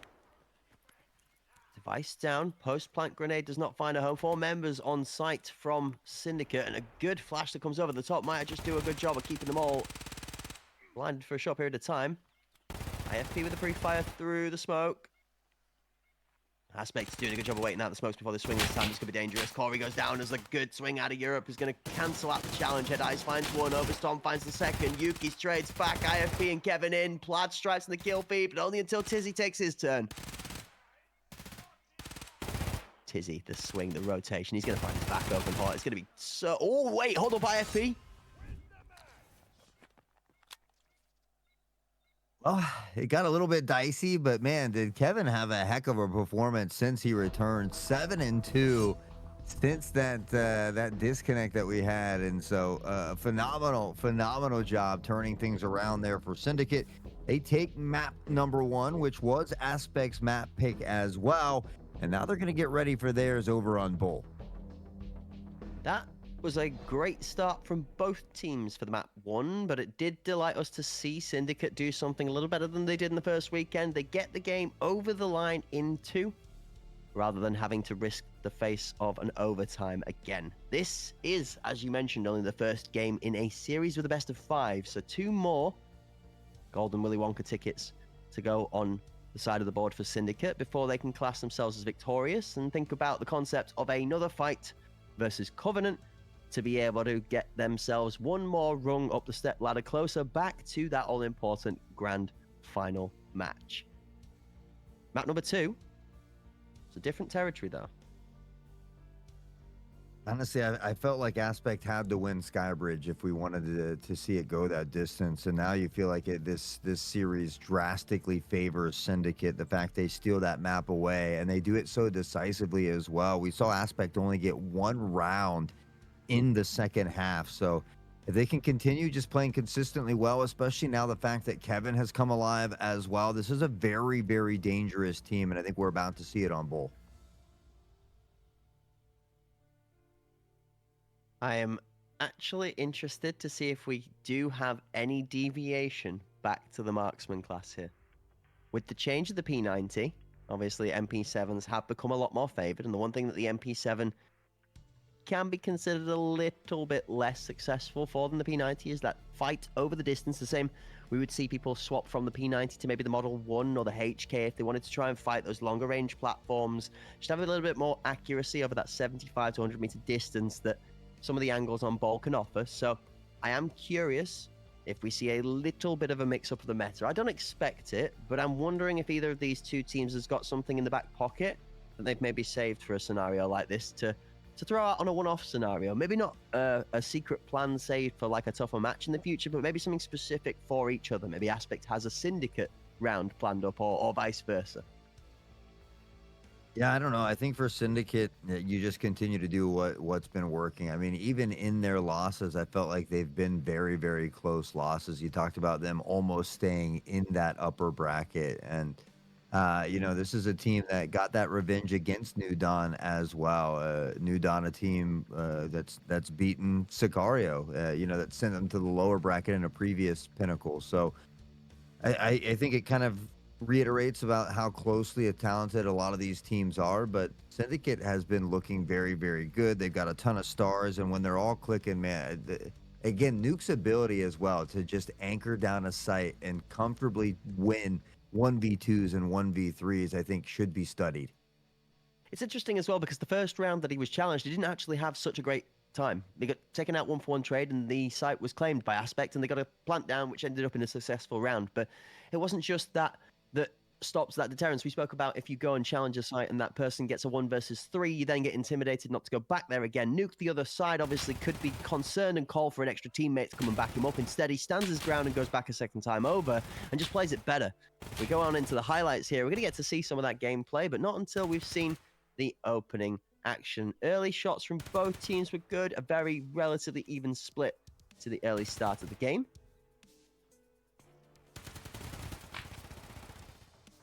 There's Nuke holding it down, finding a pick before being taken out. Nuke again starting off this round with another big pick there as well, and just doing a great job over toward that B site. We would see him shift at times. Booperino trying to answer back. And again, this first half was a very close first half. It wasn't until that second half, once we swapped sides, that we saw Syndicate begin to run away with it. Very close fought affair. We get a couple of friendship frags at the end of the round there as teammates pat each other on the back with the bullets. That was nasty from IFP. The snap to the headshot and the jump is really clean to see. Again, almost in a position to do some great work on site there. It does end up working out as the numbers again flow through. Aspect close out with good positioning. This was gross. That, to spot those pixels, man, just another level of awareness. I mean, all of these players are incredibly talented. That's what it takes to get to a situation like this. But in the end, there can only be one victor. Syndicate was able to close it out on Skybridge. A friendly reminder, it was Aspect's map pick. And here's where we would see Syndicate begin to run away with it. Kevin's little snap pick right there was insane. This was a good nade from Boot, but You know, it was still kind of silent on this utility. It seemed like they didn't have an answer for this A aggression from Syndicate. It's very hard to work against the sound of the crowd. And I'm going to be very honest. As we are sat here looking through the highlights, I'm glancing over at the chat and seeing a load of appreciation for this new roster in the Syndicate lineup and that new team name that's impressed a few people. As who runs the game? Kevin and Nuke. Who owns the crowd? Kevin and Nuke. This man's written himself an entire chant out to try and support. But we love to see it. All right, if you've got something you want to express in the chat and you want to show your passion for one of the professional teams, or maybe just a couple of players that you're a bit of a fanboy or fangirl of, then let it be known. The chat's exactly where you need to be yapping about it. Just maybe don't do it in all caps, or the Nightbot might come and get you, as I always fall prey to. Most of the time, it's me that's getting banned in the PSG chat for being too hype about the gameplay. They're like, no, cracked, your caps lock key is not meant to be on all the time. Come on, it's just letters, but a bit bigger. That's all it is, really, you know? But yeah, I've fallen prey to that myself. Syndicate enjoying a lead in this series. Again, we're heading to their map pick on Bull. A chance for them to go up 2-0 in the series. And I mean, we always talk about how tough a sweep is, that reverse sweep even tougher. And you feel like if they get up to a 2-0 position in this series, then realistically they should be able to close it out. I'm loving all of the action we've had on screen today. We've had some really good matches so far, and after Aspect's great performance previously, they're going to have to look to try and double their efforts again here in map number 2. We're going to take to the bowl, and it's going to be Aspect on the attack versus Syndicate on the defense. Syndicate 1-0 up in the best of 5. A quick pressure toward the B side. Aspect, they don't shy away from those less visited sites, and I like the fact that we do see them kind of changing up that strategy, that pace. They've already kind of smoked off green toward this CT spawn side as well. There are 3 pressuring through the hall, and it's Tizzy, Head Eyes, IFP collects a teammate. Corium and Booperino will combine for 2, and that Aspect will enjoy make it a 2-player advantage. Yeah, but look where Yuki's is. They know he's here. They do now. Yuki's finds 1. IFP is rotating around. Corium is still stuck on the top apps position, but Yuki's spot is way better in position for the duel.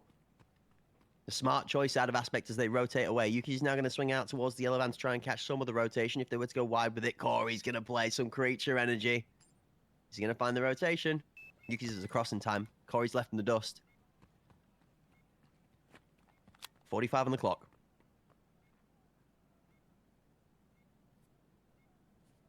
Aspect this time finding that quick plant. On the peak, they do it together. IFP will find it. And Aspect will start off on the right foot here on Bolt. Good bit of teamwork to close it out. The numbers work out well. Corey involved in all 5 kills in the first round there. You see is a 2-0 and 3 assist scoreline after round number 1. Hawk, keep your eye on that Corium operator. That's the kind of thing you see before he drops a 25 bomb.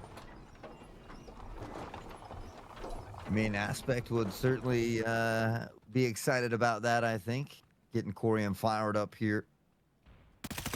Head Eyes trying to put some bullets down range. Tries to sneak that one over the top. We'll see Tom just holding any potential flank that comes into play here. They are kind of at a 2-3 split momentarily on the side of Syndicate.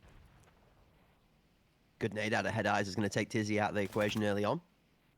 30 off the clock, a quarter of the round down. You see a trader util thanks to the trails and the smoke from the spectator viewpoint. Aspect trying to go for some actual smoke and mirrors, no pun intended on the smokes. They're being thrown towards the A side as the team floods towards B. Yuki's left alone to anchor on his own, is taken immediately away from that apex position from some good shots. Nuclear trying to put pressure down from Split as the team rotates in. Back toward the B side they go. They've gotten good control over here. See him kind of shifting in through Split, 2 for Syndicate, 1 through spawn side. As that device goes down, Boop. Yes, looking for a little bit of a pixel here. Nuclear has found IFP in the meantime, so they do reel one back their way. Now on the swing, Booperino able to find one. Can he get the second? He spots him, and he does drop him. Aspect doing an exceptional job this time over on map number 2. They're playing the rotation well. It's only 2 rounds worth of attacking side, but it's back to the B side both times, but it's off of a push towards the A side for audio. And then a quick rotation once Syndicate make the site strength adjustment. We spoke about strong side, weak side sites before we got into the matches today. If you like your 3D chess, this is one to keep a keen eye on the minimap for. Hawk, round number 3. Here we go. See if they try that same style of smoke and mirrors, or if they are going to take a chance on A this time. It does appear the device is heading that way as they shift here. 2-3 split again for Syndicate. They're comfortable with this positioning here. They've got one toward the site who will fall back toward headshot, and one kind of holding down tower lane, but a lot of space given here by Syndicate on the defensive side. Yeah, that 90 angle is actually going to back off and back out immediately as well. You see them make the adjustment to try and, I guess, reinforce B, but we've seen Aspect do this a couple of rounds in a row now, where they will push up and take the spaces if they're going to make the play towards the A site. And now they know the adjustments come in. Tizzy is left with the challenge on site. He's currently first up point of contact. All 5 of Aspect's attacking force are here as well. Now Syndicate have managed to rotate one in to support. Is this where we see Aspect turn around again?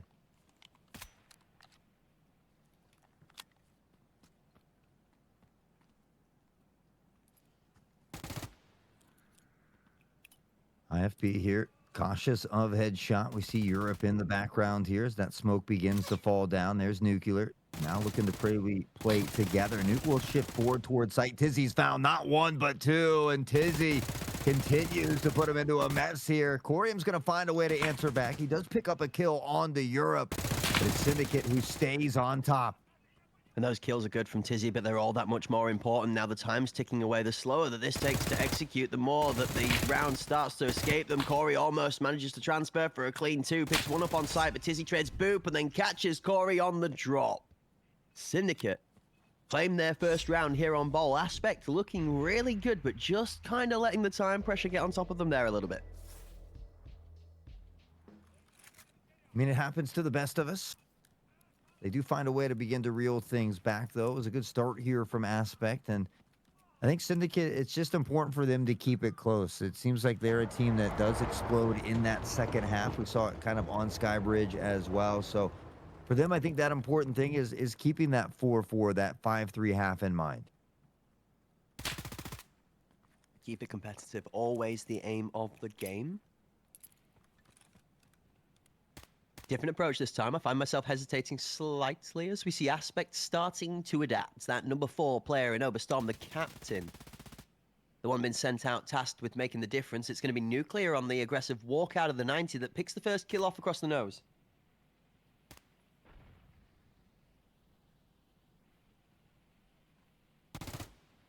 Syndicate enjoying that player advantage. Tizzy shift toward Curtin here. Saw him with that big 2-piece. Kind of get things started in that previous round. Aspect suddenly shifting back toward that B site. That's where they had a lot of success. Yuki's is posted up here at the moment.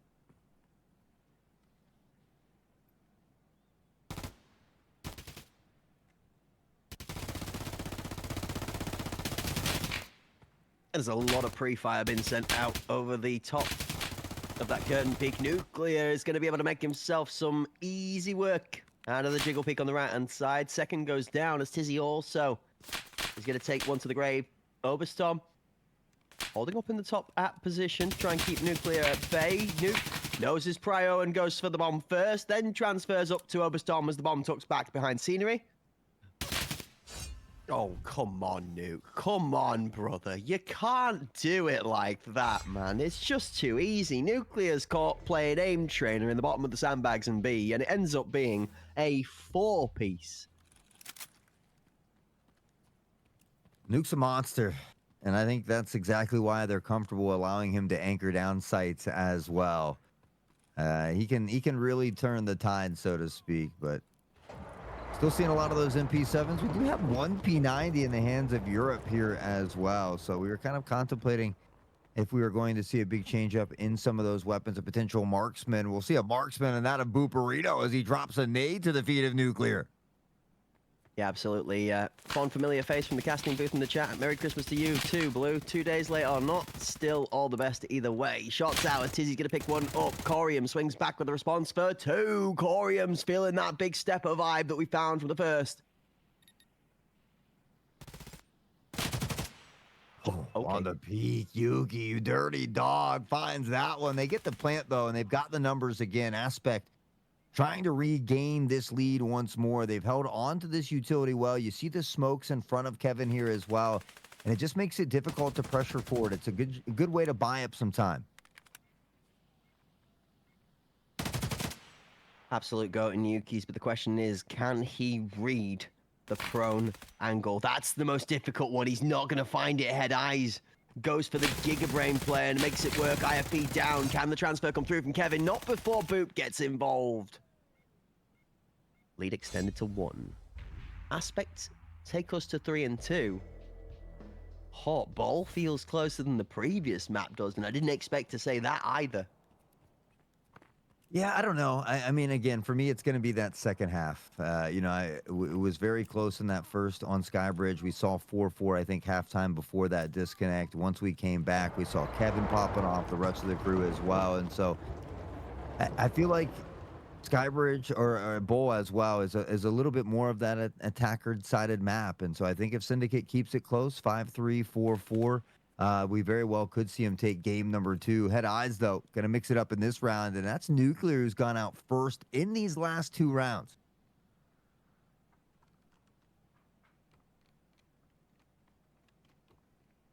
Footsteps on the wood up top.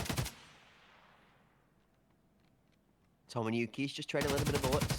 Big jump off from Tom as Yuki's trace is not going to find the target he's looking for. He almost manages to duck up and dive out of the way towards Useless to come back for a second reswing, but not this time, not today. Shots out as Corium is deleted. Europe's feeling himself a little bit spicy now as he finds one and then looking to force his way on into the firing line that is held up by Aspect on site. And again, some of this late utility really kind of has been helping Aspect here. It makes it tough for Syndicate to try and push together. Kevin on the pre-fire, not able to find anything. Tom will pick up on the Tizzy. The numbers will continue to stack in the favor of Aspect as they find Europe as well. Kevin on the site all alone and now in the dirt. Aspect up by 2 here. Boop and Corey firing on all cylinders. The dynamic duo that was selected to join this Aspect power team, fulfilling their part. This is what they were picked up for. They got the back line of Oberstorm, IFP and Head Eyes holding that triangular line to support them, but 2 top fraggers out there making the mark at the moment.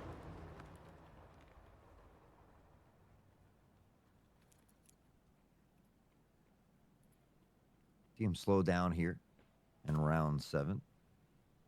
That device hanging out toward the A side. They have a couple members pressuring toward B, though. We see Nuke again trying to anchor this down. Was taken out early in these last 2 rounds, and it seems like when Nuke has gone down early, they have lost that round. So important to see Nuke at least find a pick or 2 before being taken out.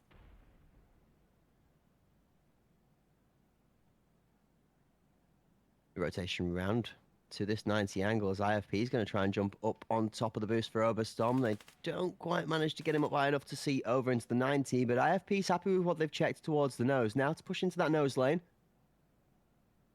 As Nuclear will have heard that info, he's going to be sat in the best place to be able to pick this off, and does do so with an immediate rotation away from that angle so he doesn't get caught or traded out himself. Yuki's for one. Oberstorm over the top. Oh, it's just pick after pick from Syndicate here. Round number 7 feeling a little bit different. They need it. Want to keep it close here before we swap sides. Boot, nade in hand. Does look like they want to pressure the site, but not waiting until that utility rains down. They step forward first. Head Eyes the first to go down. Booperino from Jin, not able to find it. Europe. Corium, good for 2. He's fighting the last man standing. One from behind, not able to rain it down here. Now pressing toward Jin. Kevin posted up here as well, and on the jiggle, he's got sight for help, and Nuclear will find it. Nuclear stays alive in this round, and Syndicate will find the win. Yeah, Nuclear starting to try and catch up to that scoreline that Tizzy's put out there at the 8 and 6 and 3 so far. Nuke at 7 and 5.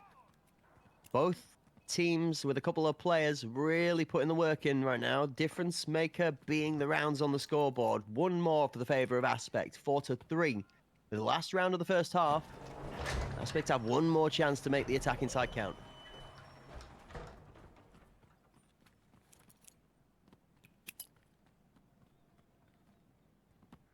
You just start to think that it kind of feels a little bit like Skybridge, where we saw Aspect have some good rounds and they looked great. And then we saw Sin kind of tie it up at halftime and run away with it. So need to see Aspect find a way to power forward here in these moments where it matters most. A little bit of patience can go a long way, regardless of the side you're on here. But one final round here in the first half. Quick flood towards the 90 angle. Sees that Syndicate have not put anybody here to cover it off close. Instead, on the deep angle, it's Nuclear. Good for 2 again. You'd think they'd realize challenging Nuke's not working out so well, but taking out Yuki certainly is. Nuke does go down. Oberstorm finds him in Europe. He's managed to rotate round in time for a pickup on the back end of the action. 3v2. Aspect with some util in tow. Boop still holding onto one of those lethals. Can he find a pickup kill? Not this time. See what Aspect wants to do here with that device. Boop has been spotted. Spray comes out. P90 shots bit behind, but that's why that 50-round mag is so nice. Tizzy will come in with some assistance here. And now Syndicate does find a way to tie it up. 4-4 at halftime, just like Skybridge. Can they find a way to close it out, though? Interesting comment and a question in the chat saying, 3 canted scopes. Did I miss the memo? I think the one thing that I've noticed the use of the canted scopes so far in this one is that people are leaning to the left-hand side a lot. Whilst you're running that canted scope, obviously, it helps to tuck your model on the shoulder swap just that little bit more than normal, because obviously the gun is tilted at a 45-degree angle. You want to go in and get a protractor and measure the exact amount of your model that's saved, then you can, but it's supposed to help. Whether it's a placebo or not, I don't know, but that's the logic I'm hearing. In honor of our boy Kirk, some stats for you on the day. We've had 6 games played. 5 of them have ended in 4-4 halves.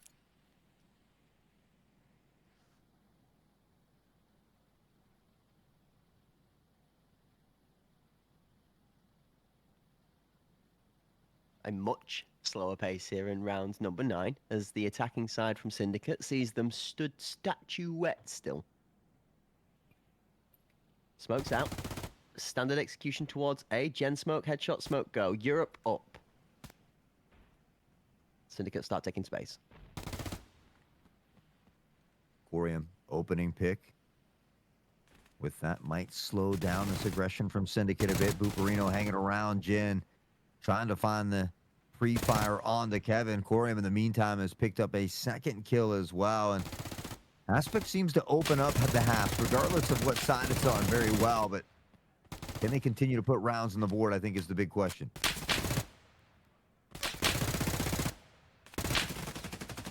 I mean, if you're going to hit shots like that, he's going to be putting rounds on the ball. Buparino finds one. Kevin gets Boop nailed. Corey then trades back. Kevin goes down. Yuki's is the last sole survivor versus 4. And this is going to have to be nasty. Nasty it certainly is not. It's going to be nice for the Aspect lineup. They're going to take it home. Captain claims 1. An Aspect move up to 5. Oberstorm struggling a little bit. Starting to find his way in this one. Corium certainly not having many issues, though, already sitting at 12 and 6. Our first player into double digits here as far as bowl goes. Enjoying at 1-point lead at the moment. Syndicate will try to reel it back here from the attacking side. Some early nades from Yuki's, and it does find a home. Head Eyes will take an early lead.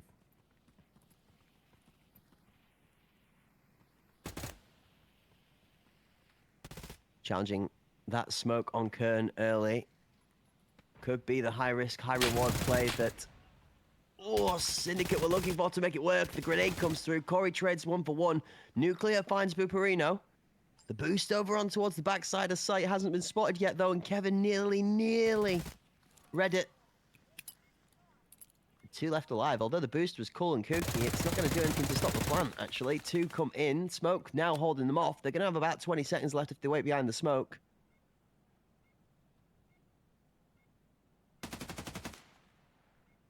Yuki's will find that one on to IFP. Tom's job will get significantly harder here as well. And again, it seems like when Nuke is still standing, they win these rounds. But Nuke at 10, Tizzy at 10, the rest of the crew not too far behind. Syndicate will find a way to tie it up one more time.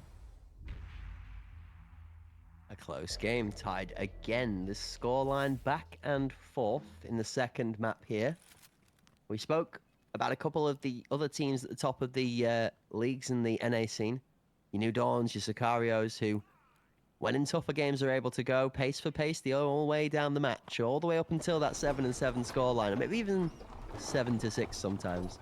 But they are able to extend it to a 2-round lead when it counts. Here in our map number 2, we're looking to either Syndicate or Aspect to show us they've got what it takes to make it count. Both teams fighting for the lead once again. This has been a close map, a close series.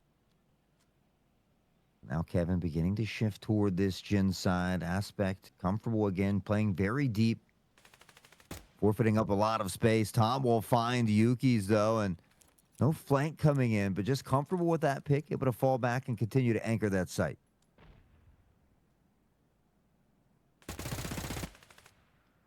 This has been a much more chess match-based game of affairs than I thought it was going to be. 2 for Ball, which is something I'm delighted to see. Often, Ball can get into a bit of a slugfest as to who can win angles or who can ego swing harder and better. This is some phenomenal util gameplay trading, some great angle peak pushes. We've seen Aspect on a couple of different occasions already as well, looking for multiple boost spots to try and just increase that level of complexity in the gameplay. Corey playing a very rough game of dancing with the dice of death. Nuclear, however, steps out a little bit over aggressive and enthusiastically into a firing squad of 3 and ends up going down 2 for Prey. 3rd following, 4th and 5th going together as Aspect. They just don't move and they hold the line firmly. That's the nice thing about being on that defensive side is, you know, it's up to the attacking squad to make something happen. And I think that's where util really comes and plays a big part, especially on maps like Skybridge and or Bowl. But Aspect will get out in front of the pack one more time. It's been that back and forth here, and it was the second half where they began to struggle on Skybridge. That hasn't been the case for them here on Bowl, and, well, maybe a chance to tie that series up 1-1. We did speak to the effect of saying we wouldn't be too surprised to see both teams trade each other's map picks early on whilst they get settled. Aspect hoping to ride a little bit of that mentality, or maybe even just a nice map pick in Bowl. Look at the 2-3-man hold that's set up for the B push. One goes down. Europe is not going to be stopped. Doesn't matter how many people you have lining him up. He'll have to kill 3 strong. Round the corner goes Kevin. Nuke and Kevin together alongside of Europe. It's just all Syndicate storming through. There's one shining light amongst the darkness that Tizzy gets taken out. It's all down to Boop.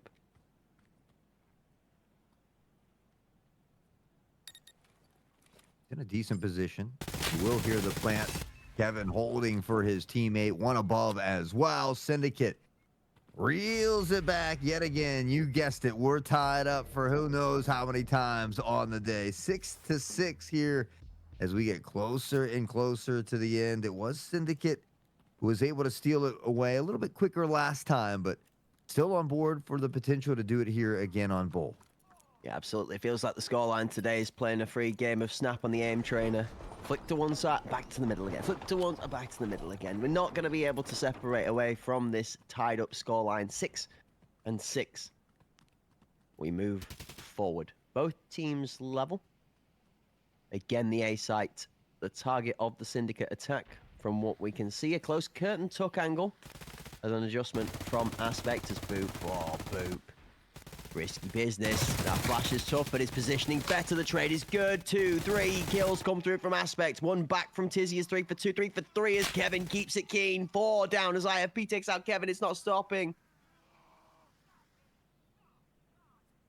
He's made it onto the site. There's still a smoke in line here, so gonna be able to get this plant down. We'll see Aspect trying to rotate around. They're gonna have to work together here, though. Tizzy trying to find IFP first to peek off of the headshot fire. IFP does it, and Aspect will regain the lead one more time. Back and forth, we continue to go again, Cracked. Absolutely, IFP with the 2-piece in the round there. He's earned the ability to defuse that bomb from his captain. You see Oberstorm just nodding towards the bomb, saying, yeah, go on, you've earned that one. You can have it. 7-6 Aspect take themselves into the lead. Can they get to match point here, though? I think that's an important thing for them. Syndicate is able to tie it up again and then potentially steal that next round away. I think it would be a tough way for Aspect to go down in map 2 before getting ready for Bay 5. There you go. You want to see something cool? This is how some of the players are lining up all the util. You see IFP look to the left as 3 members of the squad all throw various pieces of grenade work out of the spawn.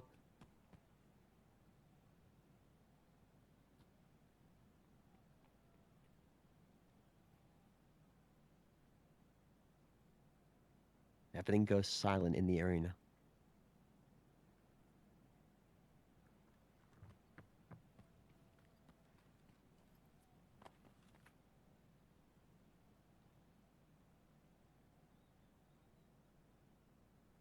Very rare we get to hear this type of silence out here in the Tarkov Arena battlefield, but it does happen from time to time. You see Europe, that silhouette in the background, just crab walking forward here slowly but surely as those nades begin to rain down. Some of the utility will follow, and that smoke going to buy up some more time here.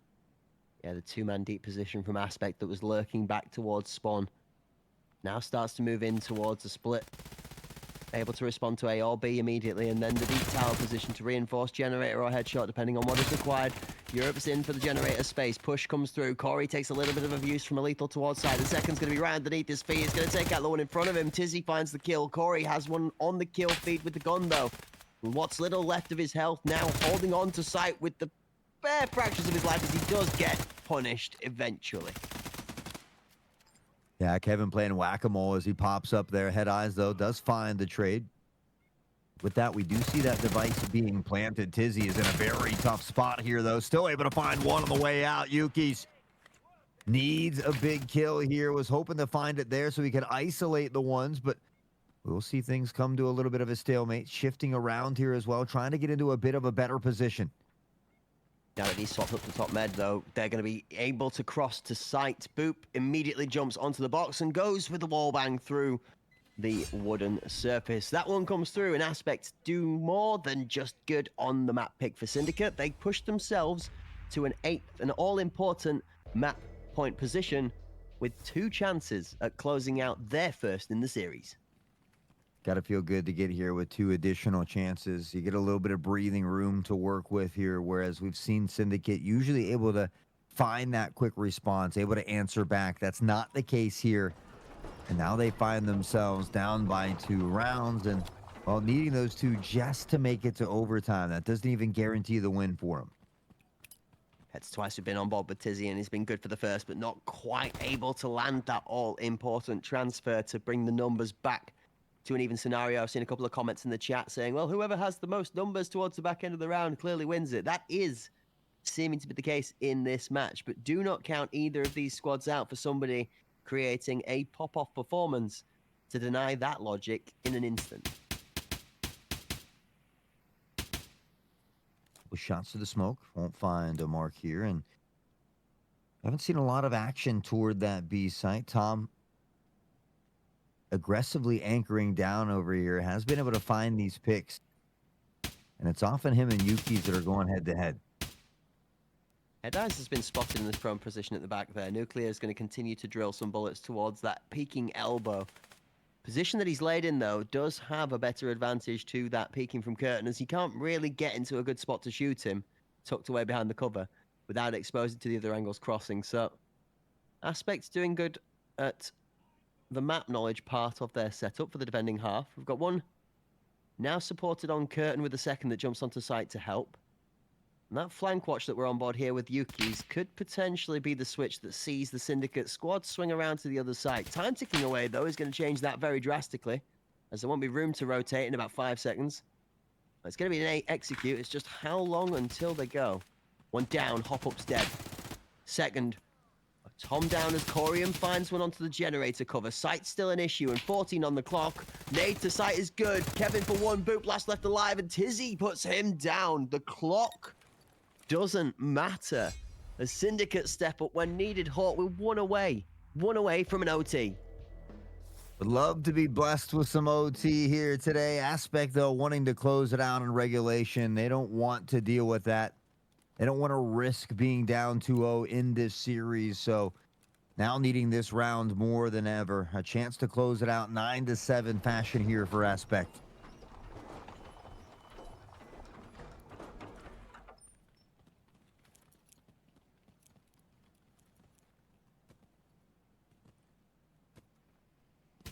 I keep waiting for the B push to come in, but it's not happening. Syndicate are sincerely committed to the A side. Overstorm feeling like he's playing a game of watching the scenery, or maybe I Spy as he's sat out there looking into the distance of absolutely nothing.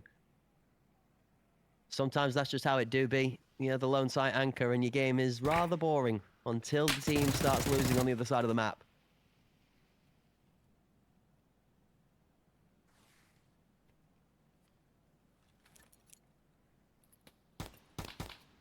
Start to see some of that utility rain down here. Nuclear just looking for a tiny pixel here in between that smoke. We see Booperino and crew, though, mostly just remaining patient.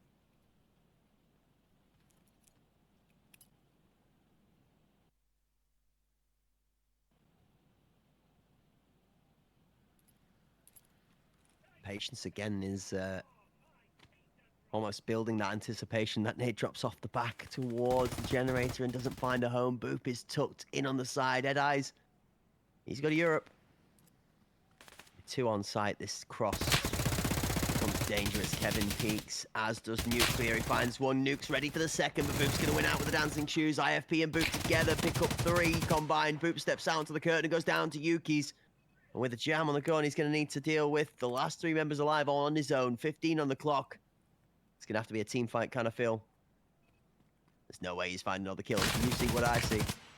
Because what I see is a dead person on site and somebody miles away on the B site. It's a good kill for 2. Yuki's is going to grab both, but he's not going to be able to get the member that is stood all the way over in Narnia. You remember Overstorm, Hawk? Yeah, he's still there, mate. He's still anchoring that B site. Well, you know, with the device being down and the numbers in their favor, there's no need for him to shift anywhere. Just sit put, get your big win on the board. So after losing their map pick on Skybridge, they'll steal their opponents away on Bowl 7-9 as we close out that one. That best of 5 essentially becomes a best of 3 at this point as the series is tied up 1-1. It's a really well played map from Aspect, actually. You give them not only credit for taking the map at the right time to that all-important match point scenario, but also being able to close it out without getting to the overtime as well. We've got now back-to-back matches that have gone the other way, like you said, to how we thought they would, given the predictions from the map selection and as to who chose where to go. Just goes to show that it doesn't always mean that a map belongs to the team that picked it. It also goes to show that both of these teams are a little nervous. I saw some gameplay from Tizzy, which is the first time I've seen in a little while, with a bit of shaky hands. Good for the first kill, but that transfer just not quite as clean and clinical as we are used to. So I'm wondering if Aspect have turned up the heat just that little bit much, that Syndicate are starting to feel the pressure of the top tiers of the competition. Long gone is the first weekends of the qualifiers, where as a new team, you're an unknown factor and you've kind of got pretty much a nice, easy stroll. Nobody's expecting anything of you. There's no understanding that you're going to win anything. So people aren't expecting you to perform well. But after they've made it so well through that first weekend to where they are now as a new team, there are expectations. And that pressure seems to be just a little bit in the background of the atmosphere as well. Yeah, I mean, there's a lot of pressure, especially, as each day goes on. You talk about just that first weekend alone at risk of, finding your way out early. And now here in the lower bracket as well, even into the second weekend, it's that do or die atmosphere where if you don't win, you are going home. And so every little bit goes a long way. It's not just the bragging rights, but you talk about that prize pool and getting maybe some of those extra funds in your pocket as well. So these two teams laying it all on the line here. It's our first best of five, and that's all we're going to see here as we go throughout the conclusion of both today and tomorrow. So excited to see how this one unfolds, but a little surprised that we saw both teams kind of lose their map pick. Just having a quick nosy over at my Twitch page right now, making sure that everybody in the chat is happy and having a good old times, making sure there's not any questions we need to be answering or responding to, and making sure that my drops are coming through thick and fast. That's right, folks. Drops are still on. They have been since the 22nd, and I'm going to continue to be all the way through till the 4th of January. So make sure you get your account linked up and you're claiming those drops as soon as you possibly can. Do not fear. Little side note out there, folks, for you guys at home, that we're stressing a little bit about the drops taking a little while to fall into the inventory. It is a busy period of time of the year right now, what with Christmas events going on, new maps, all of this wonderful entertainment, all of the tournaments. So it's taking a moment for things to process. All right, guys, don't stress. So long as you have claimed your drops in your Twitch inventory, it will make its way to your account, both PvP and PvE. It was the most asked question I had throughout both of the broadcasts the last couple of days. So, folks, reiteration, do not stress. If you have claimed those drops in your inventory in Twitch, you will get them delivered to your game, so long as, and caveat, you've got your game account linked correctly. Yeah, I know my drops have been phenomenal, and really thankful for the thick cases so I can know what to do with all of them. Honestly, I've even sold a lot of stuff, and I was kind of a poor boy there for a little bit, but a lot of money for me is 8 to 10 mil. So I'm sitting at I'm finally getting up there, which is nice to see. My word. Yeah, I consider myself a brokey all the time, living at 500,000 rubles. At any one living point is the fluid life of a broke person, but that's all right. We keep all our stuff stashed in killer armors and helmets and stuff like that in the case instead. But as base game continues on, so does our arena tournament. We now have a delightful map 3 to show the folks at home, and it finds me ever encouraged, Hort, that we get just one step closer to that all-important 5th deciding map. Could we potentially see an Iceberg to close it out? Is it gonna be a delightful day? Well, everybody in the production team's already swearing at me for hinting at it, so bring on the cinema, bring on the entertainment. Who let the dogs out? Well, I'll hold my hand up for this one. Release the hounds. Release the hounds. We know how much you love Iceberg, so I'll be pulling for you as well. My belly's rumbling, but honestly, I love to see the competitive series, so I would not be disappointed if it does go all the way to 5. Aspect, a team that shows that they're capable of bouncing back time and time again. And now we're going to take a look at these highlights and exactly how they were able to steal away Bull. Some good shots out of both teams. We saw the pace actually slow down the further we got down the game. Early on, both teams kind of keen to have a little bit of a go back and forth of playing a game of whack-a-mole, like you said, try and find those cool angles and get some good shots. We've got grenades coming left and right on Bowl here, which is something we are very familiar with, this map being volatile too. Util finds itself very well at home here, given the open ceiling.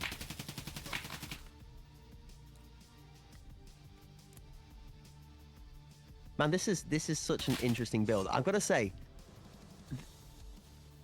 a Mark 16 assault with 995, I missed it doesn't save you from grenades. That thing doesn't seem to move either. He's making it look really good. Yeah, I think that can be the problem sometimes, though, is players like Nuke will use a weapon like this and make it deceiving to the fact that you get out there, you build one yourself, and then you realize, why isn't it doing the same thing? At Mark 16, it normally falls prey to fire rate. That's normally something that lets it down, as it has a much slower fire rate than the other weapons in the scene. That's a nice little adjustment out of Kevin there. Bonk. Europe down. Too many angles to have to fight at once. Aspect doing a really good job. You see a lot of these clips here where Aspect have numbers in tow. The same place of the map, really trying to cover and help play together as a unit rather than having to force fights where one person has to make a standout play.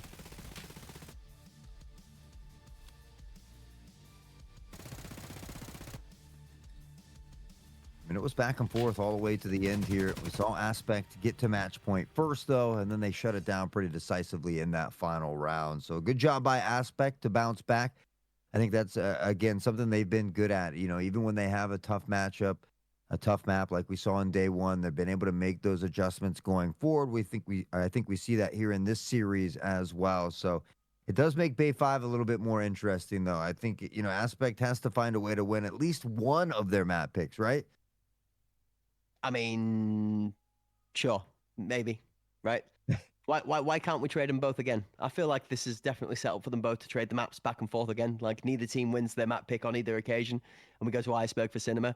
I know I'm definitely going to be putting an order in for pizza if that's the case, because like you said, the stomach is growling and dinner is due. Overdue, long overdue. In fact, I'm going to be keen to have a pizza to sit down and watch with. So if you folks at home have not had a chance to yet, maybe it's time to get the oven prepped, because I feel that we might be locked in for a long one, which I am totally down for. Never could we have finals weekend without at least one overtime on the opening day. Come on, Hort, that's not right. I mean, ACS blessed us with a record longest overtime we've ever seen of how many was it? 40 rounds we went through in that one? Sheesh.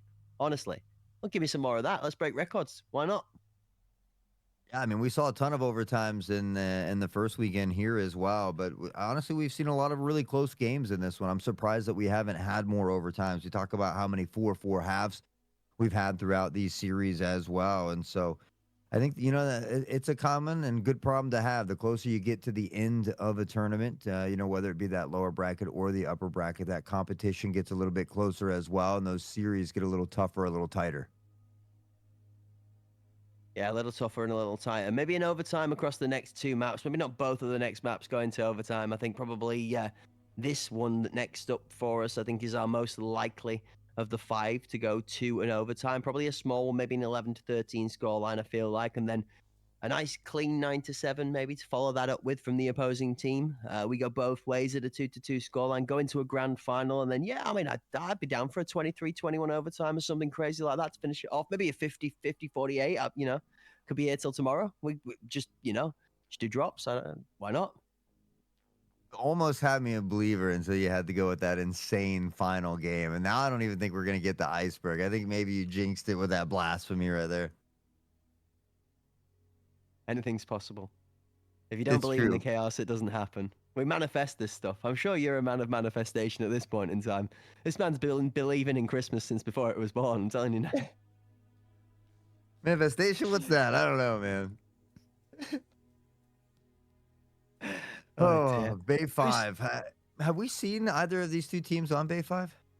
As I was going to ask you, who do you actually pitch up for this? Like before you look into the history and the results, whose play style fits this map the most for you? Now seeing how Syndicate really does come to the table and how they approach things, which is better, do you think? Which glass of milk looks more like the Cadbury's advert?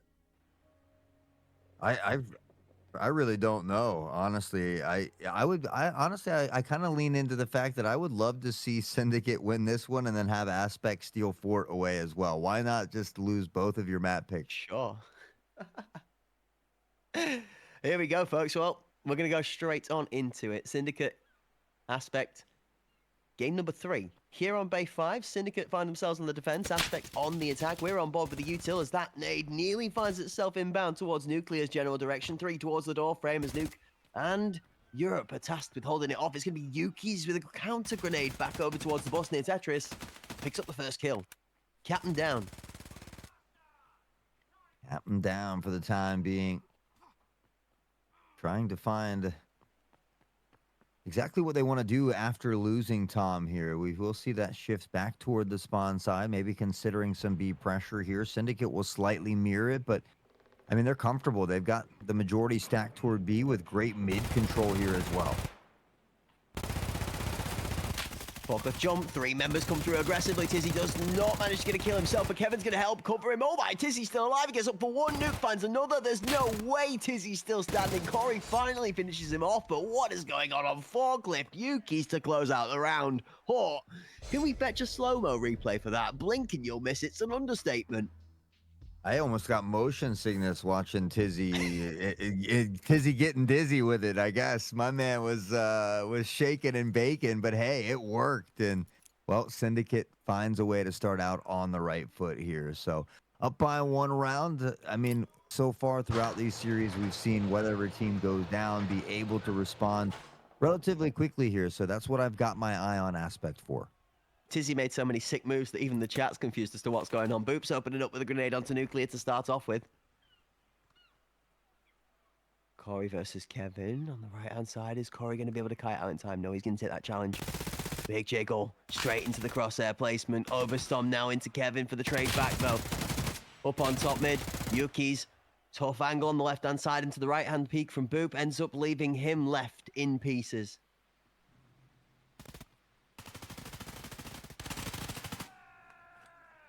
Timing not working out for Tizzy this time, and no amount of dance moves can save him from the onslaught here onto the B site. Europe will shift forward and then shift into the grave here. Syndicate, they got round 1, but as I said, Aspect always does a great job of finding those quick responses, and we see that here in round 2. Comment in the chat coming in from the guys watching saying, get Oberst on. That's pretty good. I'll rate that one. Somebody sign this man up and get him in the commentary booth. I didn't even see who that was. That was a Belton comment.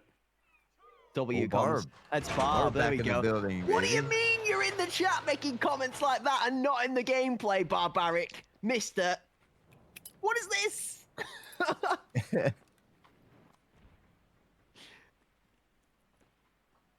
Hashtag bring Barb out of retirement. I'm kidding, folks. I'm kidding. He's on vacation. Bring him out of vacation, they said. Yeah, for sure.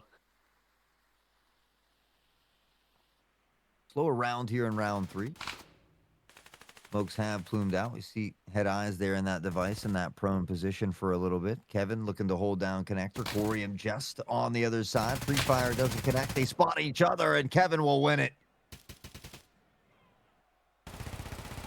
It is a much slower round, but now that the action has started, I fear it may not stop so soon. Tizzy takes 1, Boop for a return for 2. He's going to nail Nuke and Yuki's together. Boop playing a little...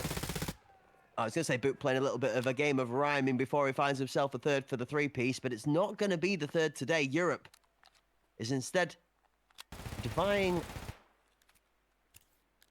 the odds. He's also being left behind in the dust as the bomb and IFP are trucking their way on into the B site.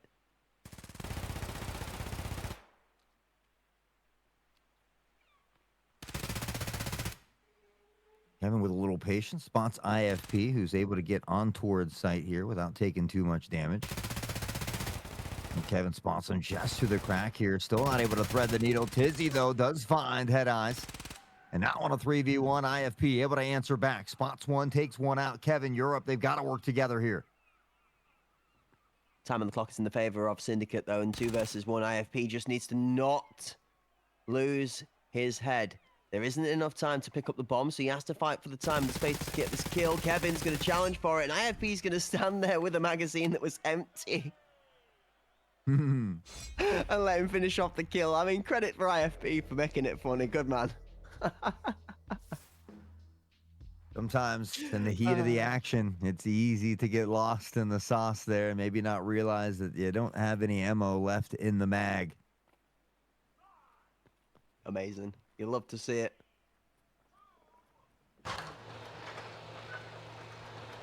It's another close one. Where's the bomb going? Where is this bomb going? A site, 5 strong, 2 Tetris, 1 slant to mid, 1 semi, and 1 in the long angle looking towards platform. 3 start to move as a great grenade again from Yuki's finds that kill on the Tetris we saw in round number 1.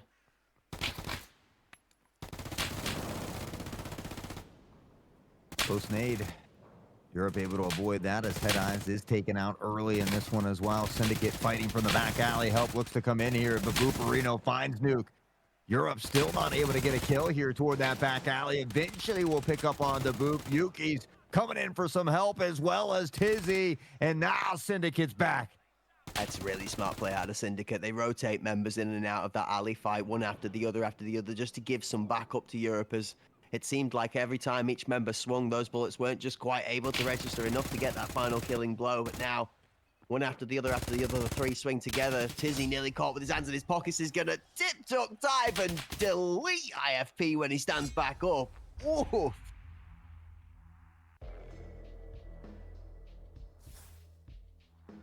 3 strong rounds here for Syndicate.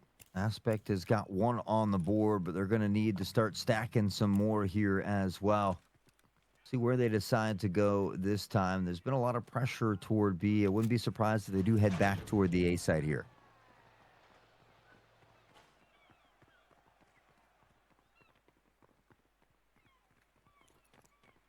A little bit more adjustment towards the middle lane, though. Sees Overstorm actually playing the right-hand side of mid. He's going to jump across and see that there's actually nobody present in the middle lane at all. A great grenade again from Yuki's into this position on Tetris. He's going to pick up another kill.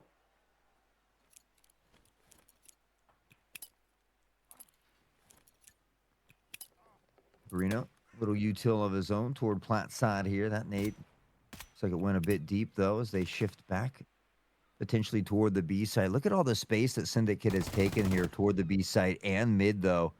They've got some early pressure. IFP looking for any potential pick here to kind of reset these numbers. This movement from Booperino might just find a gap in the defending line to get behind people. See, Nuclear's positioning from that silhouette is also watching off just in case it's happened. Europe swings wide to take out Boop and do enough damage to make him run away. Kevin for one as IFP takes him out. Bomb down, collected by Oberstrom. Mid challenge into 3 as Nuclear somehow gets away with his life as well, with half of his health being ripped away from him. It's a big pickup here by Yuki's as well. I think they were slightly distracted from Nuki, who has found Booperino in the mix. Now Tom finds himself all alone in a 4v1, and just a tough position for Tom. You look at the bleeds, the fracture as well. There's a lot to deal with, and Tizzy will make sure he suffers no longer. Syndicate up 4-1. A very clean start here on Bay 5.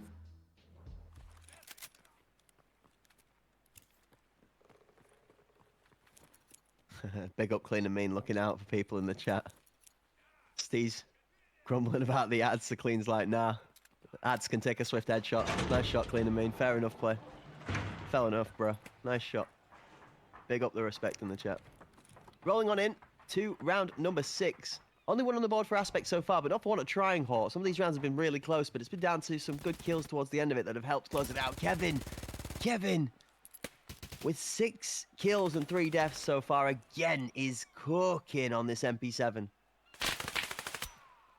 Go ahead, eyes through the window, though, and that's a good pickup onto Nuclear. They've got the player advantage to work with, and they desperately need to start putting rounds on the board. This could be a big one for them as Europe finds himself alone, still able to find a pick, looks to isolate maybe some of these fights here. Can't he get it? No, Booperino shuts him down. It's a good response from Aspect, actually. That first early pick from Kevin looked like the round might have been going Syndicate's way, but they do not stop their movement, nor do they stop the force. 3 kills come back the other way. But what looked like a good start turns into a very despairing end. Still 2 up. Still a gap to close.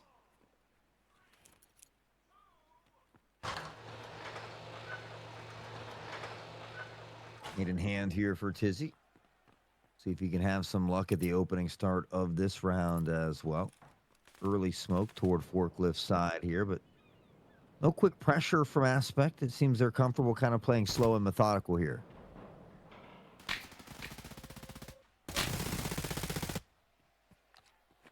Good pick up on com boxes as Kevin is going to find Corium. There is a lurk up towards this top mid position, just outside of green. Yuki's is about to swing into Tizzy's film out, found some space behind the bomb and gets the kill. IFP does trade back, but bomb down and information gathered towards the B site. Those steps on the metal from Green as Oberstorm plays a better fight into that than Kevin does.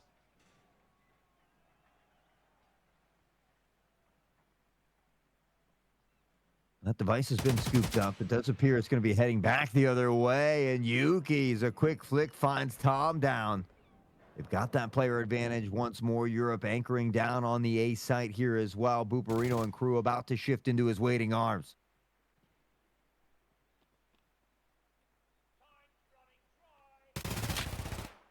I mean, apparently those arms were not strong enough to hold the power that was Boop as he swung straight on in and slammed Europe back into the grave. 2 on site. Interesting setup. The grenade gets pulled, at which point Nuclear hears that audio and steps out, so he's ready for the peak. IFP jiggles it to try and get the pre-fire out, which he does. Nuclear red. Yuki's through the smoke, slams IFP. Picks up Buparino as well. Syndicate will guarantee themselves a minimum of a winning half, something that haven't seen much of here throughout the entirety of the day. And already up to 5. Can they make it that dangerous 6-2? I'm loving this gun pick from Nuclear. I'm going to be honest with you. I picked one of these up in base game from a rogue on top of Lighthouse roof about a week ago. This thing slaps. It really does go hard. Its fire rate definitely not quite up there with some of the competitors in Arena, but if you can land your shots, it kills people. For sure. In game, we're going to rock on into round number 8. The last one of the half, as Hort so rightly said, now secured for Syndicate. A guaranteed lead, 5-2. Potential 6-2 on the cards, but 5-3 in the hope of Aspect's eyes. Tom. Oh, Tom. Sneaky. Oop and Yoop, good for one. Nuke, good for another. As Head Eyes does trade back. 3v3. Minute 25 on the clock. Not a lot of time has expired from this round. The shots continue to be exchanged toward Platt's side. They've shifted on the site with the device. And we will see it being planted here. Tizzy's actually playing a bit of discipline, allowing them to get that bomb down so he can swing for the members behind the site that they're covering off from him. Tizzy and Yuki's together combined for 3. 2 for Tizzy and 1 for Yuki's. 2 apiece each for the round. And Syndicate close out their defending half on Bay 5 with a 6-2 scoreline. Something we haven't seen yet today. We've had all those 4-4s. I believe we had maybe 1-5-3, but 6-2. The biggest lead we've seen yet at halftime, and it couldn't come at a better time for Syndicate. So, you know, we might just see him steal away Bay 5 as well and really put that pressure on Aspect to make something happen. So as we swap sides for the half, it looks like we are going to need a second to make sure that everybody is fully locked into the lobby. So we're going to take a couple of seconds for each of the teams to grab a wedge of orange, just revitalize those vitamins a little bit, grab a bottle of water, the good old H2O, that bottle of water that everybody will be mocking for, I'm sure, for years to come. Just rehydrate a little bit, get some of the juices flowing, just try and get a little bit of that creativity back where maybe it might feel stale or a little bit disheartened due to some lacking gunfights that have not gone your way. Well, a little bit of a breather to turn it around now. Couldn't be at a better time for both teams, honestly. A half-time point for them to have a talk about it as they go into the next half. A fresh start, almost, Hort. 6-2 scoreline, maybe, but for Aspect, it's a chance to just take a load off. Breathe. Reassert the efforts to where they need to be. Maybe discuss what it is that's pulling them apart right now and just try and get this game back under their control. Yeah, I don't think this break necessarily hinders either one of these teams, but it certainly could help Aspect in the fact that they do get a little bit of breathing room here in a time where Syndicate just seems to be kind of running it right down the throat here. So a good commanding lead at halftime for Syndicate, a chance to go up in this series 2-1 where they only need one more as well. So looking strong at the moment for Syndicate. Aspect is going to need a very strong second half on Bay 5 if they want to see this going their way. Yeah, absolutely. And I'm going to be honest with you, I'm not sure I've got enough cash in my pocket for this much pizza if we're going to be taking a little while to get through the gameplay, jokes aside.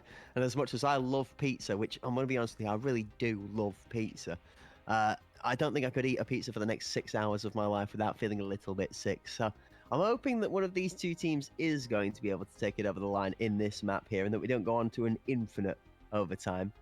Only so we can get to Iceberg, of course. But 3 maps still left to finish out. He's always on this one. Go on, Hart. What have you got for me? Yeah, this man was calling for a 51-49 or something, and now he's ready. No, I'm not having it. You know what I mean? This guy wants his cake and to eat it too. Off with his head, chat. Let him roll. Let him have it. Riot in time. It's always riot in time. We love a good little riot whilst we're waiting for the stream to continue. Folks in the chat again, and big shout out to you guys for taking time out of your day to come and join us and enjoy the entertainment. Don't forget, of course, you come alongside of the raid from BSG and the drops train, that wonderful Santa's sled that gives you all those great gifts through Christmas. You're going to be able to claim those drops whilst you sat here watching live. That's right. Drops. And of course, some insane giveaways. We had a couple of lucky winners today walking away with a Bear Morozko outfit. All right.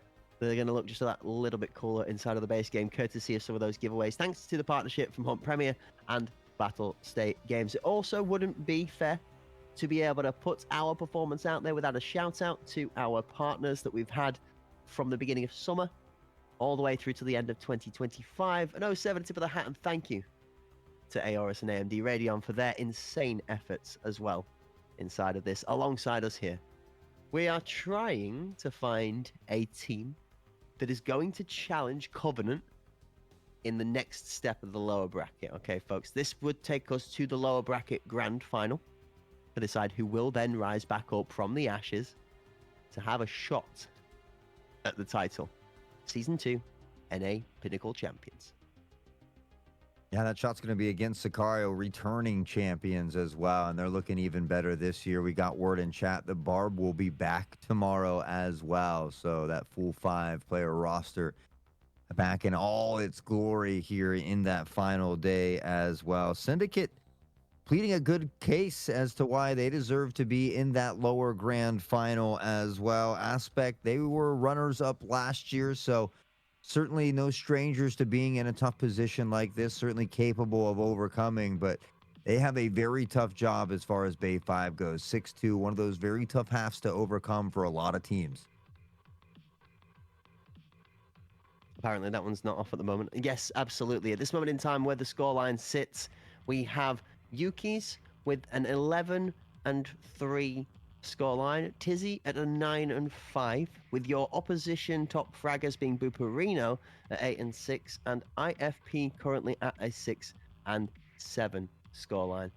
Both teams have a couple of members that are up there that are absolutely cooking, but you've definitely got to look to this map in particular as one that's seeing Yuki's finding a little bit more room to breathe. We did see him start to come alive towards the back end of Bowl with a couple of flashy plays, but time being the adversary which he wasn't quite able to overcome in a couple of clutches. This time around, Yuki's at 11-3 has not only been fragging out, but he has been making it count for the rounds on the scoreboard. This 6-2 scoreline, the most commanding we've seen at the halftime point all day so far. Yeah, I think, you know, if you're Syndicate, you got to be feeling good about it. I mean, hopefully, you know, the long break doesn't affect you too much, but you don't see why it would. They've looked comfortable so far for the majority of the day. Aspect looked great in their series earlier.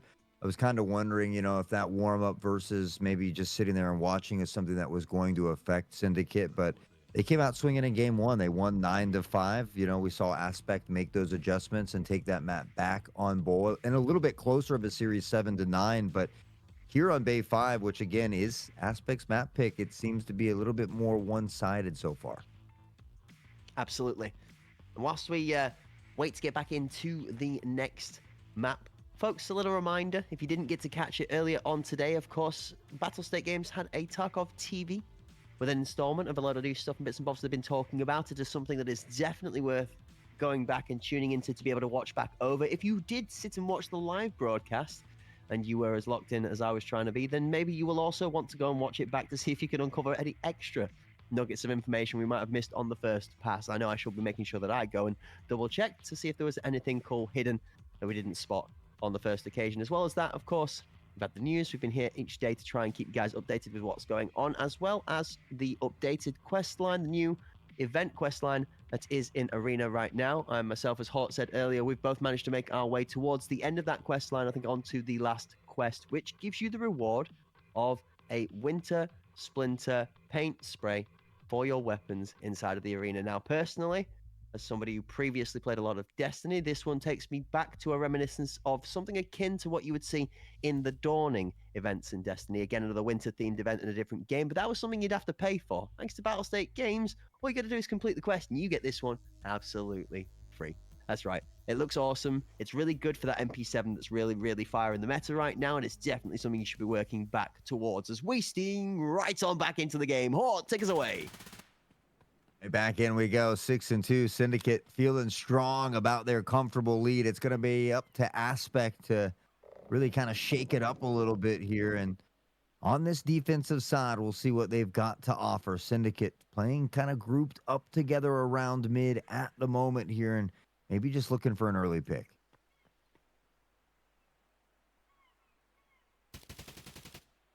Interesting that we see this approach towards the Tetris area where Syndicate had done such a good job of throwing that grenade from the counter door frame up and over to pick up a kill. It's Nuclear that's going to use his weapon to find a kill onto Overstorm instead. And now that util starts coming towards the back of B, you see the smoke through the roof, one towards the office door. No way. No way. Oh, he only gets one, though. It was great trigger discipline. Finds one. Tizzy and Nuclear, though. Combining here for two. Corium on the rotation over, but the damage has been done, and Corium needs one hell of a play. I mean, maybe he's due one back from what Boop should have had. He given it all the space in the world, but Boop only manages to pick up one. Europe somehow smells the sense of some sick, sixth sense as he just swings 180 and finds the kill from the unknown spot. Maybe he's been watching a lot of Walker's gameplay. We'll find out soon. But for now, Corey, like you said, he's stuck in the 2v1. 25 on the clock, left on the right side. Dangerous as Tizzy on the backside is going to be able to dance his way all over any thoughts of Corey stealing that round back. Syndicate move to a 3-2 scoreline. 7-2. Looking great here on that one. And I mean, we talk about how tough that 6-2 half can be to overcome, and you really look for those first couple rounds. You feel like you need both of them. The fact that Syndicate gets the first one really starts to make me worry for Aspect a little bit. Syndicate just one away from match point. 6 chances at that point to close it out, I think would be a very great thing for them. Yeah, 7-2, not 3-2. I don't know where I got the 3 from there. I find myself absolutely confused. Poor comms from Cracked, but thankfully that's not affecting the gameplay inside of these two competitive scenes. We get to 1 minute and 40 seconds left on round number 10 as Nade goes out towards Tetris this time. That does get duplicated. It doesn't have the same damage. Notice the shape of the setup, Hot, from Syndicate.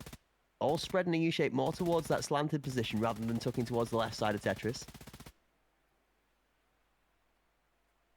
Ooh, is this an A fake mid?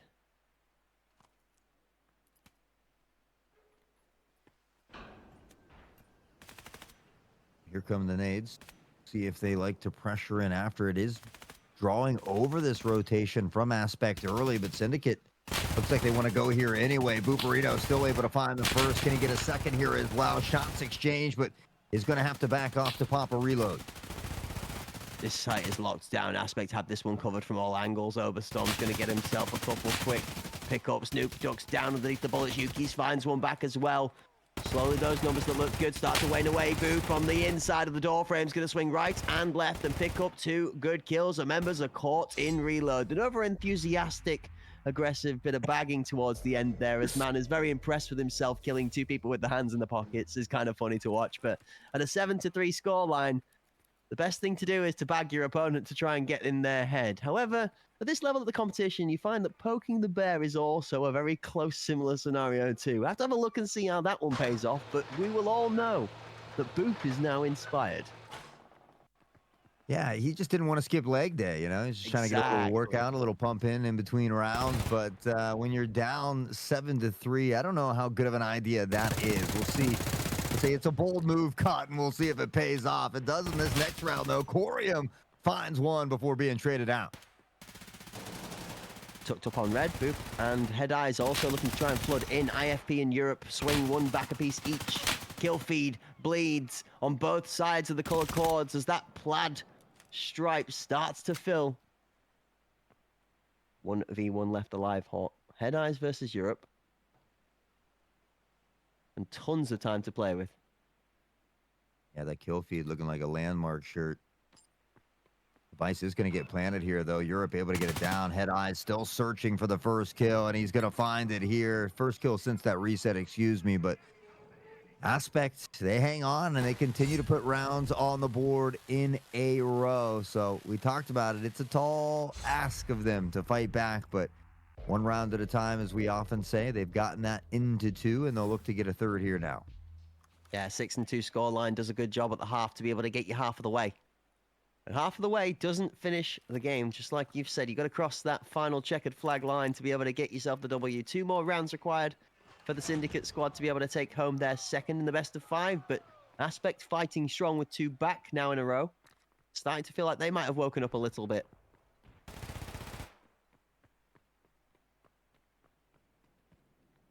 They could certainly only hope.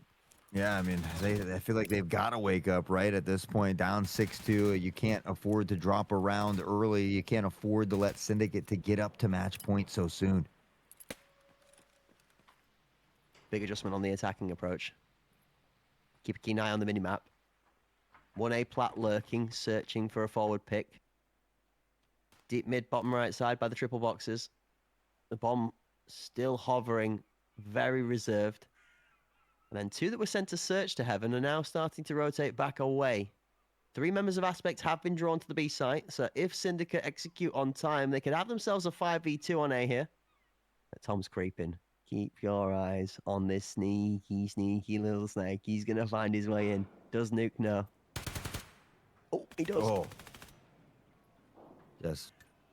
All he could see really was that big black helmet. Easy dome shot there as well with that M995. It's usually light work as long as you're hitting the shots. Booperino, good for 1 before being traded out. IFP will pick up where he left off and looks to go toward here. But a forward, rather. Yuki's finding Head Eyes, though, and, well, Syndicate enjoying that player advantage once more. Yeah, slight bit of comedy on the front sights. He's extremely different pace to what we just saw from Tizzy, annihilating one of the last 2 members of Aspect alive as IFP took with tight angles is going to fight into Tizzy too. It did seem very much like Oberstorm shared the same brain cell as his adversary as him and Nuke crept towards the site in a similar fashion, but 8-4, Syndicate secure that all-important match point position. 4 rounds of cushion, Hawk, 4 chances to get it over the line. Yeah, that's quite a bit in this situation. And given the fact that how well they're playing on this attacking side on Bay 5, so 1 more round to go for them. We'll see if they can find it here in this one. Aspect 2-1-2, comfortable kind of playing that default split positioning here. Yuki's nade toward back alley, but looks to pressure from plat side. This is almost dangerous from Syndicate. They want to slam this round shot here, but there's a prone position in Rat that I'm not sure they're going to be aware of. If they don't spot him, Head Eyes is down on the ground. Europe finds Boop. Forward push, 1 for 1 as Plaid stripes in the kill feed again. Phil with a fall favorable for the Syndicate at the end of it. 1 member up. And a pincer from Tom. Yuki's and Tom are going to duel on site. That one goes down in the favor of Syndicate too. 1 member left. And it's Corey. It's good for 1. In for the swing. Corey's good for 2. Is he going to be there for the 3rd? He's going to make a full meal of it, Hawk. And he does. Corium, the triple and the clutch as well. Syndicate, they should have been able to close it out. And the longer they let Aspect hang around, the more dangerous this game is going to get. You took the words right out of my mouth, and I promise, chat, it has nothing to do with when he was kissing me. He just read that one like a book. That is so true. You want to talk about dangerous territory. You want to be 4 rounds favored for finding that crucial match point and not being able to close it out against a team momentum built like Aspect. You want to go into a game 4, even with a victory that you didn't close out clean in 4 in a risky overtime against a team like Aspect. Oh boy, I don't envy that situation.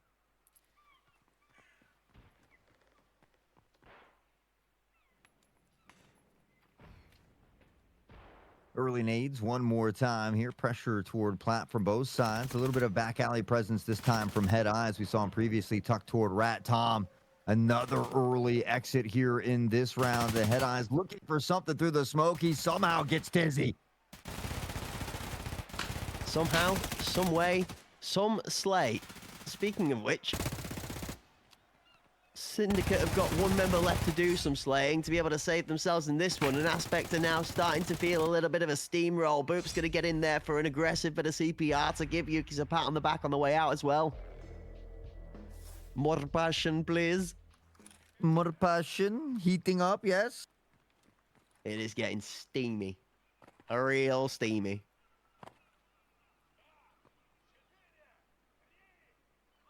From 6-2 to 8-6, Syndicate. They've only needed one for quite some time, but that gap has dwindled down here in Aspect. Starting to build some momentum in their favor. It's been all A aggression here as of late for Syndicate. Nuke finding Boop early, though. Yeah, this is where they got to be careful. Aspect, very heavily momentum-based team. Don't want to get too overconfident at some aggressive plays playing into them. Loose peeking and losing lives like that. One goes down, you see Aspect kind of flinch. Just recoil a little bit, and that pace grinds to an immediate halt as they remind themselves that even a small mistake like that might just be the end of this game. Syndicates, Europe and Kevin. They're going to give double audio cue in heaven as Corey lies in wait. They run back again. Corey's feeling like he's stood on the sidelines to a circus right now, wondering what the heck is going on.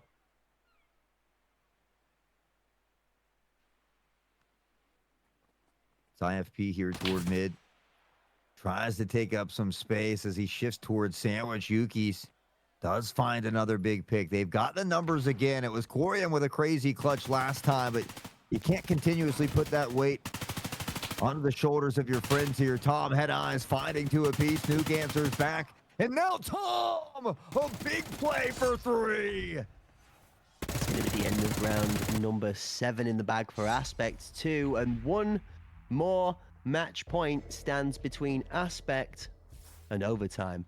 Syndicate have got to shake everything off from this game and realize that this is now a one-round bargain. Overtime spells disaster. It is time to lock in and ride like you've never ridden before. It's time to drive that bomb to a site and get the plant down in rapid, quick fashion. All of this slow pace and anchoring of poor angles is giving Aspect room to eat up the map.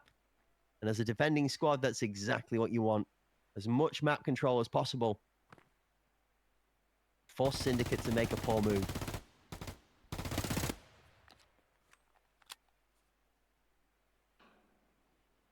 And after that 6-2 half, I'm just kind of thinking, how in the heck did we get here?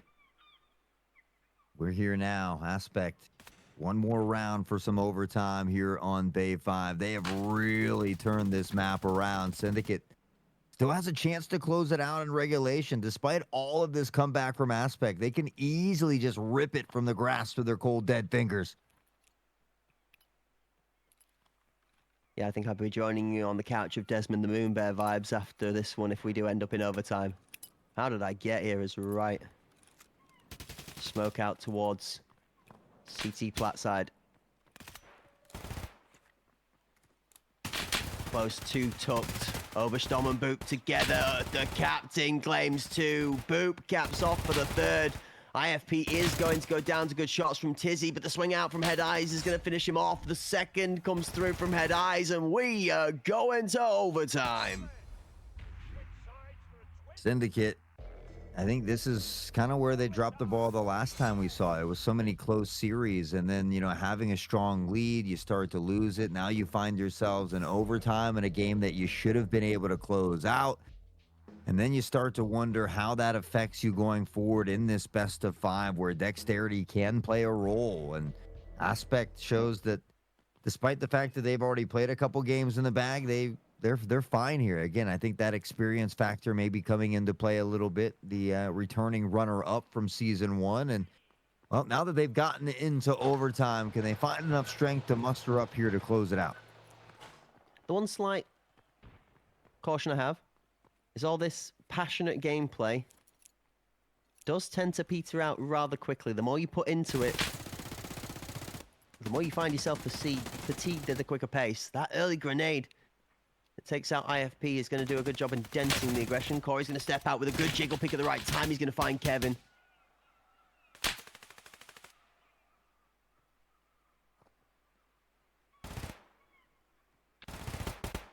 Nuclear just trying to find something through the smoke here as well. We see Aspect beginning to shift onto the site. Tizzy has found one. He gets a second as well. Onto the site for a third. Tizzy is dropping bodies. Oh boy. B is closed for business. Big Tizzy. He's putting everyone in the spinner. That's the round that Syndicate needed if they wanted to wrench some of that momentum back. The first in overtime goes to them on the defending side.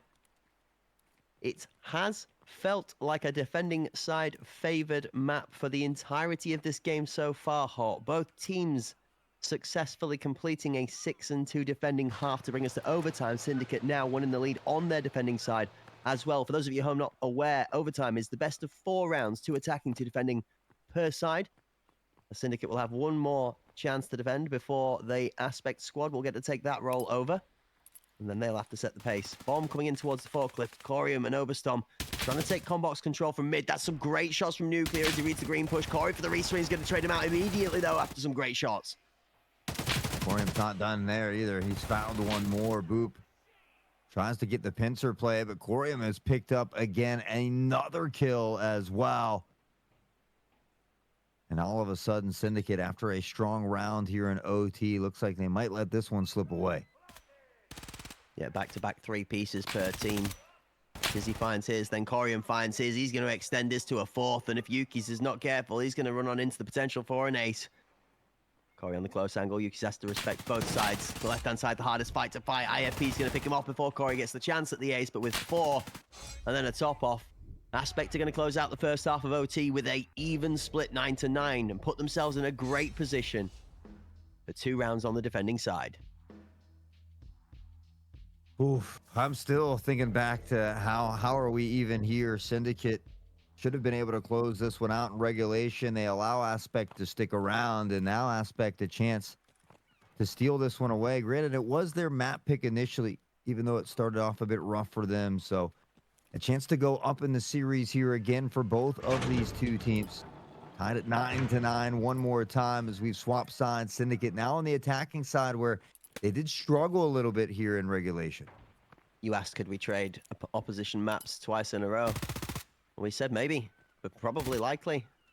Aspect to not wanting to go into the night with that storyline. They want to change it themselves. Mid cover across the top from Oberstorm is going to be great for 2. Boot for the nade for 3. And suddenly it's all falling apart. The Syndicate are starting to get slammed.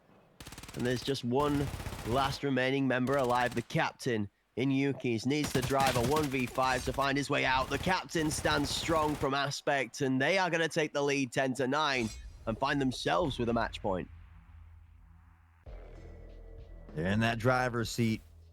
One more time. This time the pressure on the shoulders of Syndicate to make it happen from the attacking side as well. And they struggled a lot on that A side. I think they opted to switch it up here, and well, Aspect kind of read that play very well. They were prepared. So Syndicate back to the drawing board one more time.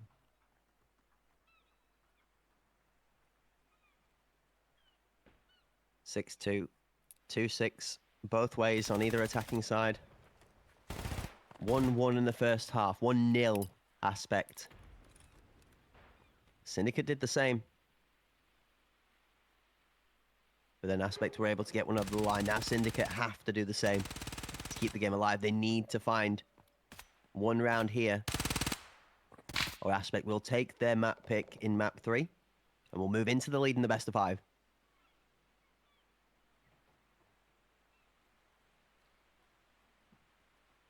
Oh, much slower round here, as everything is on the line at the moment.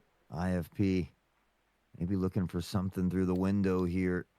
See that subtle shift again, showing face toward the B site, but we will see that 2-man rotation heading back toward A, where that device is currently posted up.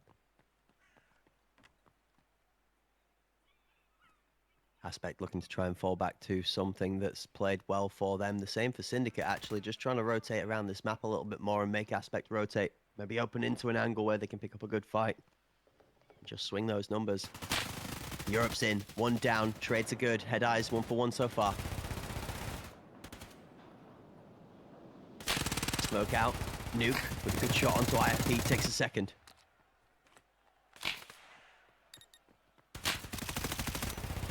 The plant head eyes almost finds him through the smoke. Booperino steps in to help though. Kevin now Boop, now Nuke, back and forth, 1v1. It comes down to Nuke and Corium, and Nuke has done it.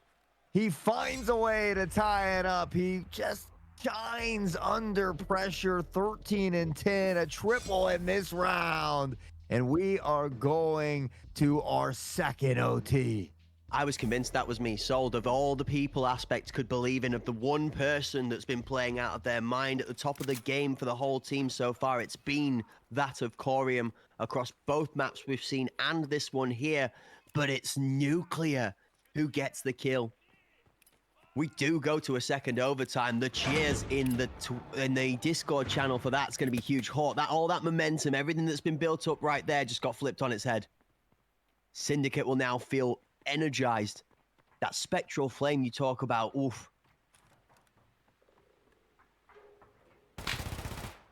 Oh my, that is not a sight you want to see. Teammate dropped right in front of you. Tom able to find a pick back onto Kevin here to keep it a 4v4. Corium and crew shifting through mid back toward the A site. Sin slow to mirror this rotation though. These two players can get into back alley and become a big problem before they're going to be able to do anything about it. That pre-fire through the white box that is Pennable is going to leave Corium available to pick up one onto Nuclear. Europe finds Boop. Where is Tom? Oh, he's up on the box.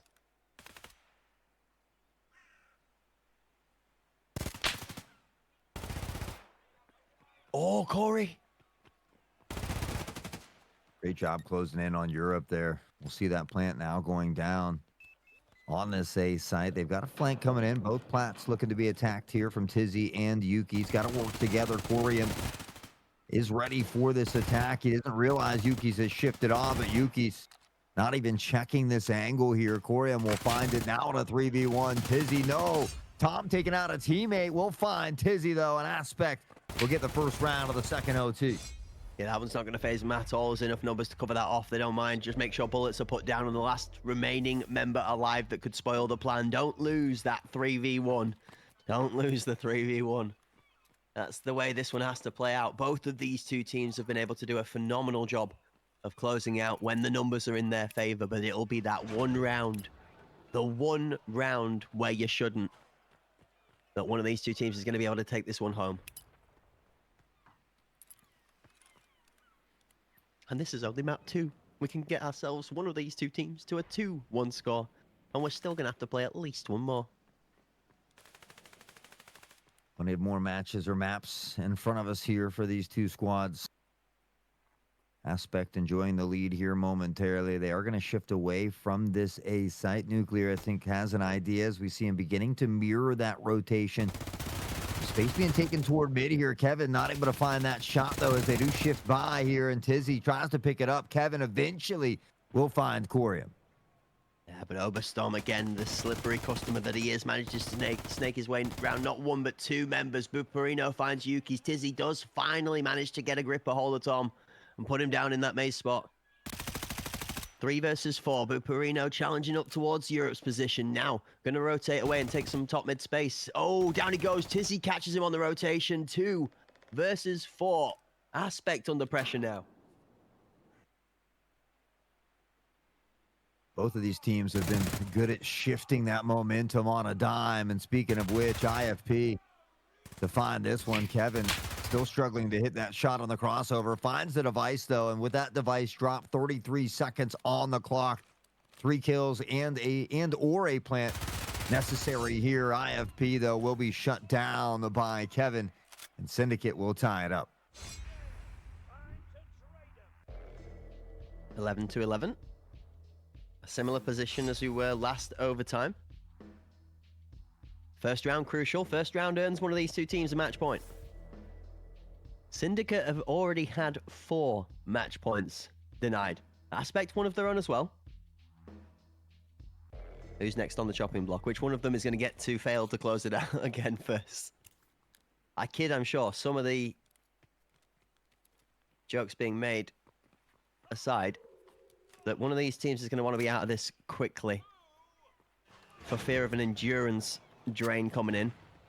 Both of these teams will have to play one more map to decide this match at least. And then they've got to consider the daunting task tomorrow for whichever one of them is victorious.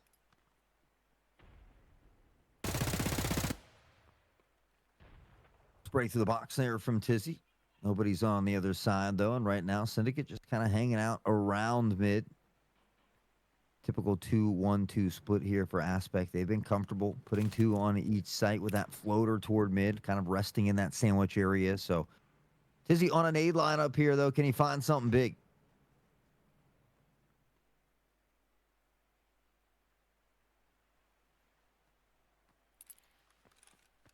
Watching that smoke lineup come through. You see the corner of the palm between the thumb and the forefinger placed exactly where the lamppost is, kind of where the head of the lamppost is. That little lineup. Oberstomp also looking to try and match up one of those lineups of his own.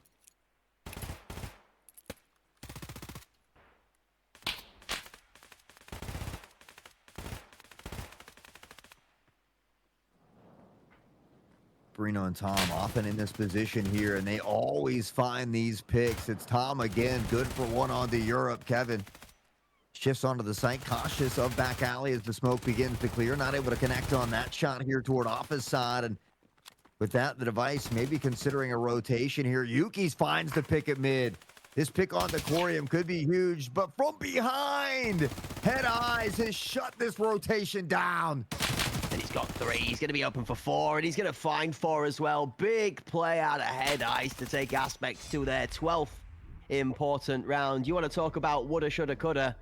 That was one of those ones that probably shouldn't have. Big round from Head Eyes.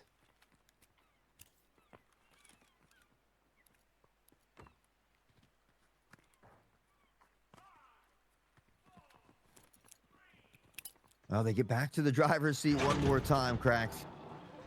Up to 12 here. Chance to close it out with a round win. Syndicate, it'll be searching for that potential 3rd overtime. Quick pressure toward forklift side this time. Yeah, they're going in fast, thick and fast, and that's going to find themselves lining up for that Corium. The shots do end up coming through from Europe to take out IFP, but Corey is still there alive. Yuki's closes Corey out and does shut him down. But the numbers have kind of been done for. Yuki's almost manages to bury Boo the second he peaks, but doesn't do any damage this time over. Oberstomp. We see him about to step on into the line of sight. He's crouched down towards that composition, just doing a bit of pocket picking before he gets into the action. He has found one more. Aquarium opened up with 2 quick picks. It looked like this round was said and done for Aspect, but all of a sudden Syndicate has turned it around. It's a 2v1. Head Eyes had some insane plays in the previous round. Yuki's will make sure it doesn't happen. And, well, you guessed it. We're going to another OT. It's OT3, baby. Let's go. We stack them up again. Deal the cards out. 4 to each squad. Who's got the better hand and who's going to play it better? One of the 2 teams is going to have to convert on this first half with a 2-0 victory, how it looks like. They're happy to split rounds on both sides either way. Somebody's got to find 2 in a row.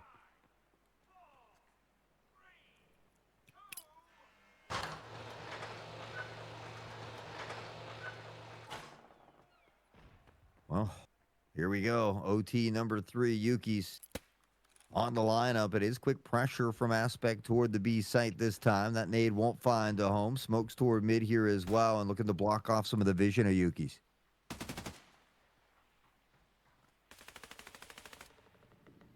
Yeah, lots of gunfire over towards the comm boxes, but as we can see on the minimap, there's nobody from Syndicate actually holding pressure there, so Aspect, both Tom and Corey, burying bullets into the walls.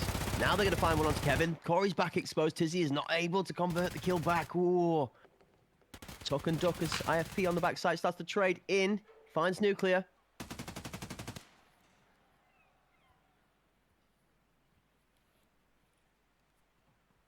That's tough. Syndicate had a chance to find at least one of those picks. They come up empty-handed. Tizzy will eventually find IFP here. Breaks out the cheese. Has to be careful. They're pressuring on here. Devices here as well. We see, I believe that was Corium shifting back toward Harbor. Will relocate back this direction here as well. And they're slowly kind of surrounding Syndicate at the moment. Their shots from Boop are going to pick up Europe on the backside. Tizzy's going to have to try and swing into multiple members to try and get that kill on the bomb. Leaves last left alive. The one remainer is Yuki's. He's good for one kill himself, but versus 4. Aspect again start off with a lead in OT3. The first round in the bank, 13-12 the score.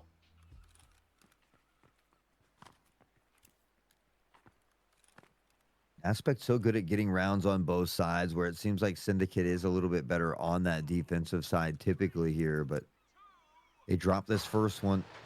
Now needing to fight back yet again. So far, they've been able to answer each time, but for how long can they keep that up?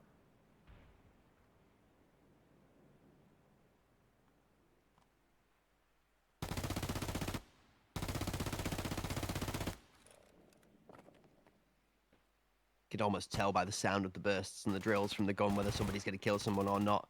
Long extended spurts of pre-fire towards multiple members that might be peeking. Kevin finds one into Corium. Oberstom takes out his opposition in the captain of Yuki's. Now Nuclear's there to cover that space. Tom goes down. The 2 members that are very vital to keep your eye on is that bomb and their battle buddy in IFP towards Forklift that is still standing. Hold on. Well, that kill from Nuclear is going to change their minds. They thought they were looking to run back, but the bomb's coming back towards this B site. Oh, Tizzy. Oh, big pick from Tizzy. Can he get the second? He does. And Syndicate again, just able to answer each and every round back as we find ourselves tied to the first half of overtime number 3 as we get set to swap sides. Just find yourself asking, don't you, sometimes when you're watching, how does he get into this position? How have they managed to make so much space between people in the back lines? How do they not realize he's there? Well, the first kill's the most important one. The bomb goes down. Second is just laid up for him for free afterwards.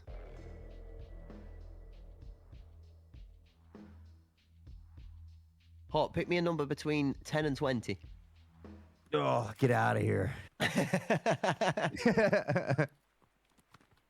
Oh, the cracked wisdom. I mean, he said 13-11. We're already past that. We're in overtime city. And to think that they're not done after this. They've still got more games to play. So, I mean, dexterity, we talk about it all the time. It's something that can eventually come into play for some of these teams. Aspect right now dealing with it well. I have to smile as I've just seen a Team Fortress 2 gift that I've not seen in a long time. That takes me back. It's fond memories. Great old game, Team Fortress 2. Round number 27.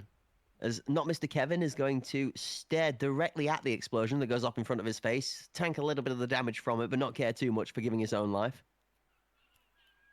Europe also looks like he's been a recipient of a similar amount of damage. We do see that Syndicate still have a lethal on board for themselves.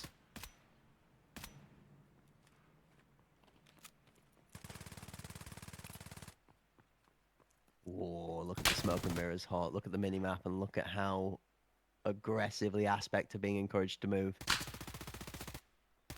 Oh, they smell it. Hold up.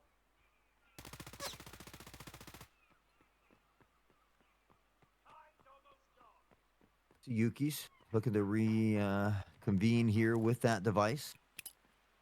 One on toward the site. That's going to be IFP trying to hold this one down. Corium will shift back toward connector side as they try to work together. Corium has found one. Now on toward the site they go. Yuki's is able to answer back. Tizzy will find Tom as well. And he gets the close one in IFP. Big round if they're able to convert, but Boop's good for 2, and that brings the numbers swinging speedily back to an even-tied score. The bomb is down, not placed on site, but it is in proximity to be planted. Boop for the 3rd in con. Is he going to do it again? He's going to swing out aggressively. Kevin turns to pick off the one that rotates from red. The bomb is completed and planted, and Yuki's gets off site. Syndicate secure themselves a 2v1 with bomb down to try and take the lead and earn themselves another match point. They do just that. Back into the driver's seat. It's been Aspect for the majority of these OTs, but Syndicate will now get their option or their chance, excuse me, to close this one out. And I really like that play from Mr. Kevin there. He goes up to hold that plant from his teammate. As soon as he puts a couple shots in toward Boop, he knows that opponent is going to be shifting in from that other side. That pincer play just immediately shifts his direction and attention, finds that one to give them that numbers advantage, and then they close out the important round when they have those numbers. Good to see here from Syndicate. But they've struggled a little bit on this attacking side here, so they need another big round to close it out. Yeah, surely this is way too free for Aspect to be able to get this next one and just take us to another fourth overtime. That would be too much cinema. We don't get that lucky. Head ice for one. Hold up, hold up. Wait a minute. Boop for the second. Yuki's are the response as Oberstorm is taken out. Boop is down. Syndicate level the scoreboard. 3 players per side available. 1 tucked in office, ready to play. Spoiler, IFP's timing. Oh, Head Eyes is timing. Hold up. Oh, Kevin not able to hit that shot. Hurts. Head Eyes has found Tizzy. Kevin all alone goes down as well, and we are going to another OT cracked. Yeah, it just felt a little bit too soon. Just a little bit too free for Syndicate to be able to squeeze it out with one more match point of their own. Aspect have had to fight for 2 of theirs. Feels only fair that Syndicate would have to fight for 2 before either of these 2 teams gets out of this overtime, and we go to another one. And another one. He's hitting the moment. This is just an insane series, and the fact that we're only into game number 3 when we're guaranteed at least 4. How long can these 2 teams keep it up back and forth? And then when a game goes on this long and you suffer a loss in OT like this, it can do numbers on the mental as well. And so this is a very important turnaround spot for either of these 2 teams. Something you actually like to speak a lot about is you have winners and you have learners. And this is one of the best games to lose in because you've got so much learning evidence to work from. It sucks, you're not wrong. In the moment, it's painful and it stings, but this is a great match to be able to look back and VOD review through if you're looking for improvements too through Gap. Wow, Yuki's is in the right place at the right time, and the cover from Captain Tom isn't in time to save the kill. The util goes out, Tom does trade, not before Yuki's picks up 1.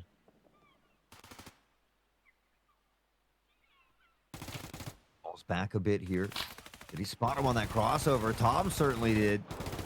Big pick there. Corian finds another. Tizzy able to answer back for 1. Numbers favoring Aspect one more time. Tizzy has been a big difference maker here. 19 and 15 at the moment. Looks for the jump over. Not there. There's the plant. Tries to get him on the exit, but not able to pick him up. Looks for the pre-fire from the site wall peak as well, just to try and cover off that teammate leaving side. Doesn't find that shot either. Corian ducks into that wrap position. Head Eyes out the front door. IFP in the windows. That line of scrimmage from Aspect holding very strong. Hard to get into. Kevin is going to find himself in a tough spot when he swings past this box. He'll have to respect his back. 1 goes down. Tizzy goes out. 20 seconds left on the clock. They've done this. Yeah, this is just about as free and well played as it could possibly be. Syndicate are going to start off with a lead by taking the first round on the defending side. Well, I mean, that's what we've seen Aspect do, and it was always Syndicate that was responding. Now we saw Aspect responding in the previous OT, and now they're going to have to do something similar here yet again. Syndicate, can they find 2 in a row on this defensive side, though? Point to note about a couple of the Kingslayers in this match as well, that both Corium at 24 and 11 and Tizzy at 22 and 15 are scorelines since the restart at 6 and 2, by the way, just to put that in there. Yeah. Kind of insane to think about. Corium 24 and 11, Tizzy 22 and 15. Everybody putting up some big numbers in this one. Right now, that pressure, though, mounting toward the A site once more. Big bullets from the M995 are going to pierce the dome of Corey in this Windows position as they try and move towards the site, although That fake is being big read by Yuki's on the audio as everybody runs back through Tetris and up mid. The Syndicate rotates. The Aspect squad are being picked off as they run away from the B side towards the connector angle, but they're just being stopped every single second that they try and cross an angle at the moment. It is not working as they thought out, and they're now just trapped like flies in a nest.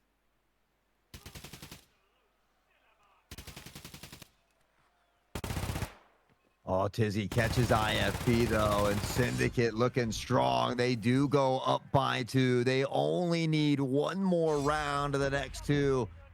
And they've given themselves the best chance possible, I think, that we've seen in OT yet. But it seems like the opponent's always able to find a way to bring it back, whether it is Syndicate or Aspect. And, well, now that weight really resting on the shoulders of Aspect.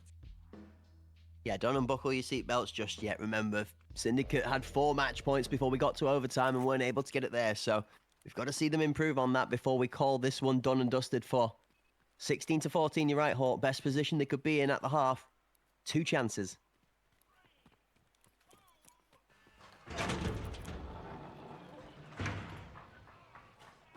Round number 31 on the clock.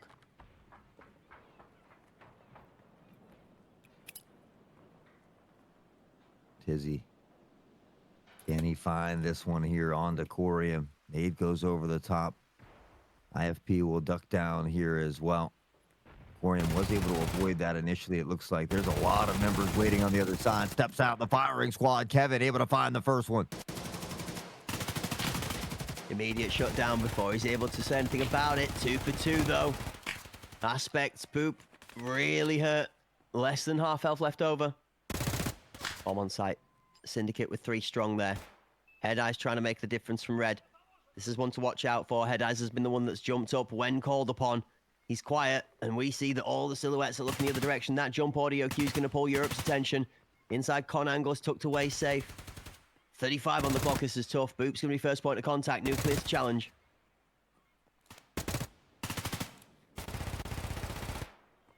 Boop does find Europe. Head Eyes from behind picks up on the nuke as well, and they've done it. Yuki's goes down. Aspect still in it, but they need one more round on the back of this one.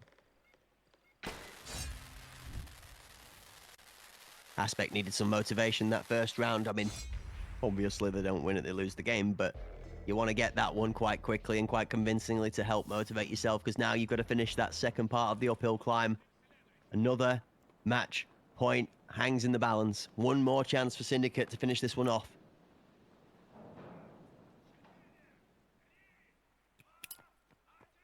I was wondering how long these two teams could keep it up. It seems like the potential for eternity at this point. Boop and crew toward the A side. It potentially looks like a 5-player stack toward the B site, though. Brute force and ignorance application. You like to see it sometimes. It works, sometimes it doesn't. And this is why, because a disciplined approach can just tear it apart immediately. 2 for Corey, 1 for Overstorm, Tizzy for the nade. And Aspects find themselves 1.5 Syndicate players away from overtime number 5.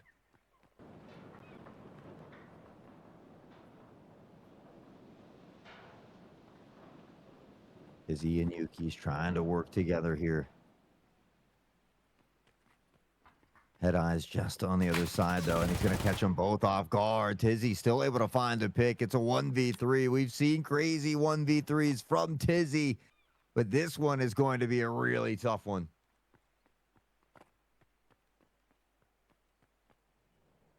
Time is the one thing that falls relatively well for him. He has a hold of the bomb, which could be another problem that he doesn't have to deal with. Oberstorm is on the weak side of the map. He has the potential for a 1v1. He can hear the audio. He's going to pre-fire around. Tom gets away from the angle in time. IFP in the connection angle is going to snap Tizzy's hopes into pieces. And we find ourselves in overtime 5. OT number 5 continues to keep rolling here. And Syndicate really looked like they were going to be able to close that out. I'm quite impressed by Aspect's ability to not let it affect the mental, to come back and get 2 rounds of their own and push us into another OT. Common theme so far is it has seemed to be extremely hard for either team to get 3 rounds in a row manipulated where they have the numbers advantage after initial point of contact. Early util, one spawn nade thrown, nobody falling over from this. Smoke out, flash out top mid. 4 people over towards B for Aspect. 5 now stacked up as one from mid starts to stray out of green towards Con. There's only 2 people here from Syndicate, weak side on the B side, but Tizzy finds the shot onto the bomb again from that angle through the window to top heaven.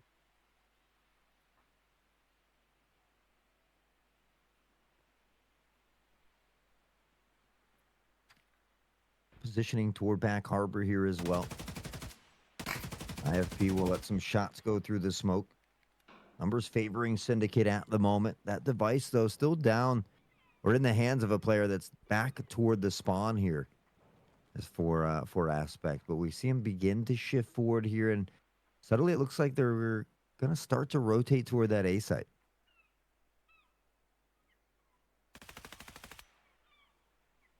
A little bit of pre-fire gives away some presence. 2-man double repeat after the pre-fire from Nuclear is going to come on through into nothing as he does a smart job of kiting away out of the angle and repositioning a bit. Corey on the late turn out of his angle, loses discipline before the end of the window, is taken by cover and loses his head for it. Now bomb reclaimed, Aspect down a member, are going to run away with the tail between their legs towards that middle section. Boop's going to find a great fight into Tizzy on top mid though, and that helps change things. Hold up, there's a ghost in the back lines for. Never mind. Never mind. Okay. The moment we thought it, the moment it was over. I mean, 3 kills in quick succession. Syndicate enjoying that lead one more time. This defensive side has been good for them. We'll see them up by 1 yet again. Can they put a 2-piece back-to-back, though? They were able to in the last round, or the last set of OTs. It didn't really pay off for them, but you feel like if you can consistently put yourself in that position for success, it's only a matter of time. Consistency is key. Hilarious how that one phrase that we come out with so often seems to repeat itself across many a different situation. 3 down. Aspect again consistently looking to try and pressure into this B site, work off of the information they've gathered every time it hasn't gone right. Tizzy's moved away, he's not going to try for the pick up towards that harbor ramp, the heaven ramp this time.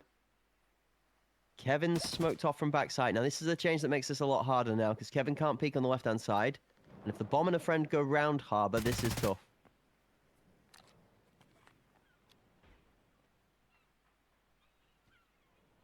Definitely showing a strong face toward this B site. Tizzy in connector here. Head Eyes has found that first one. Yuki's does find a pick, but Corian picks up onto Tizzy. Tizzy was just looking away there. Timing not playing out in his favor. Yuki's shots in the smoke look good, but they don't claim a life, and Corian has found Nuclear. He's also moved and rotated away to a position which is going to be very hard to read later on. 2 on site. Harbor gets taken up by Aspect as well, so the time now becomes a big factor. As killing everybody before the clock runs down is not going to be possible. A kill comes through on one side from IFP. Boot takes Yuki's out, and the scoreline levels as we go to the half. 17-17. Now, Syndicate back on the attack. Aspect to defend. I have no idea how this is going to play out at this point. We've seen 1 round for 1 round. We've seen Syndicate up by 2 rounds in OT even, and still not able to close it out with Aspect returning 2 rounds. Whatever one team does, another team is just able to answer with. So I'm really just baffled at this point. Impressive, one could call it. The scoreline makes more sense to me the more I think about it. Both teams delivered a 6-2 defending half. We went even from half to half, but it just goes to show how much the map, I think, plays more into the gameplay here. Definitely a more defending-favoured map for both of these 2 teams. Like you said, I think I would agree that Aspect seem to have had the better side of both attacking and defending on the overall. The Syndicate have looked way more immovable on the defense as a whole.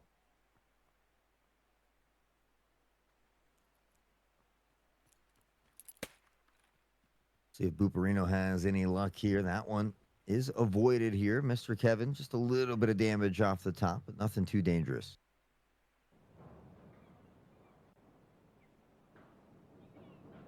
And the gameplay grinds to a halt, and a rare sound of a grenade trickles out. Again, as the timeline closes in, Syndicate find themselves under pressure to have to execute. 4 members mobilized towards that A-flat position.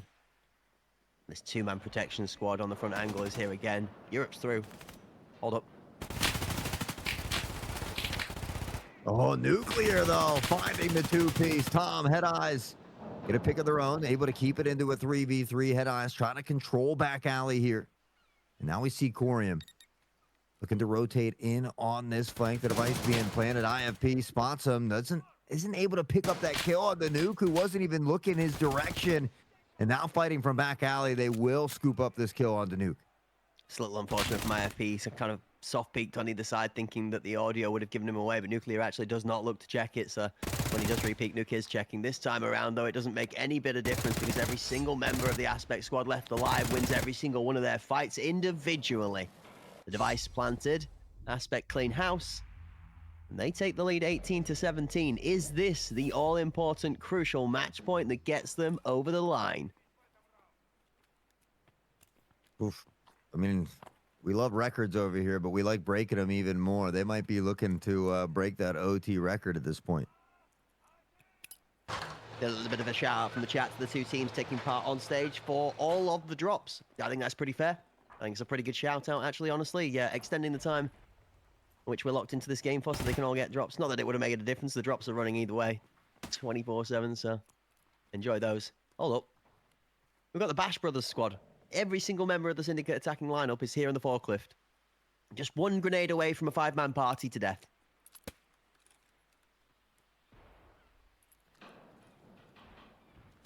Aspect has potentially mirrored it for the most part. They've got 4 here as well. IFP does find the first. It's Europe and Tizzy.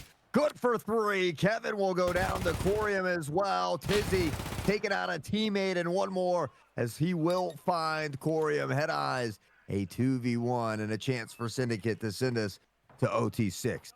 Nobody's safe from Tizzy as he steps into B. He kills his teammate with as little care as he does his enemies. You're in my way, son. Get out of my way. Head Eyes for Cinema. 2v1 to finish it off. Possible. 30 on the clock. He swings for 1. Not on Tizzy's watch. Not on Tizzy's watch. He gets himself a full ace if he includes his teammates, but 4 that count on the scoreboard. 6 MVPs now for Tizzy. Corium's got 7 on the other side, and both of them have 31 kills on the board. This game may never end.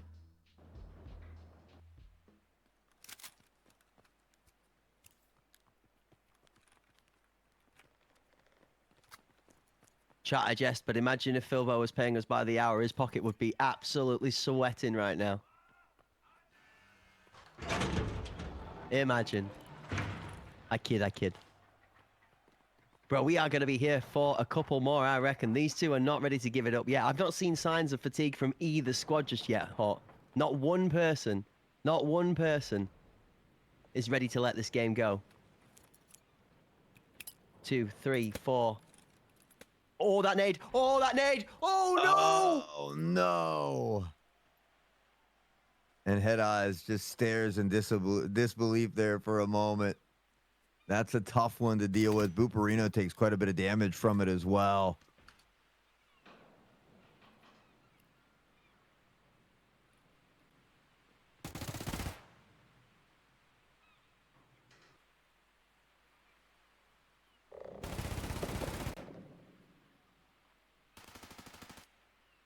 Oh, man. That's a rough one. Head Eyes is going to pick up another kill for his team to help kind of try and undo a little bit of the damage. You almost get a sense in the air, Hawk. Can you feel just the tension rise a little bit? It got a little bit prickly. Everybody on the Aspect side just that little bit more nervous to make a move now for not wanting to make a mistake. You've seen me throw that nade into the wall many a time and kill my teammates. It is the easiest mistake to make. But it happens. Oh, we're here. We're here. I feel like we might have lost someone. I think so. 18 rounds aside, I mean, fair enough. We've probably gone that far into the code at this point in time. We might have to fishing rod reel one of the players back out of it. But regardless, we will grab the players back in ASAP. Folks, what a banger of a game. Is that 18-18 we're at right now, Hort? That's where it was when it cut out, so I don't know if that round technically shifted away or I'm not sure. Maybe a slip of the old sausage finger there hit a button and directed us away. So luckily, we're still in. That's good news on our end, and Syndicate, good news for them. They find a lead one more time. It's all going on inside of our game here. Interesting. There's something in the air. 19-18, Syndicate pick up the first of overtime 6. Find themselves in the lead. Out of the gate, a little bit of boost action. We love to see this. Boop with IFP on top. I didn't realise Boop was a bottom. I guess now we know. Shots off as Corey knocks Kevin down.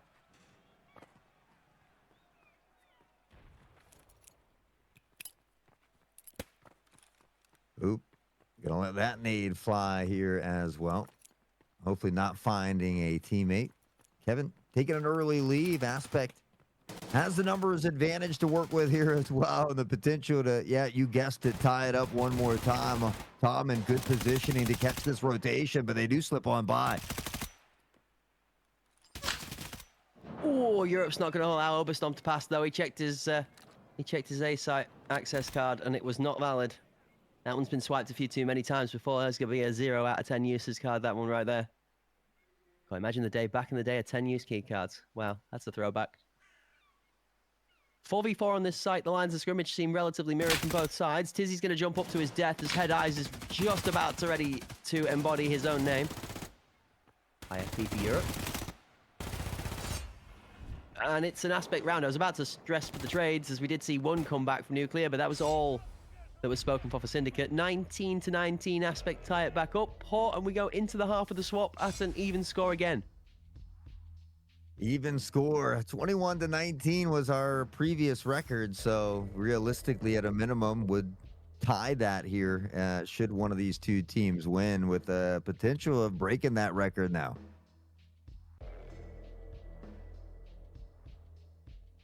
Equal guaranteed. It will be at least an equal scoreline to the longest game we've had in competitive on-screen history. And if either of these two teams have got their way about it, I feel like we might find it just going that extra one, even for the namesake at this point.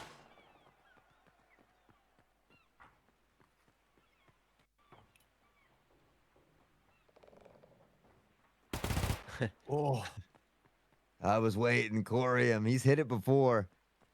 Europe just takes a little bit of damage on that, though. And again, we see kind of a 2-3 split here for Aspect. Honestly, Syndicate is kind of laid out across this map as well, with that device kind of lingering around mid.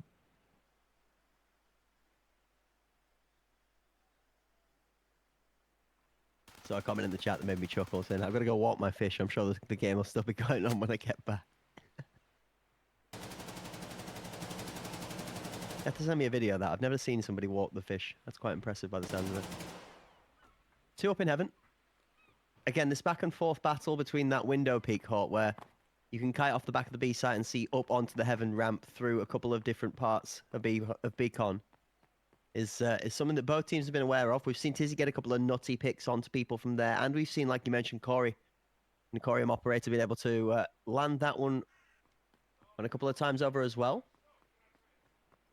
That smoke going in towards back site kind of telegraphs a pretty heavy A execute, and as we can see from the Aspect POV, everybody's here. Everybody is here indeed. We are about to see some beautiful chaos as they pressure forward. Tom, Boop combined for 2. Tizzy does answer 1 back here. Nuke tries to shift onto site with his teammates from off the side. Tizzy's found 1 more in toward back alley. A really, really good job for the plan to be able to go down. Corey's going to make a mistake in picking up IFP there as a teammate gets taken out. We've seen a couple of loose mistakes out of Aspect. They managed to save themselves from the first one, but the second one comes at an arguably more crucial and important time when a 3v3 to defuse the bomb turns into a 3v2. Tom picks up 1. There's an insanely huge swing out of Corium to pick up 2 and save the day. Yeah, I mean, Corium needed that after he killed his teammate there in the back. So, you know, you have a mistake, but that mistake is okay as long as you go on to win the round. So 20-19, Aspect has a chance to close it out. In doing so, they would tie that world record. But if Syndicate finds a way to win this round and pushes us into overtime number 7, it would be a new world record.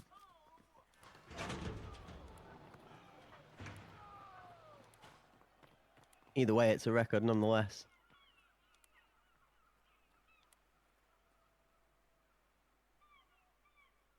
Okay. Slow approach. Audio completely killed. Corium is going to find a nade land near, but not on top of him. As you see that health blip down to just below the kill to death ratio on his scoreboard on the left-hand side.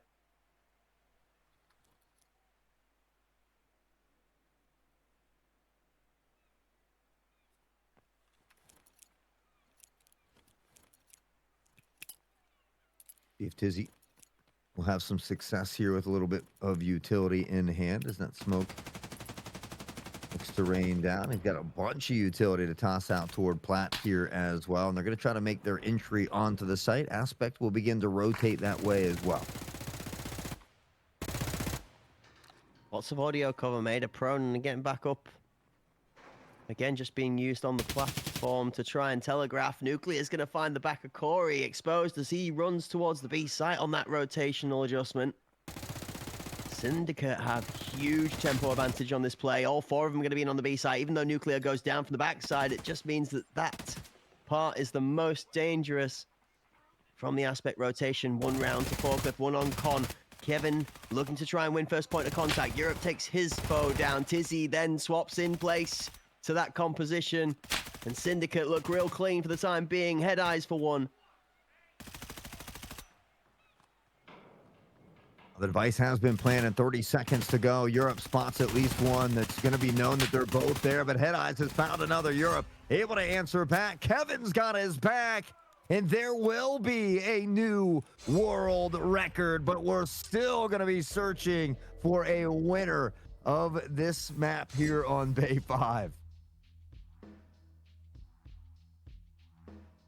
Oh my word.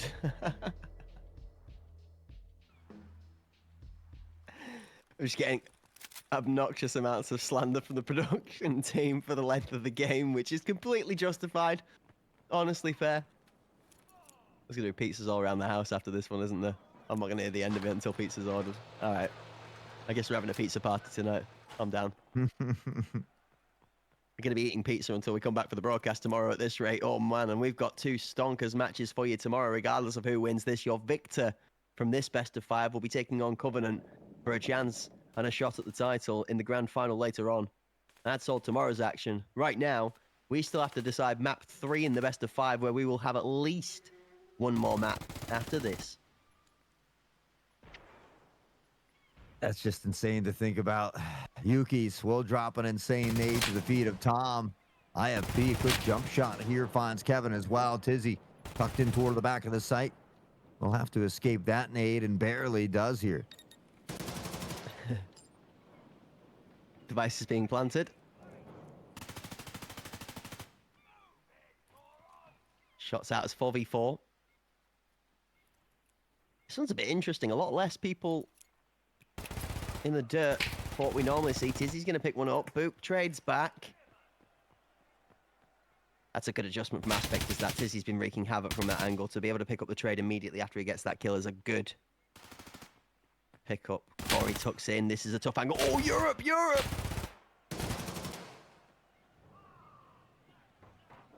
Corium found 2 there. Yuki's now on a 1v1 versus Head Eyes.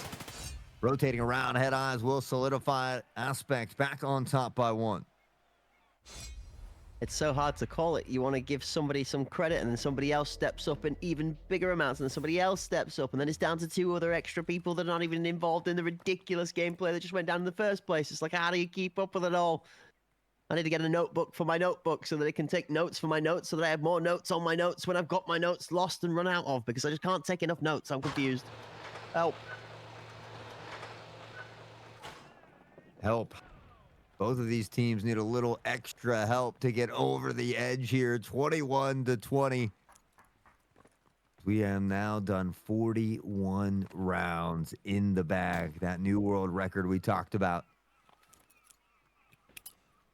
Both of these teams looking to get it over the line, but just haven't been able to do so yet.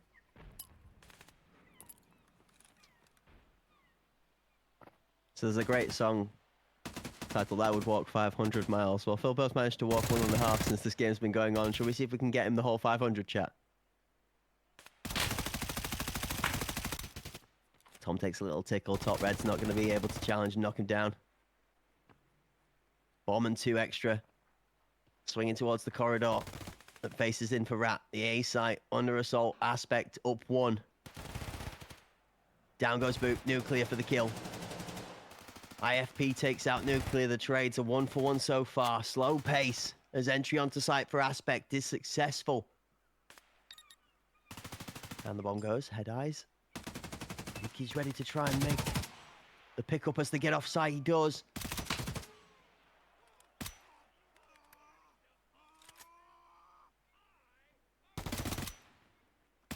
As the screams on toward the site, Europe will be dropped by IFP forward back alley. Kevin's here as well, but doesn't connect initially. Eventually will drop it, but Tom has found Yuki's as well. It's back and forth once more. 25 on the clock as Tizzy tries to shift on towards site. We'll look to maybe bait out. Pros don't fake though, and on the peak, Corium doesn't initially hit the shot. Kevin has found Tom. Corium back on to Tizzy. Kevin shifting forward, but Corium has found it. Wait, is this a 2-round lead for Aspect going into the half? Well, this is a new one. Now Aspect get a chance at 2 in a row, and the one thing that we've not seen Syndicate do is be able to convert more than 1 round in the second half. Or even one when they've had the chance for just that to get them over the line. So the question is, can Aspect do the unthinkable? 42 rounds worth of gameplay, Hawk. We could be ending at 43. I'd be delighted to a 44th either way and still have it end. We'll see. Oh, yeah, you stop talking right now, sir. 39 kills for Corium.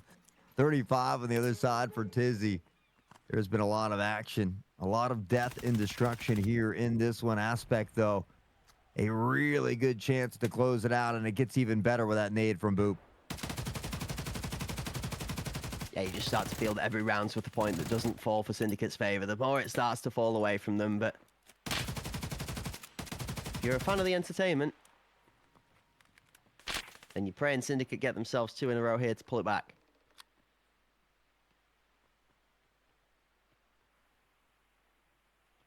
Interesting adjustment as Aspect finding that that B site did not get hit immediately on first contact with the weapons. Might not be the point that Syndicate are trying to pressure. Boop has crept out into this angle in the corner, though. We see that IFP is tucked on the left-hand side here as well. Shots from Nuclear. Con goes down. Entry into the site. Boop still tucked. Good for 1. The second goes down to IFP.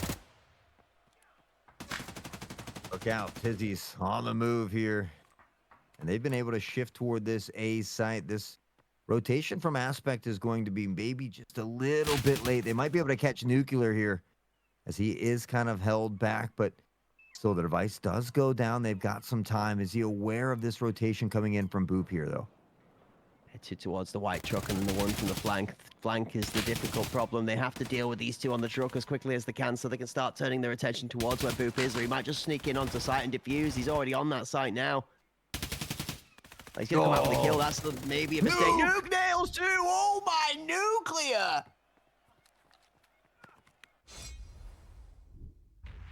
Is there legally a draw? he's good. Chat, we've cooked hot. I never thought I'd heard the end of the sauce bottle, but I think I can hear it now. I think if you shake it, I can hear the whole end of the sauce bottle. There's no way, bro. He said, is there a legal end to a draw? I'm contacting my attorney. 22 to 21. Aspect are up by 1, and we move on into round 44.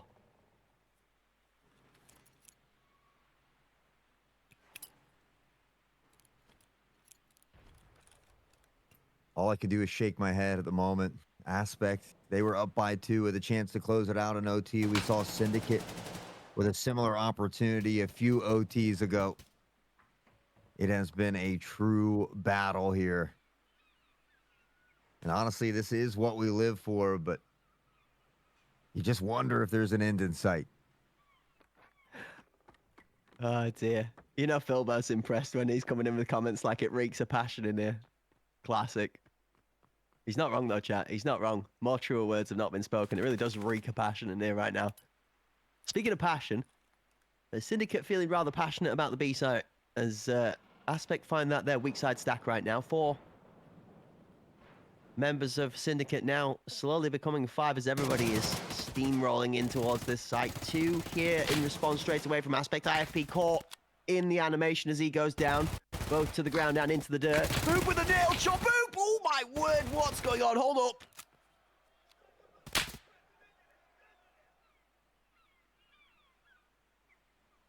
They've got the player advantage. A chance to close it out. Boop remaining patient, not wanting to give up any audio cues. Now Tom on the peak. Kevin and Tizzy find 2, though. The numbers have been washed away. Tom and Kevin now in a 1v1. I'm not sure Tom heard him get off the bomb, and he's not far enough away to run for it. He needs to be able to fight. Tom does manage to convert the fight. The captain stands tall, and at 43 rounds deep, he is able to hold his composure for the all-important kill. 23 to 21. Aspect, take your new world record holding round game with a 2-round success after a ridiculous amount of overtime. 23-21, and that's just to put them 2-1 up in the series. 44 rounds is crazy, but you know, we, like I said, over here in the States, we love records. We like to break them even more, so I'm sure they'll be glad to hold that record. But man, I feel like I need a break after that. I'm good. Let's go again. Let's get us into the 4th. I'm so down. Come on, bring me Iceberg. Game 5, let's cook this up. Give me another game just like that, back and forth. There is so much passion going on in this gameplay right now. I saw Boop in the chat coming in with like, good night, I'm going to bed now. We'll finish it off tomorrow. Great game. Amazing gameplay all. We'll see you tomorrow. We'll do it tomorrow. That's fine. I'm done for now. I'm not surprised after a 40-something stupid game banger. You absolutely would, yeah, I think you'd be like, I'd like a break. I'd like a rest. They're going to kind of get one because I'm sure these highlights are going to be about 20 minutes long in their own right. The highlight reel probably as long as a regulation game to be played out. I mean, this one went on forever.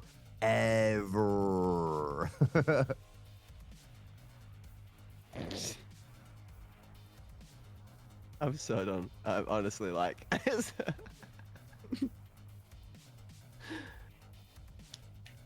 Congratulations to both Aspect and to Syndicate for putting on an absolute phenomenal performance inside of Bay 5. It was only the 3rd match in our best of 5 series, and it was the one to give one of these two teams an advantage in the series. Now, The one thing that it does is it also gives us our first map pick that goes towards the team that chose it in this series as well, Hawk, which means that Syndicate not only have the pressure of having to respond to that ridiculousness of a game going into our next map, but they also have to do one better than what we've seen from both teams so far, which is they now have to match that conversion on their map pick if they want to stay alive in the series. I can see the will to live and the blood draining from your face at the thought of a 5th match in this series. Don't worry, the lawyers have been contacted. I've been given thorough approval to tease you about this until we are done for the day. So, sir, you better join the chat, grab that seatbelt and lock in, because we're going to be here for the long run. We're going to be deciding a victor, and regardless of whether it takes one more map or two,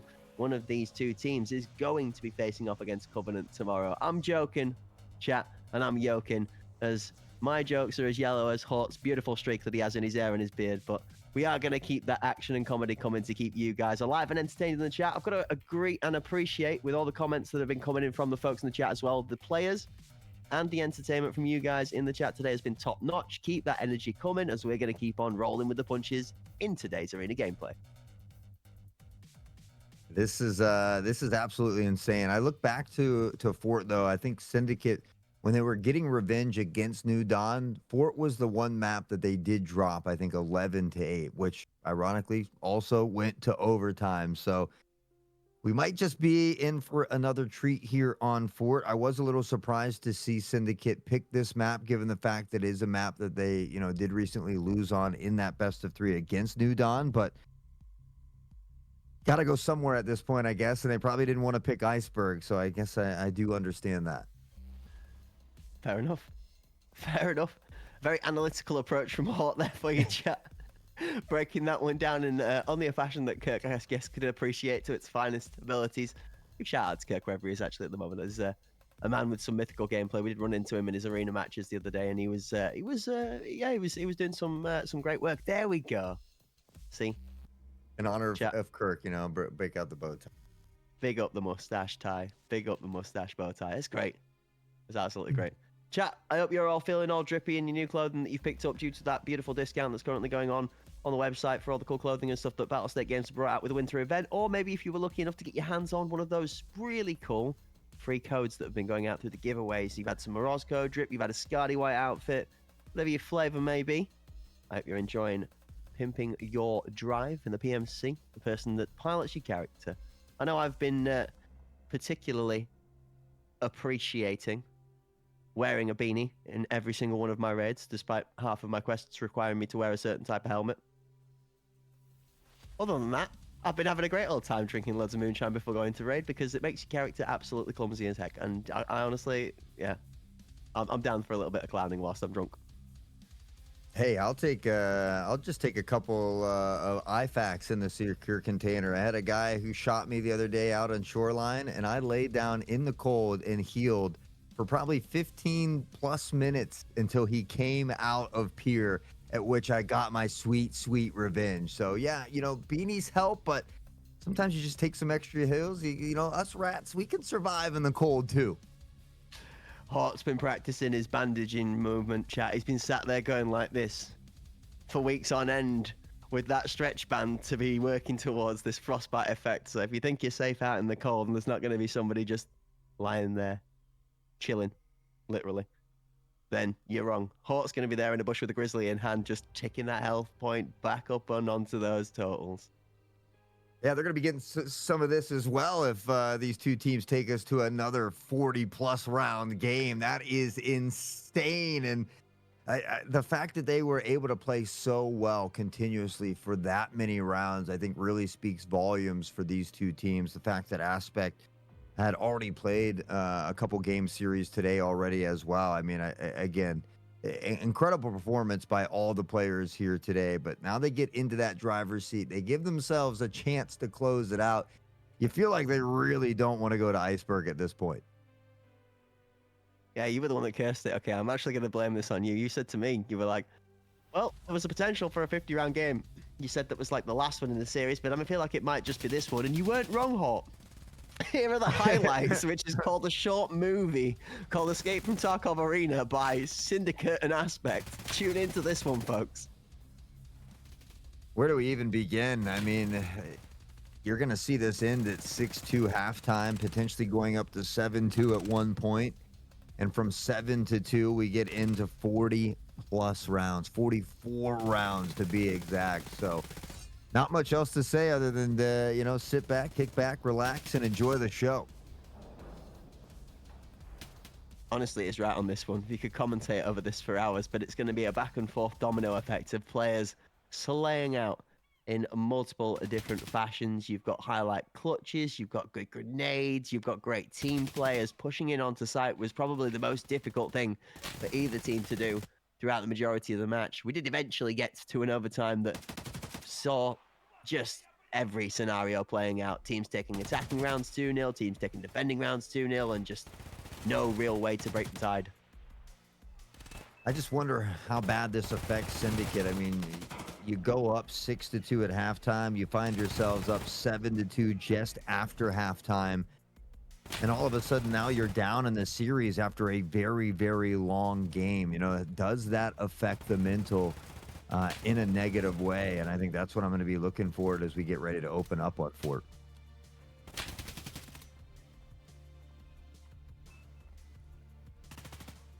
I'm just thinking back how this... You got to remind yourself at some point, this was a 6-2 first half. Just saying, by the way. A 6-2 first half with a 4-round cushion. 7-4. A 7-2 after they took the first round in the second half too. Mm-hmm. Give Aspect the credit for pulling it back. They certainly did a good job of not letting the scoreboard bring them down. Great work from that man in a couple of rounds, actually, from Corium in regulation time to pull it back. We go to 8-8, and then, well, then the chaos begins. It just goes from highlight to highlight. Look at Tizzy. Big man Tizzy. Corium, equally as dangerous, that big raid boss on the other side. And we saw a lot of great clutches from a lot of different members across both of these two teams here. As we can see, the overtime additions would just now be starting, and well, they would go on for quite some time.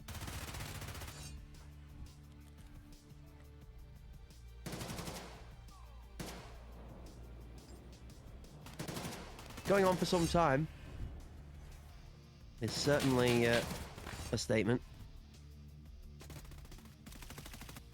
The back and forth approach to the overtime actually went on for some time. To begin with, the rounds looked very similar. They won a piece in the first, won a piece in the second. If a team was fortunate enough to get 2 over the line, it was immediately repelled the first very confident round on the responding second half. And a bit more dicey.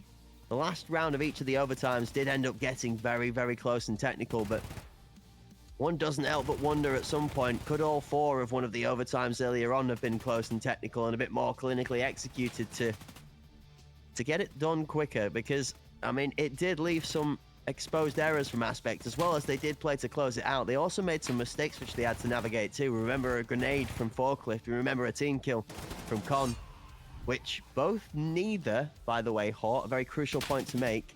Although mistakes were made, neither of them made it onto the scoreboard as a point for the other team. In fact, both rounds where mistakes were made were clutched up by the same player that made that mistake. So good, again, mental fortitude from the Aspect squad.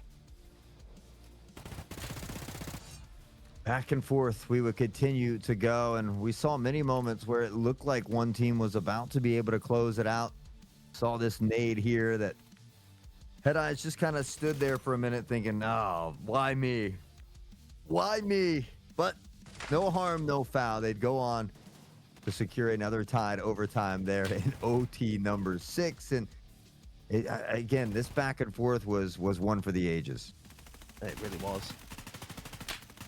Europe here hit a nasty little shot on the inside, and then he cleans up a second. We get back to the 20-20 score line where Yuki's is just not quite able to push one over the line. That one was kind of the turning point. That felt like that one was Syndicate's round to lose. And then again here, Corium doing some great work on his own in the 1v2. Nuclear never really stopped frying. It just wasn't quite enough to make it count. And then that one there, that was a good hold from Tom, honestly. That was the standing point. Even 44 rounds deep, Oberstorm is stood ready to answer the call of duty when the swing comes through, knowing he hasn't got the distance to run. He played a good cat and mouse on Fort, which we saw, where he held his ground all the way to the last points of his health bar. This time he plays smart perception on depth and just turns to fight when he needs to and wins the gunfight to close it out. So Aspect earned themselves a barn burner of a match 3. I think we've all earned ourselves a little bit of a respite. Yes, I have to agree. I think we all deserve a little break after that one. So this is going to be that time, guys. One final time to stretch those legs. I'm sure you've ran out of snacks after that. So go re-up on the snacks, but don't go too far. When we come back, we'll have the conclusion to day number 3 of Hunt Pinnacle NA number 2.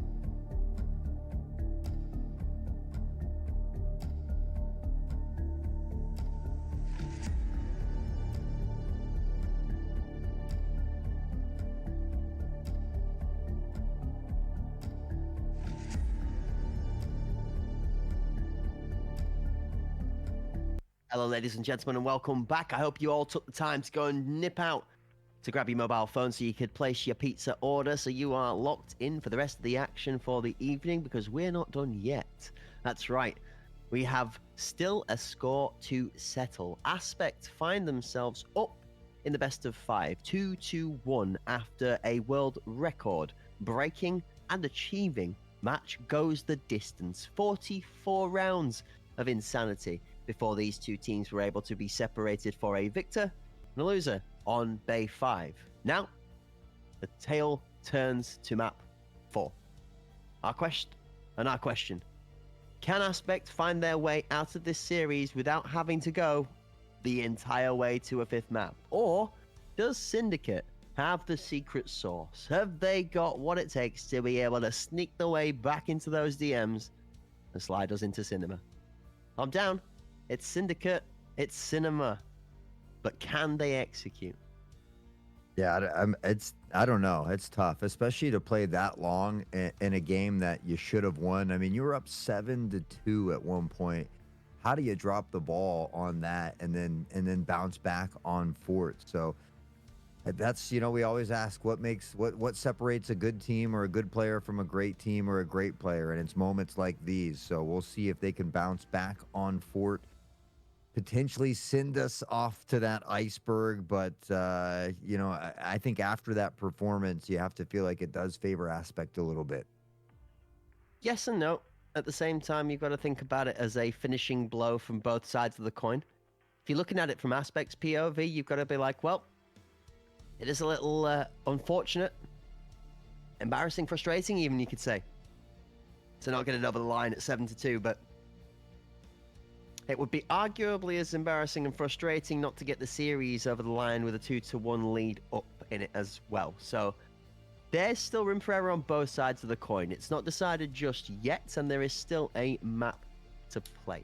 Both of these two teams have already gone more than the distance worth of match rounds played. I believe you could spread our last Bay 5 match into 3, and we could have played 3 regulation time games in the rounds that they played to have finished the best of 5 series. So now these teams essentially have to play 7 maps worth of rounds if we don't get a victory here in map theoretical 6, obviously number 4.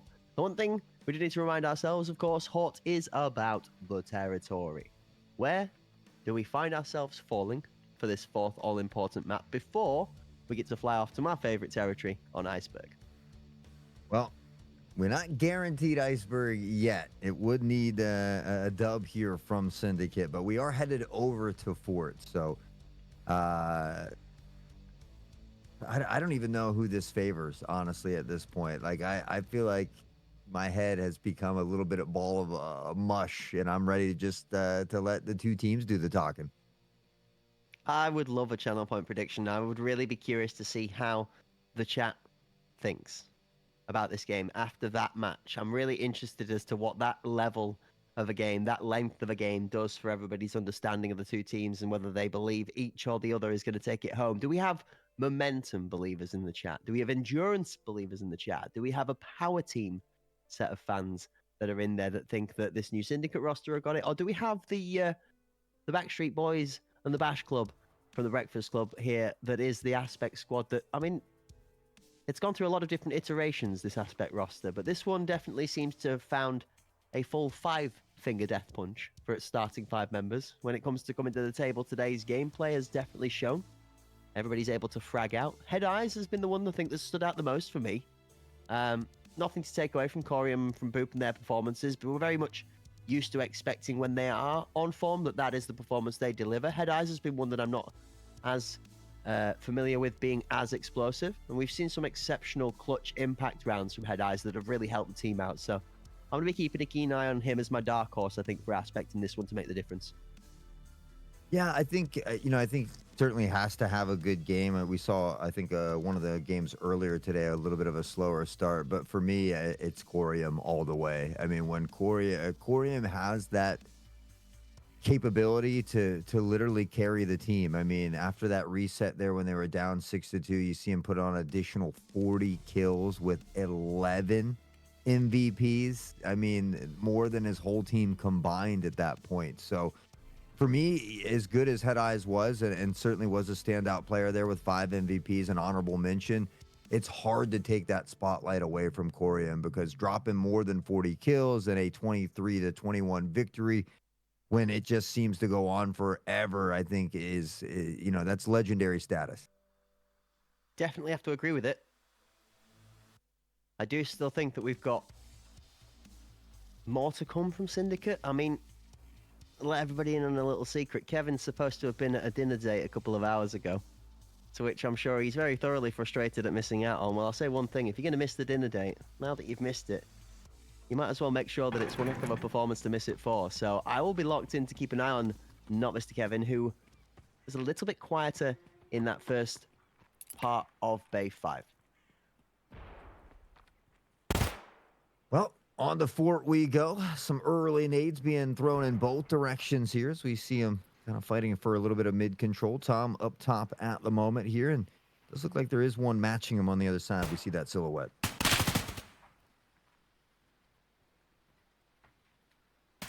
See that device down below there as well. Tizzy and crew looking to get some of this mid control.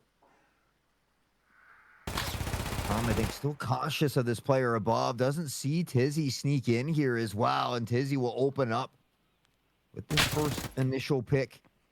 Now Europe able to find Head Eyes as well. So a good start here for Syndicate from this attacking side. They should be able to get this device planted here as well. We see Corium now shifting through this spawn side. We'll let a couple of shots ring out, but is it going to be enough here as we see creeping forward is Corium. Does not Mr. Kevin know that he's on the other side. We'll see some shots being exchanged. Corium will get off here as well, but now stuck in a tough spot, trying to get away from 3. Has help coming in through that spawn side. And Corium! What in the world was that shot? It's not going to be... Wait, back and forth, though. He almost gets in. Kevin gets one. IFP for the shutdown. Europe's in on the trade in the backside. IFP trying to push in through onto site. One left last alive in the 1v3. Hawk, what is that disgusting shot from Corey? We need to see that one back in slow-mo. That was about as nasty as it gets, and certainly some skill, but maybe a little luck involved in that one. It doesn't matter, though, because Sin has found a way to win that first round.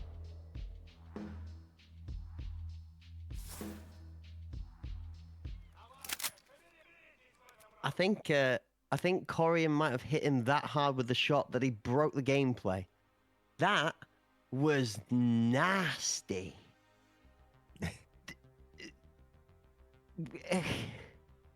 Can we calm down, guys? Are we all right to chill out? We just did 44 rounds, okay?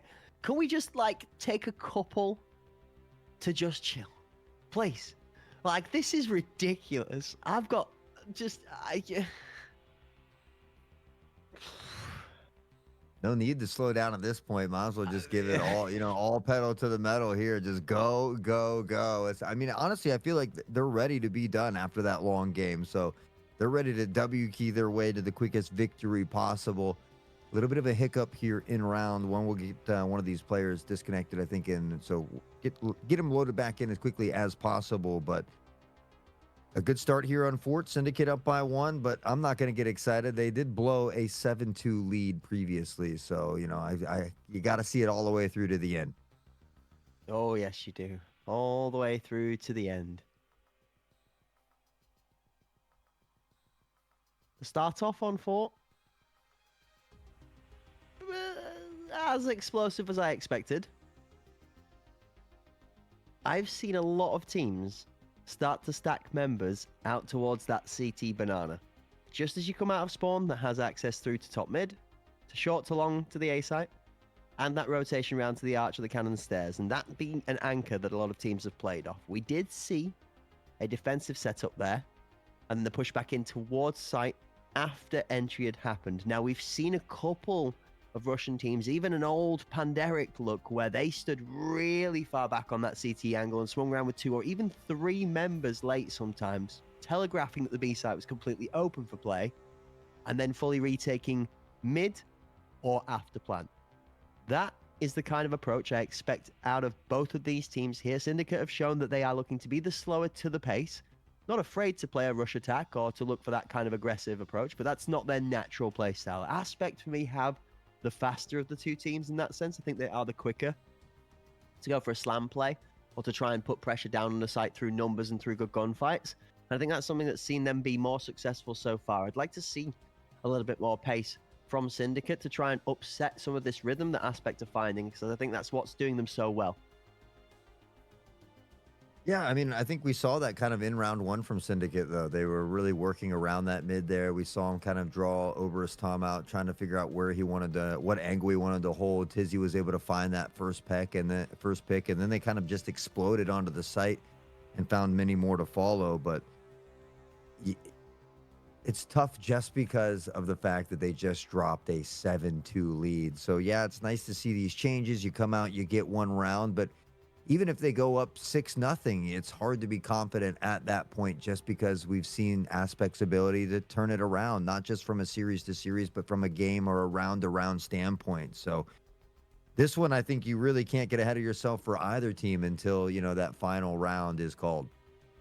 It's a 1-0 start as well. We're not even into map number 4 really enough to start throwing some guesses out there as to who's going to take a lead, as to whether there's an advantage. And if we're playing off of any information given from this series so far, nobody's taking any guess as to what's happening to the game until we're at least 3 or 4 rounds into the second half, as a 6-2 half we saw in map 3 got turned on its head for an exact replication in the second half from the opposition team, and we went to a 44 total round game and a world record breaker. So I'm gonna sit myself and my happy cheeks here waiting to lock in for the next part of the gameplay to see what is going to happen. We're going to decide. And remember, folks, this is just one of the teams, one of these two teams that's going to be able to challenge Covenant to try and challenge for a spot in the final. So we're not even like at the step before the Grand Escapade. This is still even just fighting for a slot out of the lower bracket. Yeah, I mean, you'll get a best of 5 versus Covenant tomorrow, and then, whoever's lucky enough to win that will go on to another best of 5 against Sicario. So if you thought today was tough, it's only going to get tougher as we get ready for Championship Sunday here. And this series has already been quite the long series. And now, we had that short little break here for both of these teams. But I'm just wondering what these two teams are going to look like given the way that Bay 5 went. Hopefully we should be loading back into the map very soon. Again, thank you to everybody in the chat that has stuck with us throughout the lengthy broadcast for the NA Pinnacle Season 2 lower bracket conclusion, Day 1, as we apologize for the delay. We'll be getting through into the game as soon as we physically can. Obviously, we want to make sure that the pitch is fully smoothened and flattened out for the players to take place on, so that they can put the top tiers of their skill on the line and make it a battle of who was better on the day, rather than anything uncontrollable. So, as we get that sorted out, we are looking to lock back in and load into map number 4. It's going to be 4. This one, theoretically, is Aspect's chance to take home the series without having to go to a 5th map. Puts them at a 3-1 scoreline. Would see them through to take themselves up against Covenant tomorrow. It's the first match of the day, when we then decide our other team to join the grand finalists. Currently sitting there right now, happy and not having to do anything other than watch by the wayside, by the way, Hawk, which I'm sure is another good look. We'll talk about that for a second as we look to tomorrow's matches. Whichever team does manage to come out on top of this match here is going to find themselves up against a very lengthy gauntlet. It's going to see them not challenged once, but twice over a series of 5 matches if they are going to want to claim that title from our successful team finding themselves already in the grand final through their upper bracket success. This is not just an endurance match, but if you want to talk about mentally draining, how about playing 44 rounds of an overtime today to then have to wipe that slate clean mentally to prepare for not 1, but 2 series that could also include 1 or more maps that get equally or worse as crazy.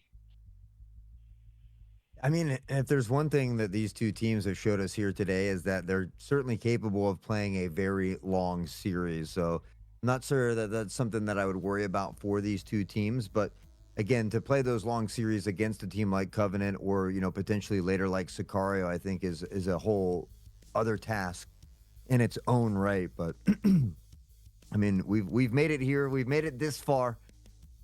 9-5, 7-9, and then 21-23. Yes, that is not a typo. So I'm excited for Fort. I wouldn't be surprised if we potentially see another OT. I mean, these are two teams that are really in a big slugfest at the moment. I'm here for it. I'm honestly here for it. I do feel sorry for maybe the guys that don't have this unnatural energy like I do, but the one positive side of ADHD, man, it's a vibe. We're just in that zone right now. The energy is flowing thick and fast. I get to see some insanely great gameplay, and I am thoroughly enthused. I'm sure that the comments in the chat are also doing a great effort to help that one carry its way on. I'm just genuinely thoroughly enjoying myself, as we always do. I mean, look, you have to be a nutcase to want to come and do what we do, right, Hot? Yap about the most crazy entertainment for the longest periods of time, but it's a passionate thing. We've seen nothing but passion for our best of 5 series to close out today. So what could we do, anything other than give them a similar level of passion from the casting booth to do them justice with? So you'll never see me complaining about a long day's worth of action. You know the same from Hawk, folks. He's a machine of a man as well. He's always happy for more creative gameplay. But as is always right, folks, okay, no matter how much you enjoy your gameplay, your health still comes first, okay? You still need sleep at some point in time, all right? So don't forget to, a little bit of self-love every now and then. Just a little bit of rest. Sleep's all right, I guess. I'm just ready to go back into the arena. I'm getting close to finishing my pass line quest. I made some good progress on the base game last night, so I'm just, I'm just ready to get right back into it. But it looks like we've got this deployment underway here, so I'm not sure if that first round is then going to count. It looks like our scores are 0-0. Ooh, full restart straight off the clock. Yuki's going to open up with the first Europe there for the second as Corium going to go down as well as Head Eyes over. Storm's going to be picking up. Beautiful little piece of hip fire work as is Boop onto Europe. 2-2. Maybe back and forth here. IFP will find this pick on to Yuki's. Now they've got that player advantage. I believe it was Sin that was looking like they were going to win that first round. It does get reset here, so we'll see if they can have a similar outcome or if AP will be able to turn the tides here in this opening round. He's going to step out into the line of fire from Obus. Tom Nuclear is going to find the reverse trade back. Tucked and lent in onto site. Nuke steps up for the challenge to IFP, then turns and tries to face off the con. Bubarino is trying to start off where he left off from the last match with a good 2-piece of his own. Aspect up by 1 here on Fort. So with that clean slate that wipes away Syndicate's first round there, it'll be Syndicate having to battle back this time. And so hopefully that little hiccup doesn't affect them too badly here. Aspect, of course, starting out on this defensive side. Syndicate on the attacking side here. And, we talk about a lot of these maps, whether they're attacker or defending style. But I think a lot of it does resonate around some of these teams' play styles. There's a big nade that almost finds a home. Tizzy able to avoid it and still finds a pick. How on earth is that possible? Your surprise is equal to my despair as I see that one look like it was great, but not quite find any success at all. Full flood through as Syndicate find themselves with full space in the lobby under their control, and the entirety of the Aspect squad currently out in the courtyard. Should a cult rotation come through now, Syndicate are going to find the door to be very much open. Not interested as it seems as Europe starts to take some of that damage towards his adversary. Head Eyes picks up IFP as a mistake in the smoke. Sees both teams colorblind and confused. Yeah, I mean, it's been something that they've had to deal with a little bit here at different times today. But luckily for Syndicate, they've got a big player advantage, and that will grow with Head Eyes falling to the wayside. Tom, able to pick up a headshot onto Kevin. Now on a 3v1, we'll have to work the magic once more as time dwindling away, and Sin still looking for a way to pressure onto the site and potentially find this plant. Nuclear's going to finish the round off with a kill onto Oberstorm as he's trying to sneak his way to squeak out along. It's not going to happen today. Europe with 2. Up on top of the board, 3-1 scoreline. Oberstorm on the other side of the table with a 3-2 scoreline also up there. 1 apiece, both teams so far in this match, even tied.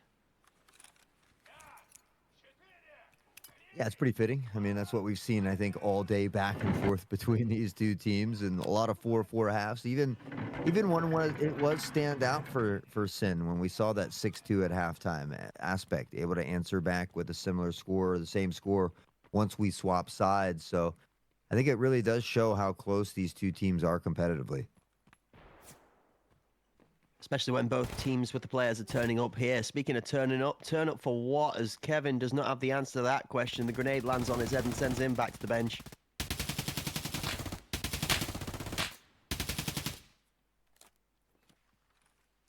A little bit of pre-fire back and forth. Yeah.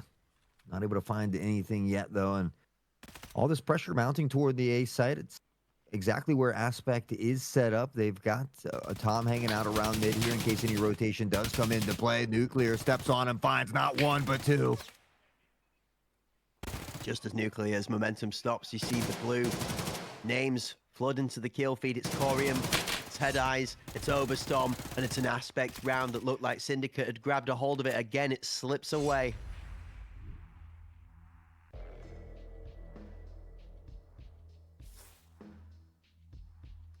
Good round there for Aspect.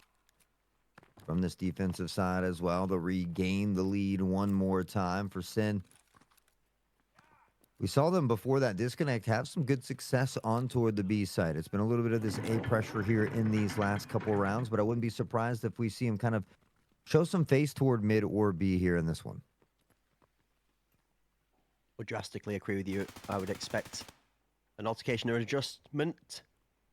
An altercation in mid does happen. That pays out in the favor of Oberstorm. He goes for the aggressive walkout and then backs off through that con angle towards site. Now looking to try and retake that space again, just in case the trade would come through. Nuke kind of ready for him, but just slightly off on the timing. Oberstorm is not going to claim a kill. It's IFP that finds it through the angle.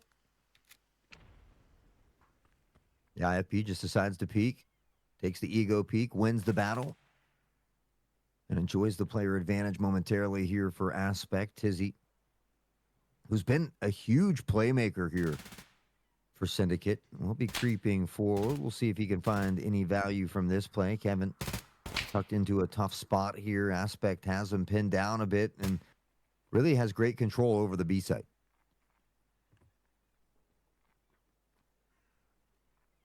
You can see players just taking it a little bit slower. I mean, rightfully so. They just played a nearly 45-round game where everything was pushed to the limit. Now needing to sort of just relax a little bit and maybe take the edge off.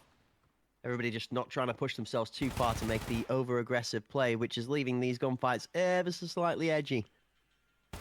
Loose angles, loose peaks, IFP gets spotted. Yuki sees the shadow from Con. Head Eyes finds Tizzy. Yuki's able to trade that one back here. Not Mr. Kevin from behind. Can't quite connect on those shots, though. And again, working at a player at disadvantage. He tries to nullify that a bit, cutting IFP down. But just 7 seconds on the clock and really not enough time. Is he going to be able to sneak this plant down? It's going to come down to the wire. I was waiting with breath. I was like, did he get it? Did he get it? I was waiting for confirmation there, Crack. That was very close.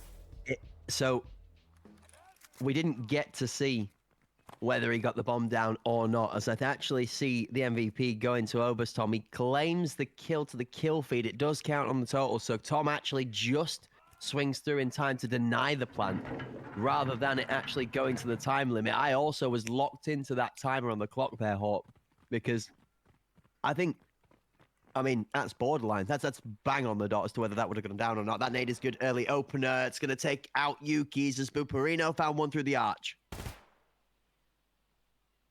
Again, it's been consistent early picks from Aspect this time here on Fort. So looking even stronger than they did before and coming hot off of that very long game. It's nice to see that they have that dexterity, given the fact they've played a series already. And then that extremely long Bay 5. Still not missing a beat here on the fort. And a chance to go up by 3 now. Extending an aggressive lead, something you'd look to do on the defending side. We've seen a couple of defending favoured mats. Go both ways. 6-2, our last one that went 6-2 on both sides. This one kind of got a bit of a deja vu feel to it. Shots from Tizzy, not quite able to find Corium. He takes a little bit of damage to the head himself. Syndicate find themselves a little bit stalled in the tracks for now. Yeah, I think it's going to get a little bit tougher here. A few more speed bumps in front of them. Tizzy will tackle that one, though, as IFP does go down. They've got 4 more to get through, and Kevin shooting from the hip and dipping in the whip. My man looking like a monster here now. They need a clutch more than ever. Tizzy tries to shift onto the site, but Tom shuts it down. Angles from both sides, and as soon as one of those 2 fights are lost, the last remaining members of the Syndicate don't have the cover from all the angles necessary. The bomb does not get planted. Aspect claim 4. Guaranteed even half at least from Aspect in the first. With themselves 1 up in the series, they are at the advantage to be able to close this one out in 4. We've still got to see the swap side yet. Syndicate need to try and put a couple of rounds together now to keep this game even. Or it might not matter, the lead, as Aspect might just run away with it.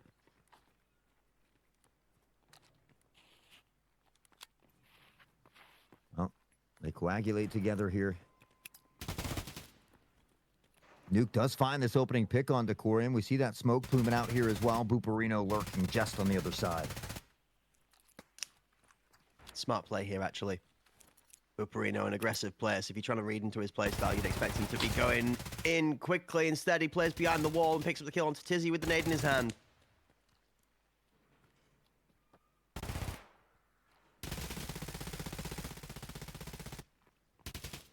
Shots continue to ring out here.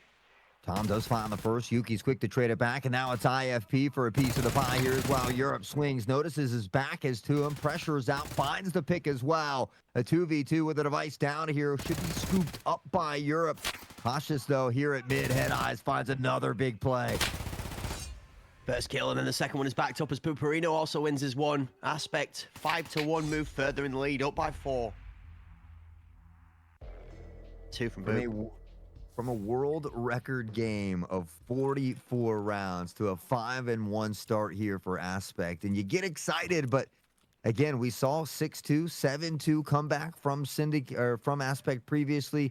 And we've seen Syndicate kind of mirror what they do. When one team finds that round win or that game win, the opposing team has been able to answer back, but it's starting to look a little bit grim here for Syndicate.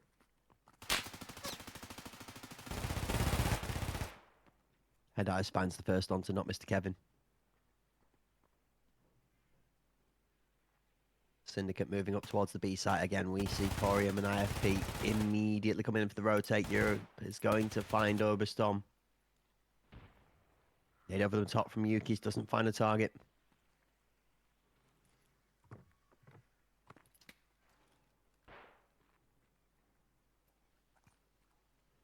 You see Tizzy's kind of got a sense that Boop's on the edge of the smoke somewhere. Oh, Head Ice is going to get taken off the site. Europe's up. Shots from Corey trades out. Yuki's down. Corey for Tizzy. 2 good shots out of Corey. He's going to dissuade that force towards site very quickly.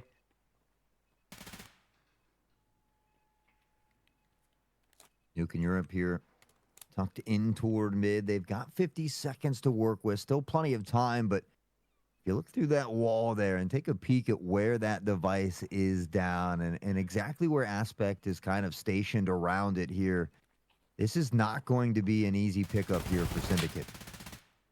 This has become a team fight round now for sure. The bomb going to be a thought of the past as IFP inside of this mini position is going to be the hardest one to challenge. Into, steps out, round towards Archway, and both kills come through from Aspect. A 6-1 half secured, guaranteed at least 4 rounds in the lead when we go into the swapping of the sides. So the potential of a 7-1 would be the most confident first half we've had all day. Yeah, yeah, absolutely. I mean, just one better than what we previously saw, which, you almost feel like it sets up the cards for Syndicate to bring that comeback, to find overtimes with the way that today has been. But Aspect looking really good here. They show that they have the dexterity. They continue to play almost perfect here. And so, it's nice to see from this Aspect squad, especially with the fact that, they had such a tough first day. Big three-man stack towards the ace. Site is completely off guard. Kevin picks up one early on towards B. Now the Aspect squad has fully rotated in. CT flooded with 4. Syndicate taking so much time to execute on this B site here on Fort that the pace is just a little bit off the mark. Another goes down as the initial first pick from Syndicate ends up being a trade. Does Aspect find one of their own?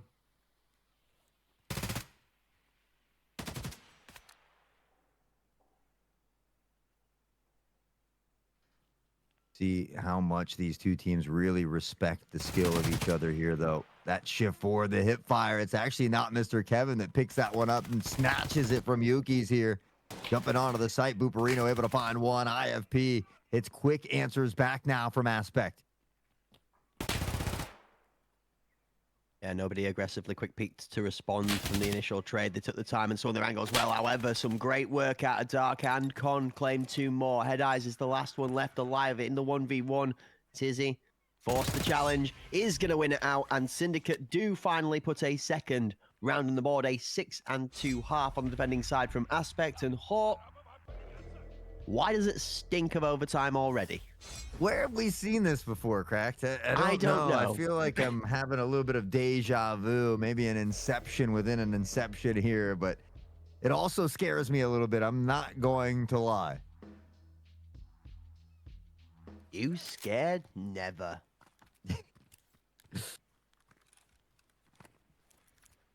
Tell you who isn't scared. Aspect right now.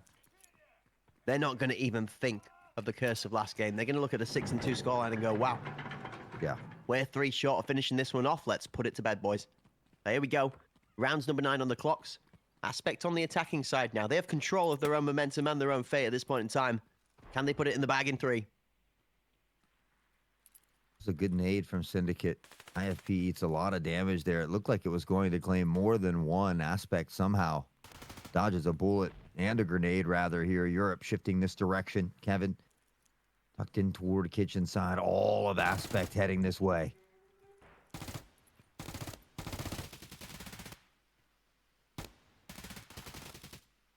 As those smokes halt the attacking side at bay, I find myself and my eyes ever drifting towards that number 3 in nuclear that's currently statue. Corey finds one. Kevin's in a great place to play spoiler. Swings out towards the backside too. Kevin for 3! Surely not Mr. Kevin. Oh, he's got 4. He's not going to be good enough for the full 5-piece, but it's definitely a Kevin kind of feel for the round.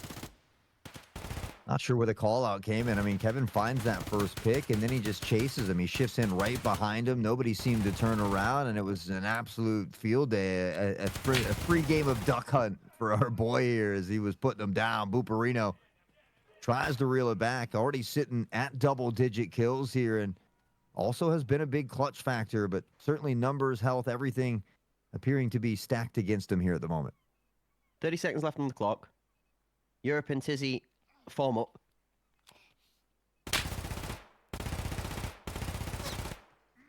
Good awareness from Euro to move away from the wallbang angle. Tucks his head down as well, just so an accidental headshot doesn't come through. The cheese comes out as Boop is forced to swing. Cover comes off from the angle, and that's well played out of the Syndicate members. The cheese pull audio bait plays out to perfection, and Tizzy takes the final kill. Kevin for the 4-piece. Big play.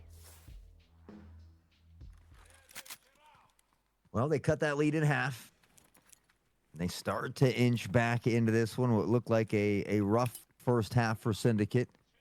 They get their bearings here at the start of the second half. And so we always talk about the importance of multiple rounds in a row. That's what I've got my eye on now for Syndicate. We'll see if Aspect makes any adjustments from that previous round. It does look like they're going to steer away from that A side a little bit here.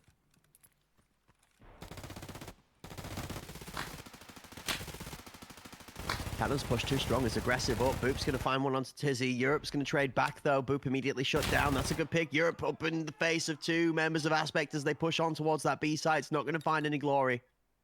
4v3. This is a tough retake now. Aspect forced the way onto site. Oh, and in quick succession, they find two. Tom, Corium credited with both of those. Kevin, we saw that nasty 4K in the previous round. He's going to need one more if he wants to clutch this one up. Dancing around here, Tom, ticking away. The pincer comes in. IFP credited with the pick here as well. Aspect will find their 7th round, one away from match and series point as they look to find a way to punch their ticket into Covenant in that lower grand final for tomorrow on Championship Sunday, and they're just getting a little bit closer here. Just remind me what scoreline that Syndicate were at in the previous map for me, will you? 7-2. A little different. Yeah, this one's closer. Sorry to tell you. That difference actually might mean something. Okay, and then Corium might mean just mean. He might just be mean. He might just kill somebody, like, straight out the gate, and does exactly that. Boops down as well as the trade comes 1-for-1, but Aspect not wanting to play a game of fantasy like Cracked is. That's a huge nade. From Head Eyes as well. Everybody playing well together here. Can they make good value off of this? I mean, they've already got the plant down as well. They turned that minute plus into 40 seconds here, and now Syndicate has to figure a way to get through these 4 members. That right hand picks up big from Corey across the courtyard. It's going to be dangerous if Yuki isn't paying attention. He's got too many angles to have to deal with at the same time. Finds the crosshair placement hard to follow, and that's Aspect finding that all-important match series and qualification point into the lower bracket grand final for a chance at a spot in the grand final overall. 5-round cushion. That's a pretty nice cushion to have. And honestly, with the way Aspect is playing, even on this attacking side here on Fort, they look like the slightly more comfortable team here. One more round to close it out, Cracked. One more round to get that ticket for tomorrow.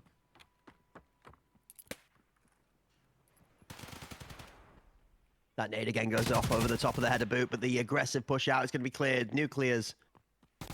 Good shots, backed up by the captain and Yuki's.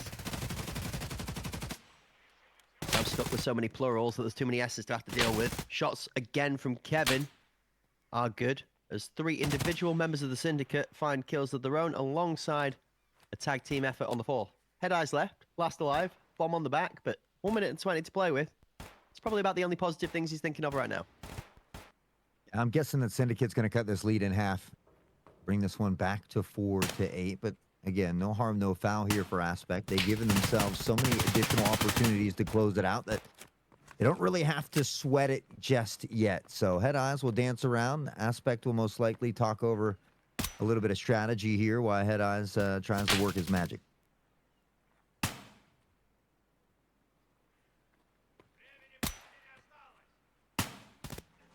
We'll give Head Eyes a chance to show us what he's got in store. That was actually almost really nearly good shots towards Nuclear that's holding towards Statue. Like you said, 30 seconds left on the clock, and in a good position.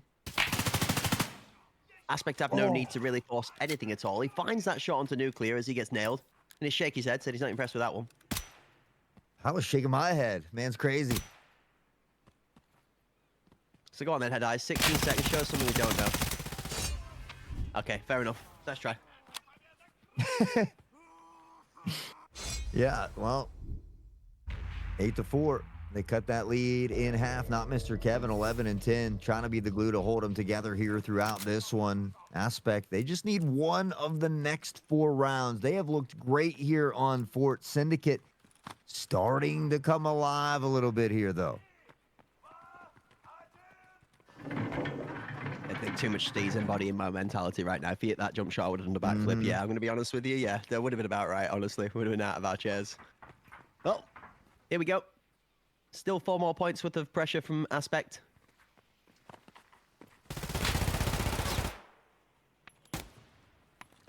Daunting task of the attacking side has seemed to be the biggest curse of everything so far in this tournament gameplay. Hawk teams have really struggled to get this bomb down onto site consistently, with it being a point on their round. We've seen it planted quickly from many teams.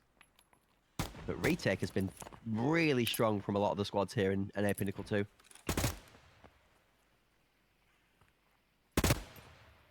Sicarium towards step side here.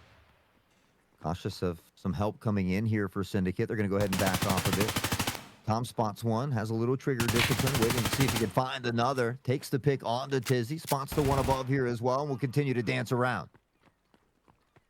Tucked in a great place for this rotation as well. You see the majority of the squad from Aspect starting to swing all the way around to the A site.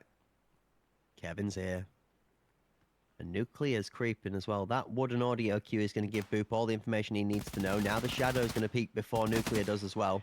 Can Nuke win it out? He does. Good shots out of Nuclear. Yuki's goes 1 for 1 on the site in the meanwhile.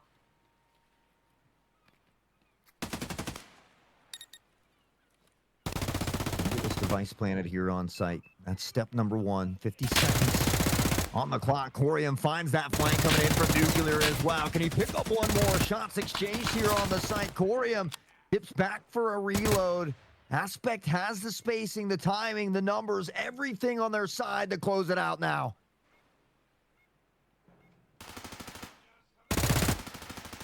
There's one. The second and Yuki's is going to take a long time to go down. Not quite making those bullets connect, but with 20 on the clock, you've got to think that this is all and done for. We've seen Yuki's make the miracle play, but he's not going to be able to find it from the first peak this time. Time has surely ticked away too far. Yuki swings. Tom claims the second kill to close out a series of the day. And that's going to be a victory for Aspect. The old man reigns supreme as Overstorm and the captain of his crew manages to guide his ship to safety. Getting the job done when it matters most and doing it pretty decisively after a very long game. The world's longest competitive Tarkov Arena game to be, in fact, is not only do they get the luxury of getting the dub and closing out this series, but to take part in a world record, I think, is an amazing feat as well. So they will punch their ticket on to go see Covenant tomorrow in a best of 5, and that is that's going to be some tough work as well. I imagine they get right back to the drawing board tonight.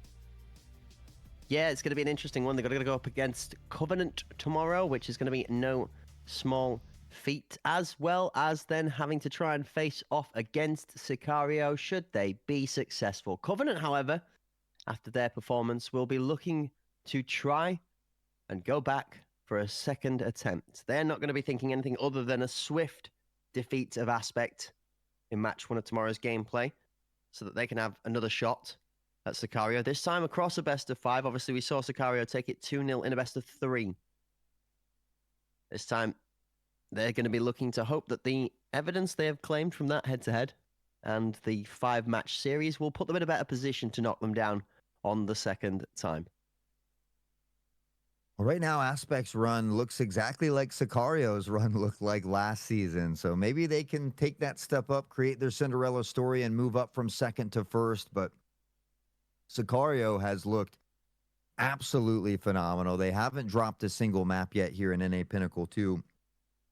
And so certainly probably the toughest team in the league. But for Aspect, they've got to get through Covenant first. I think Covenant has looked very, very good as well. And I thought that they really competed with Sicario earlier today, but just fell a little bit short. Yeah, I mean, a couple of honorable mentions across a lot of the tournament here. We said goodbye to New Dawn very early on, which is something that we don't normally say in an NA tournament. That one was an interesting one. Again, this new team in Syndicate's done a good job on their first outing, but they are now also saying goodbye to their tournament hopes. We said goodbye to Steez earlier on, who also gave us a couple of surprising matches and some good bouts to look at. Also some surprising kit choices, which we were also a big fan of. But as we do come to a drawing close, we have finally concluded our finals days competitors. Your 3 teams that will be stepping into our Super Slamming Sundays for the finals will be Aspect, Covenant, and Sicario NA. Sicario will be the ones sitting comfortably with the champagne and the VIP seats watching for the first match of the day as they get to see what their adversary has got to offer and what they've got planned before they get to take to the field to go off against them. In the meanwhile, both of the other 2 teams, Aspect and Covenant, they've got a long journey. 2 best of 5s with the potential for the title on the line. Lots to see, lots to tune in for, and way more drops to keep on coming in the meanwhile alongside of it. I'm hoping everybody's enjoying all the drops during the festive season. You got everything you wanted for Christmas, and you got to see all the family members that you've not been able to catch up with in the meanwhile. What a day. What a day. What a day. And it's going to continue not only through tomorrow, but we've got, we've got the drops going on, I think, through the 4th. I know you and I will be bringing the news every morning at 2 p.m. GMT, 9 a.m. EST. Of course, we got that tournament coming here tomorrow as well, 11 a.m. after that morning show as well. So a lot of busy and great things coming up. Of course, that show's going to run through the 4th. Friendly reminder as well, there's discounts happening all across the board, from Steam to the Battle State Games page, from the standard editions to Unheard to the Drip to the extra stash space and more. So guys, if you got a little extra spending cash now that Christmas is over and you're looking to upgrade, well, now's the time to do it while the discounts last. Absolutely. Well, choices have been made. Scorelines, rivalries, banter, whatever the case may be, it's all been settled in the arena. It's where it's meant to be. Inside of the ring, where Ugon gets to do the talking for you. And although we've had a few bodies shot and been alive and dead during the meanwhile, we are going to get to take back to it all again tomorrow. Firstly, thank you for everybody that stayed tuned throughout the broadcast today. Again, a massive thank you and shout out for the patience during our little bits and bobs we had going on, keeping ourselves connected to the game. We really appreciate you guys sticking with us throughout all of that. Yeah, absolutely. I think it's always fun to get to come in here and yell at the mic and to get to showcase the wonderful talent. But chat, makes it that much more fun, and they're always keeping the vibes hype and interesting with us. So, a big shout out to those in chat as well. Honestly, Cracked, I love the fact that I've gotten to come in here with you every single day for ACS and NA Pinnacle too. As much as I like sharing the spotlight with our other casters, it stinks when you miss out on some of that action. So it really has been fun getting to cast and bring all these games with you. Yeah, absolutely. Already got a couple of messages in the DMs already from a few of the competitors from that last head-to-head series saying, I'm cooked. Correct. I'm cooked. There's one particular gif of a dog rattling a metal tin can upside down, which did have me chuckling like, It's okay, recovery time now. We get to reel it all in and relax before we dive into tomorrow's action. Folks, too many people going to making this production an amazing piece, including our massive list of helpers. A shout out thank you to the partners, Battle State Games, Hunt Premier, Aorus and AMD Radeon, but as well, all the amazing guys in the hard hats in the background, all right? There's all the rubble's flying and those grenades are going off, okay? The shrapnel's landing somewhere. And the guys that are stood in the backside holding the cameras watching it all, folks, it's a bit of a dangerous job, all right? So we have to say thank you to those that are out there risking their lives to provide you guys the entertainment, all right? Steffi, Hellcat, Step Sherpa, Boosh, Lemon, our crew for the day. The eyes in the skies and the people that are helping them out alongside of that as well. Preppy, Raging Steak, Schmitty, Turbo Bear, and Klish, as well as our others. I don't know how others is the word that's used to title that section. That feels a little bit rough, doesn't it? Others. Others, Connor and Filbo, or as you guys all know him, the king on the keys, that is King Connor, and our main man, little Timmy level 6, Filbo, all right?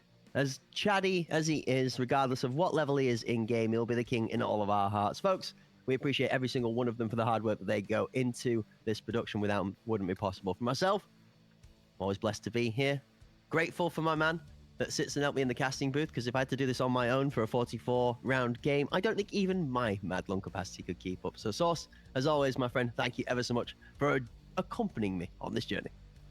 Yeah, it's always a great pleasure to be in here. And again, a big shout out to everybody working behind the scenes, as well as all the competitors here today. They put on one hell of a show for us here today. And most importantly, all of you hanging out with us in chat. We certainly appreciate each and every one of you. So make sure you're following the socials, clicking that follow button down below so you don't miss out on any of the action. Like I said, Cracked and I will be on the BSG page tomorrow starting at 9 a.m. Eastern, 2 p.m. GMT, and then right back here at the same time, 11 a.m. Eastern, 4 p.m. GMT, for the grand finals day where we get to claim a champion. So we can't wait to see you back here. Make sure you stick around on the Hunt channel. We're going to be drops happening, some streaming. I know raids a little bit later as well. So, but as always, we just thank you for kicking it, guys. So we hope to see you back here tomorrow. As always, that handsome man to my digital left is Cracked.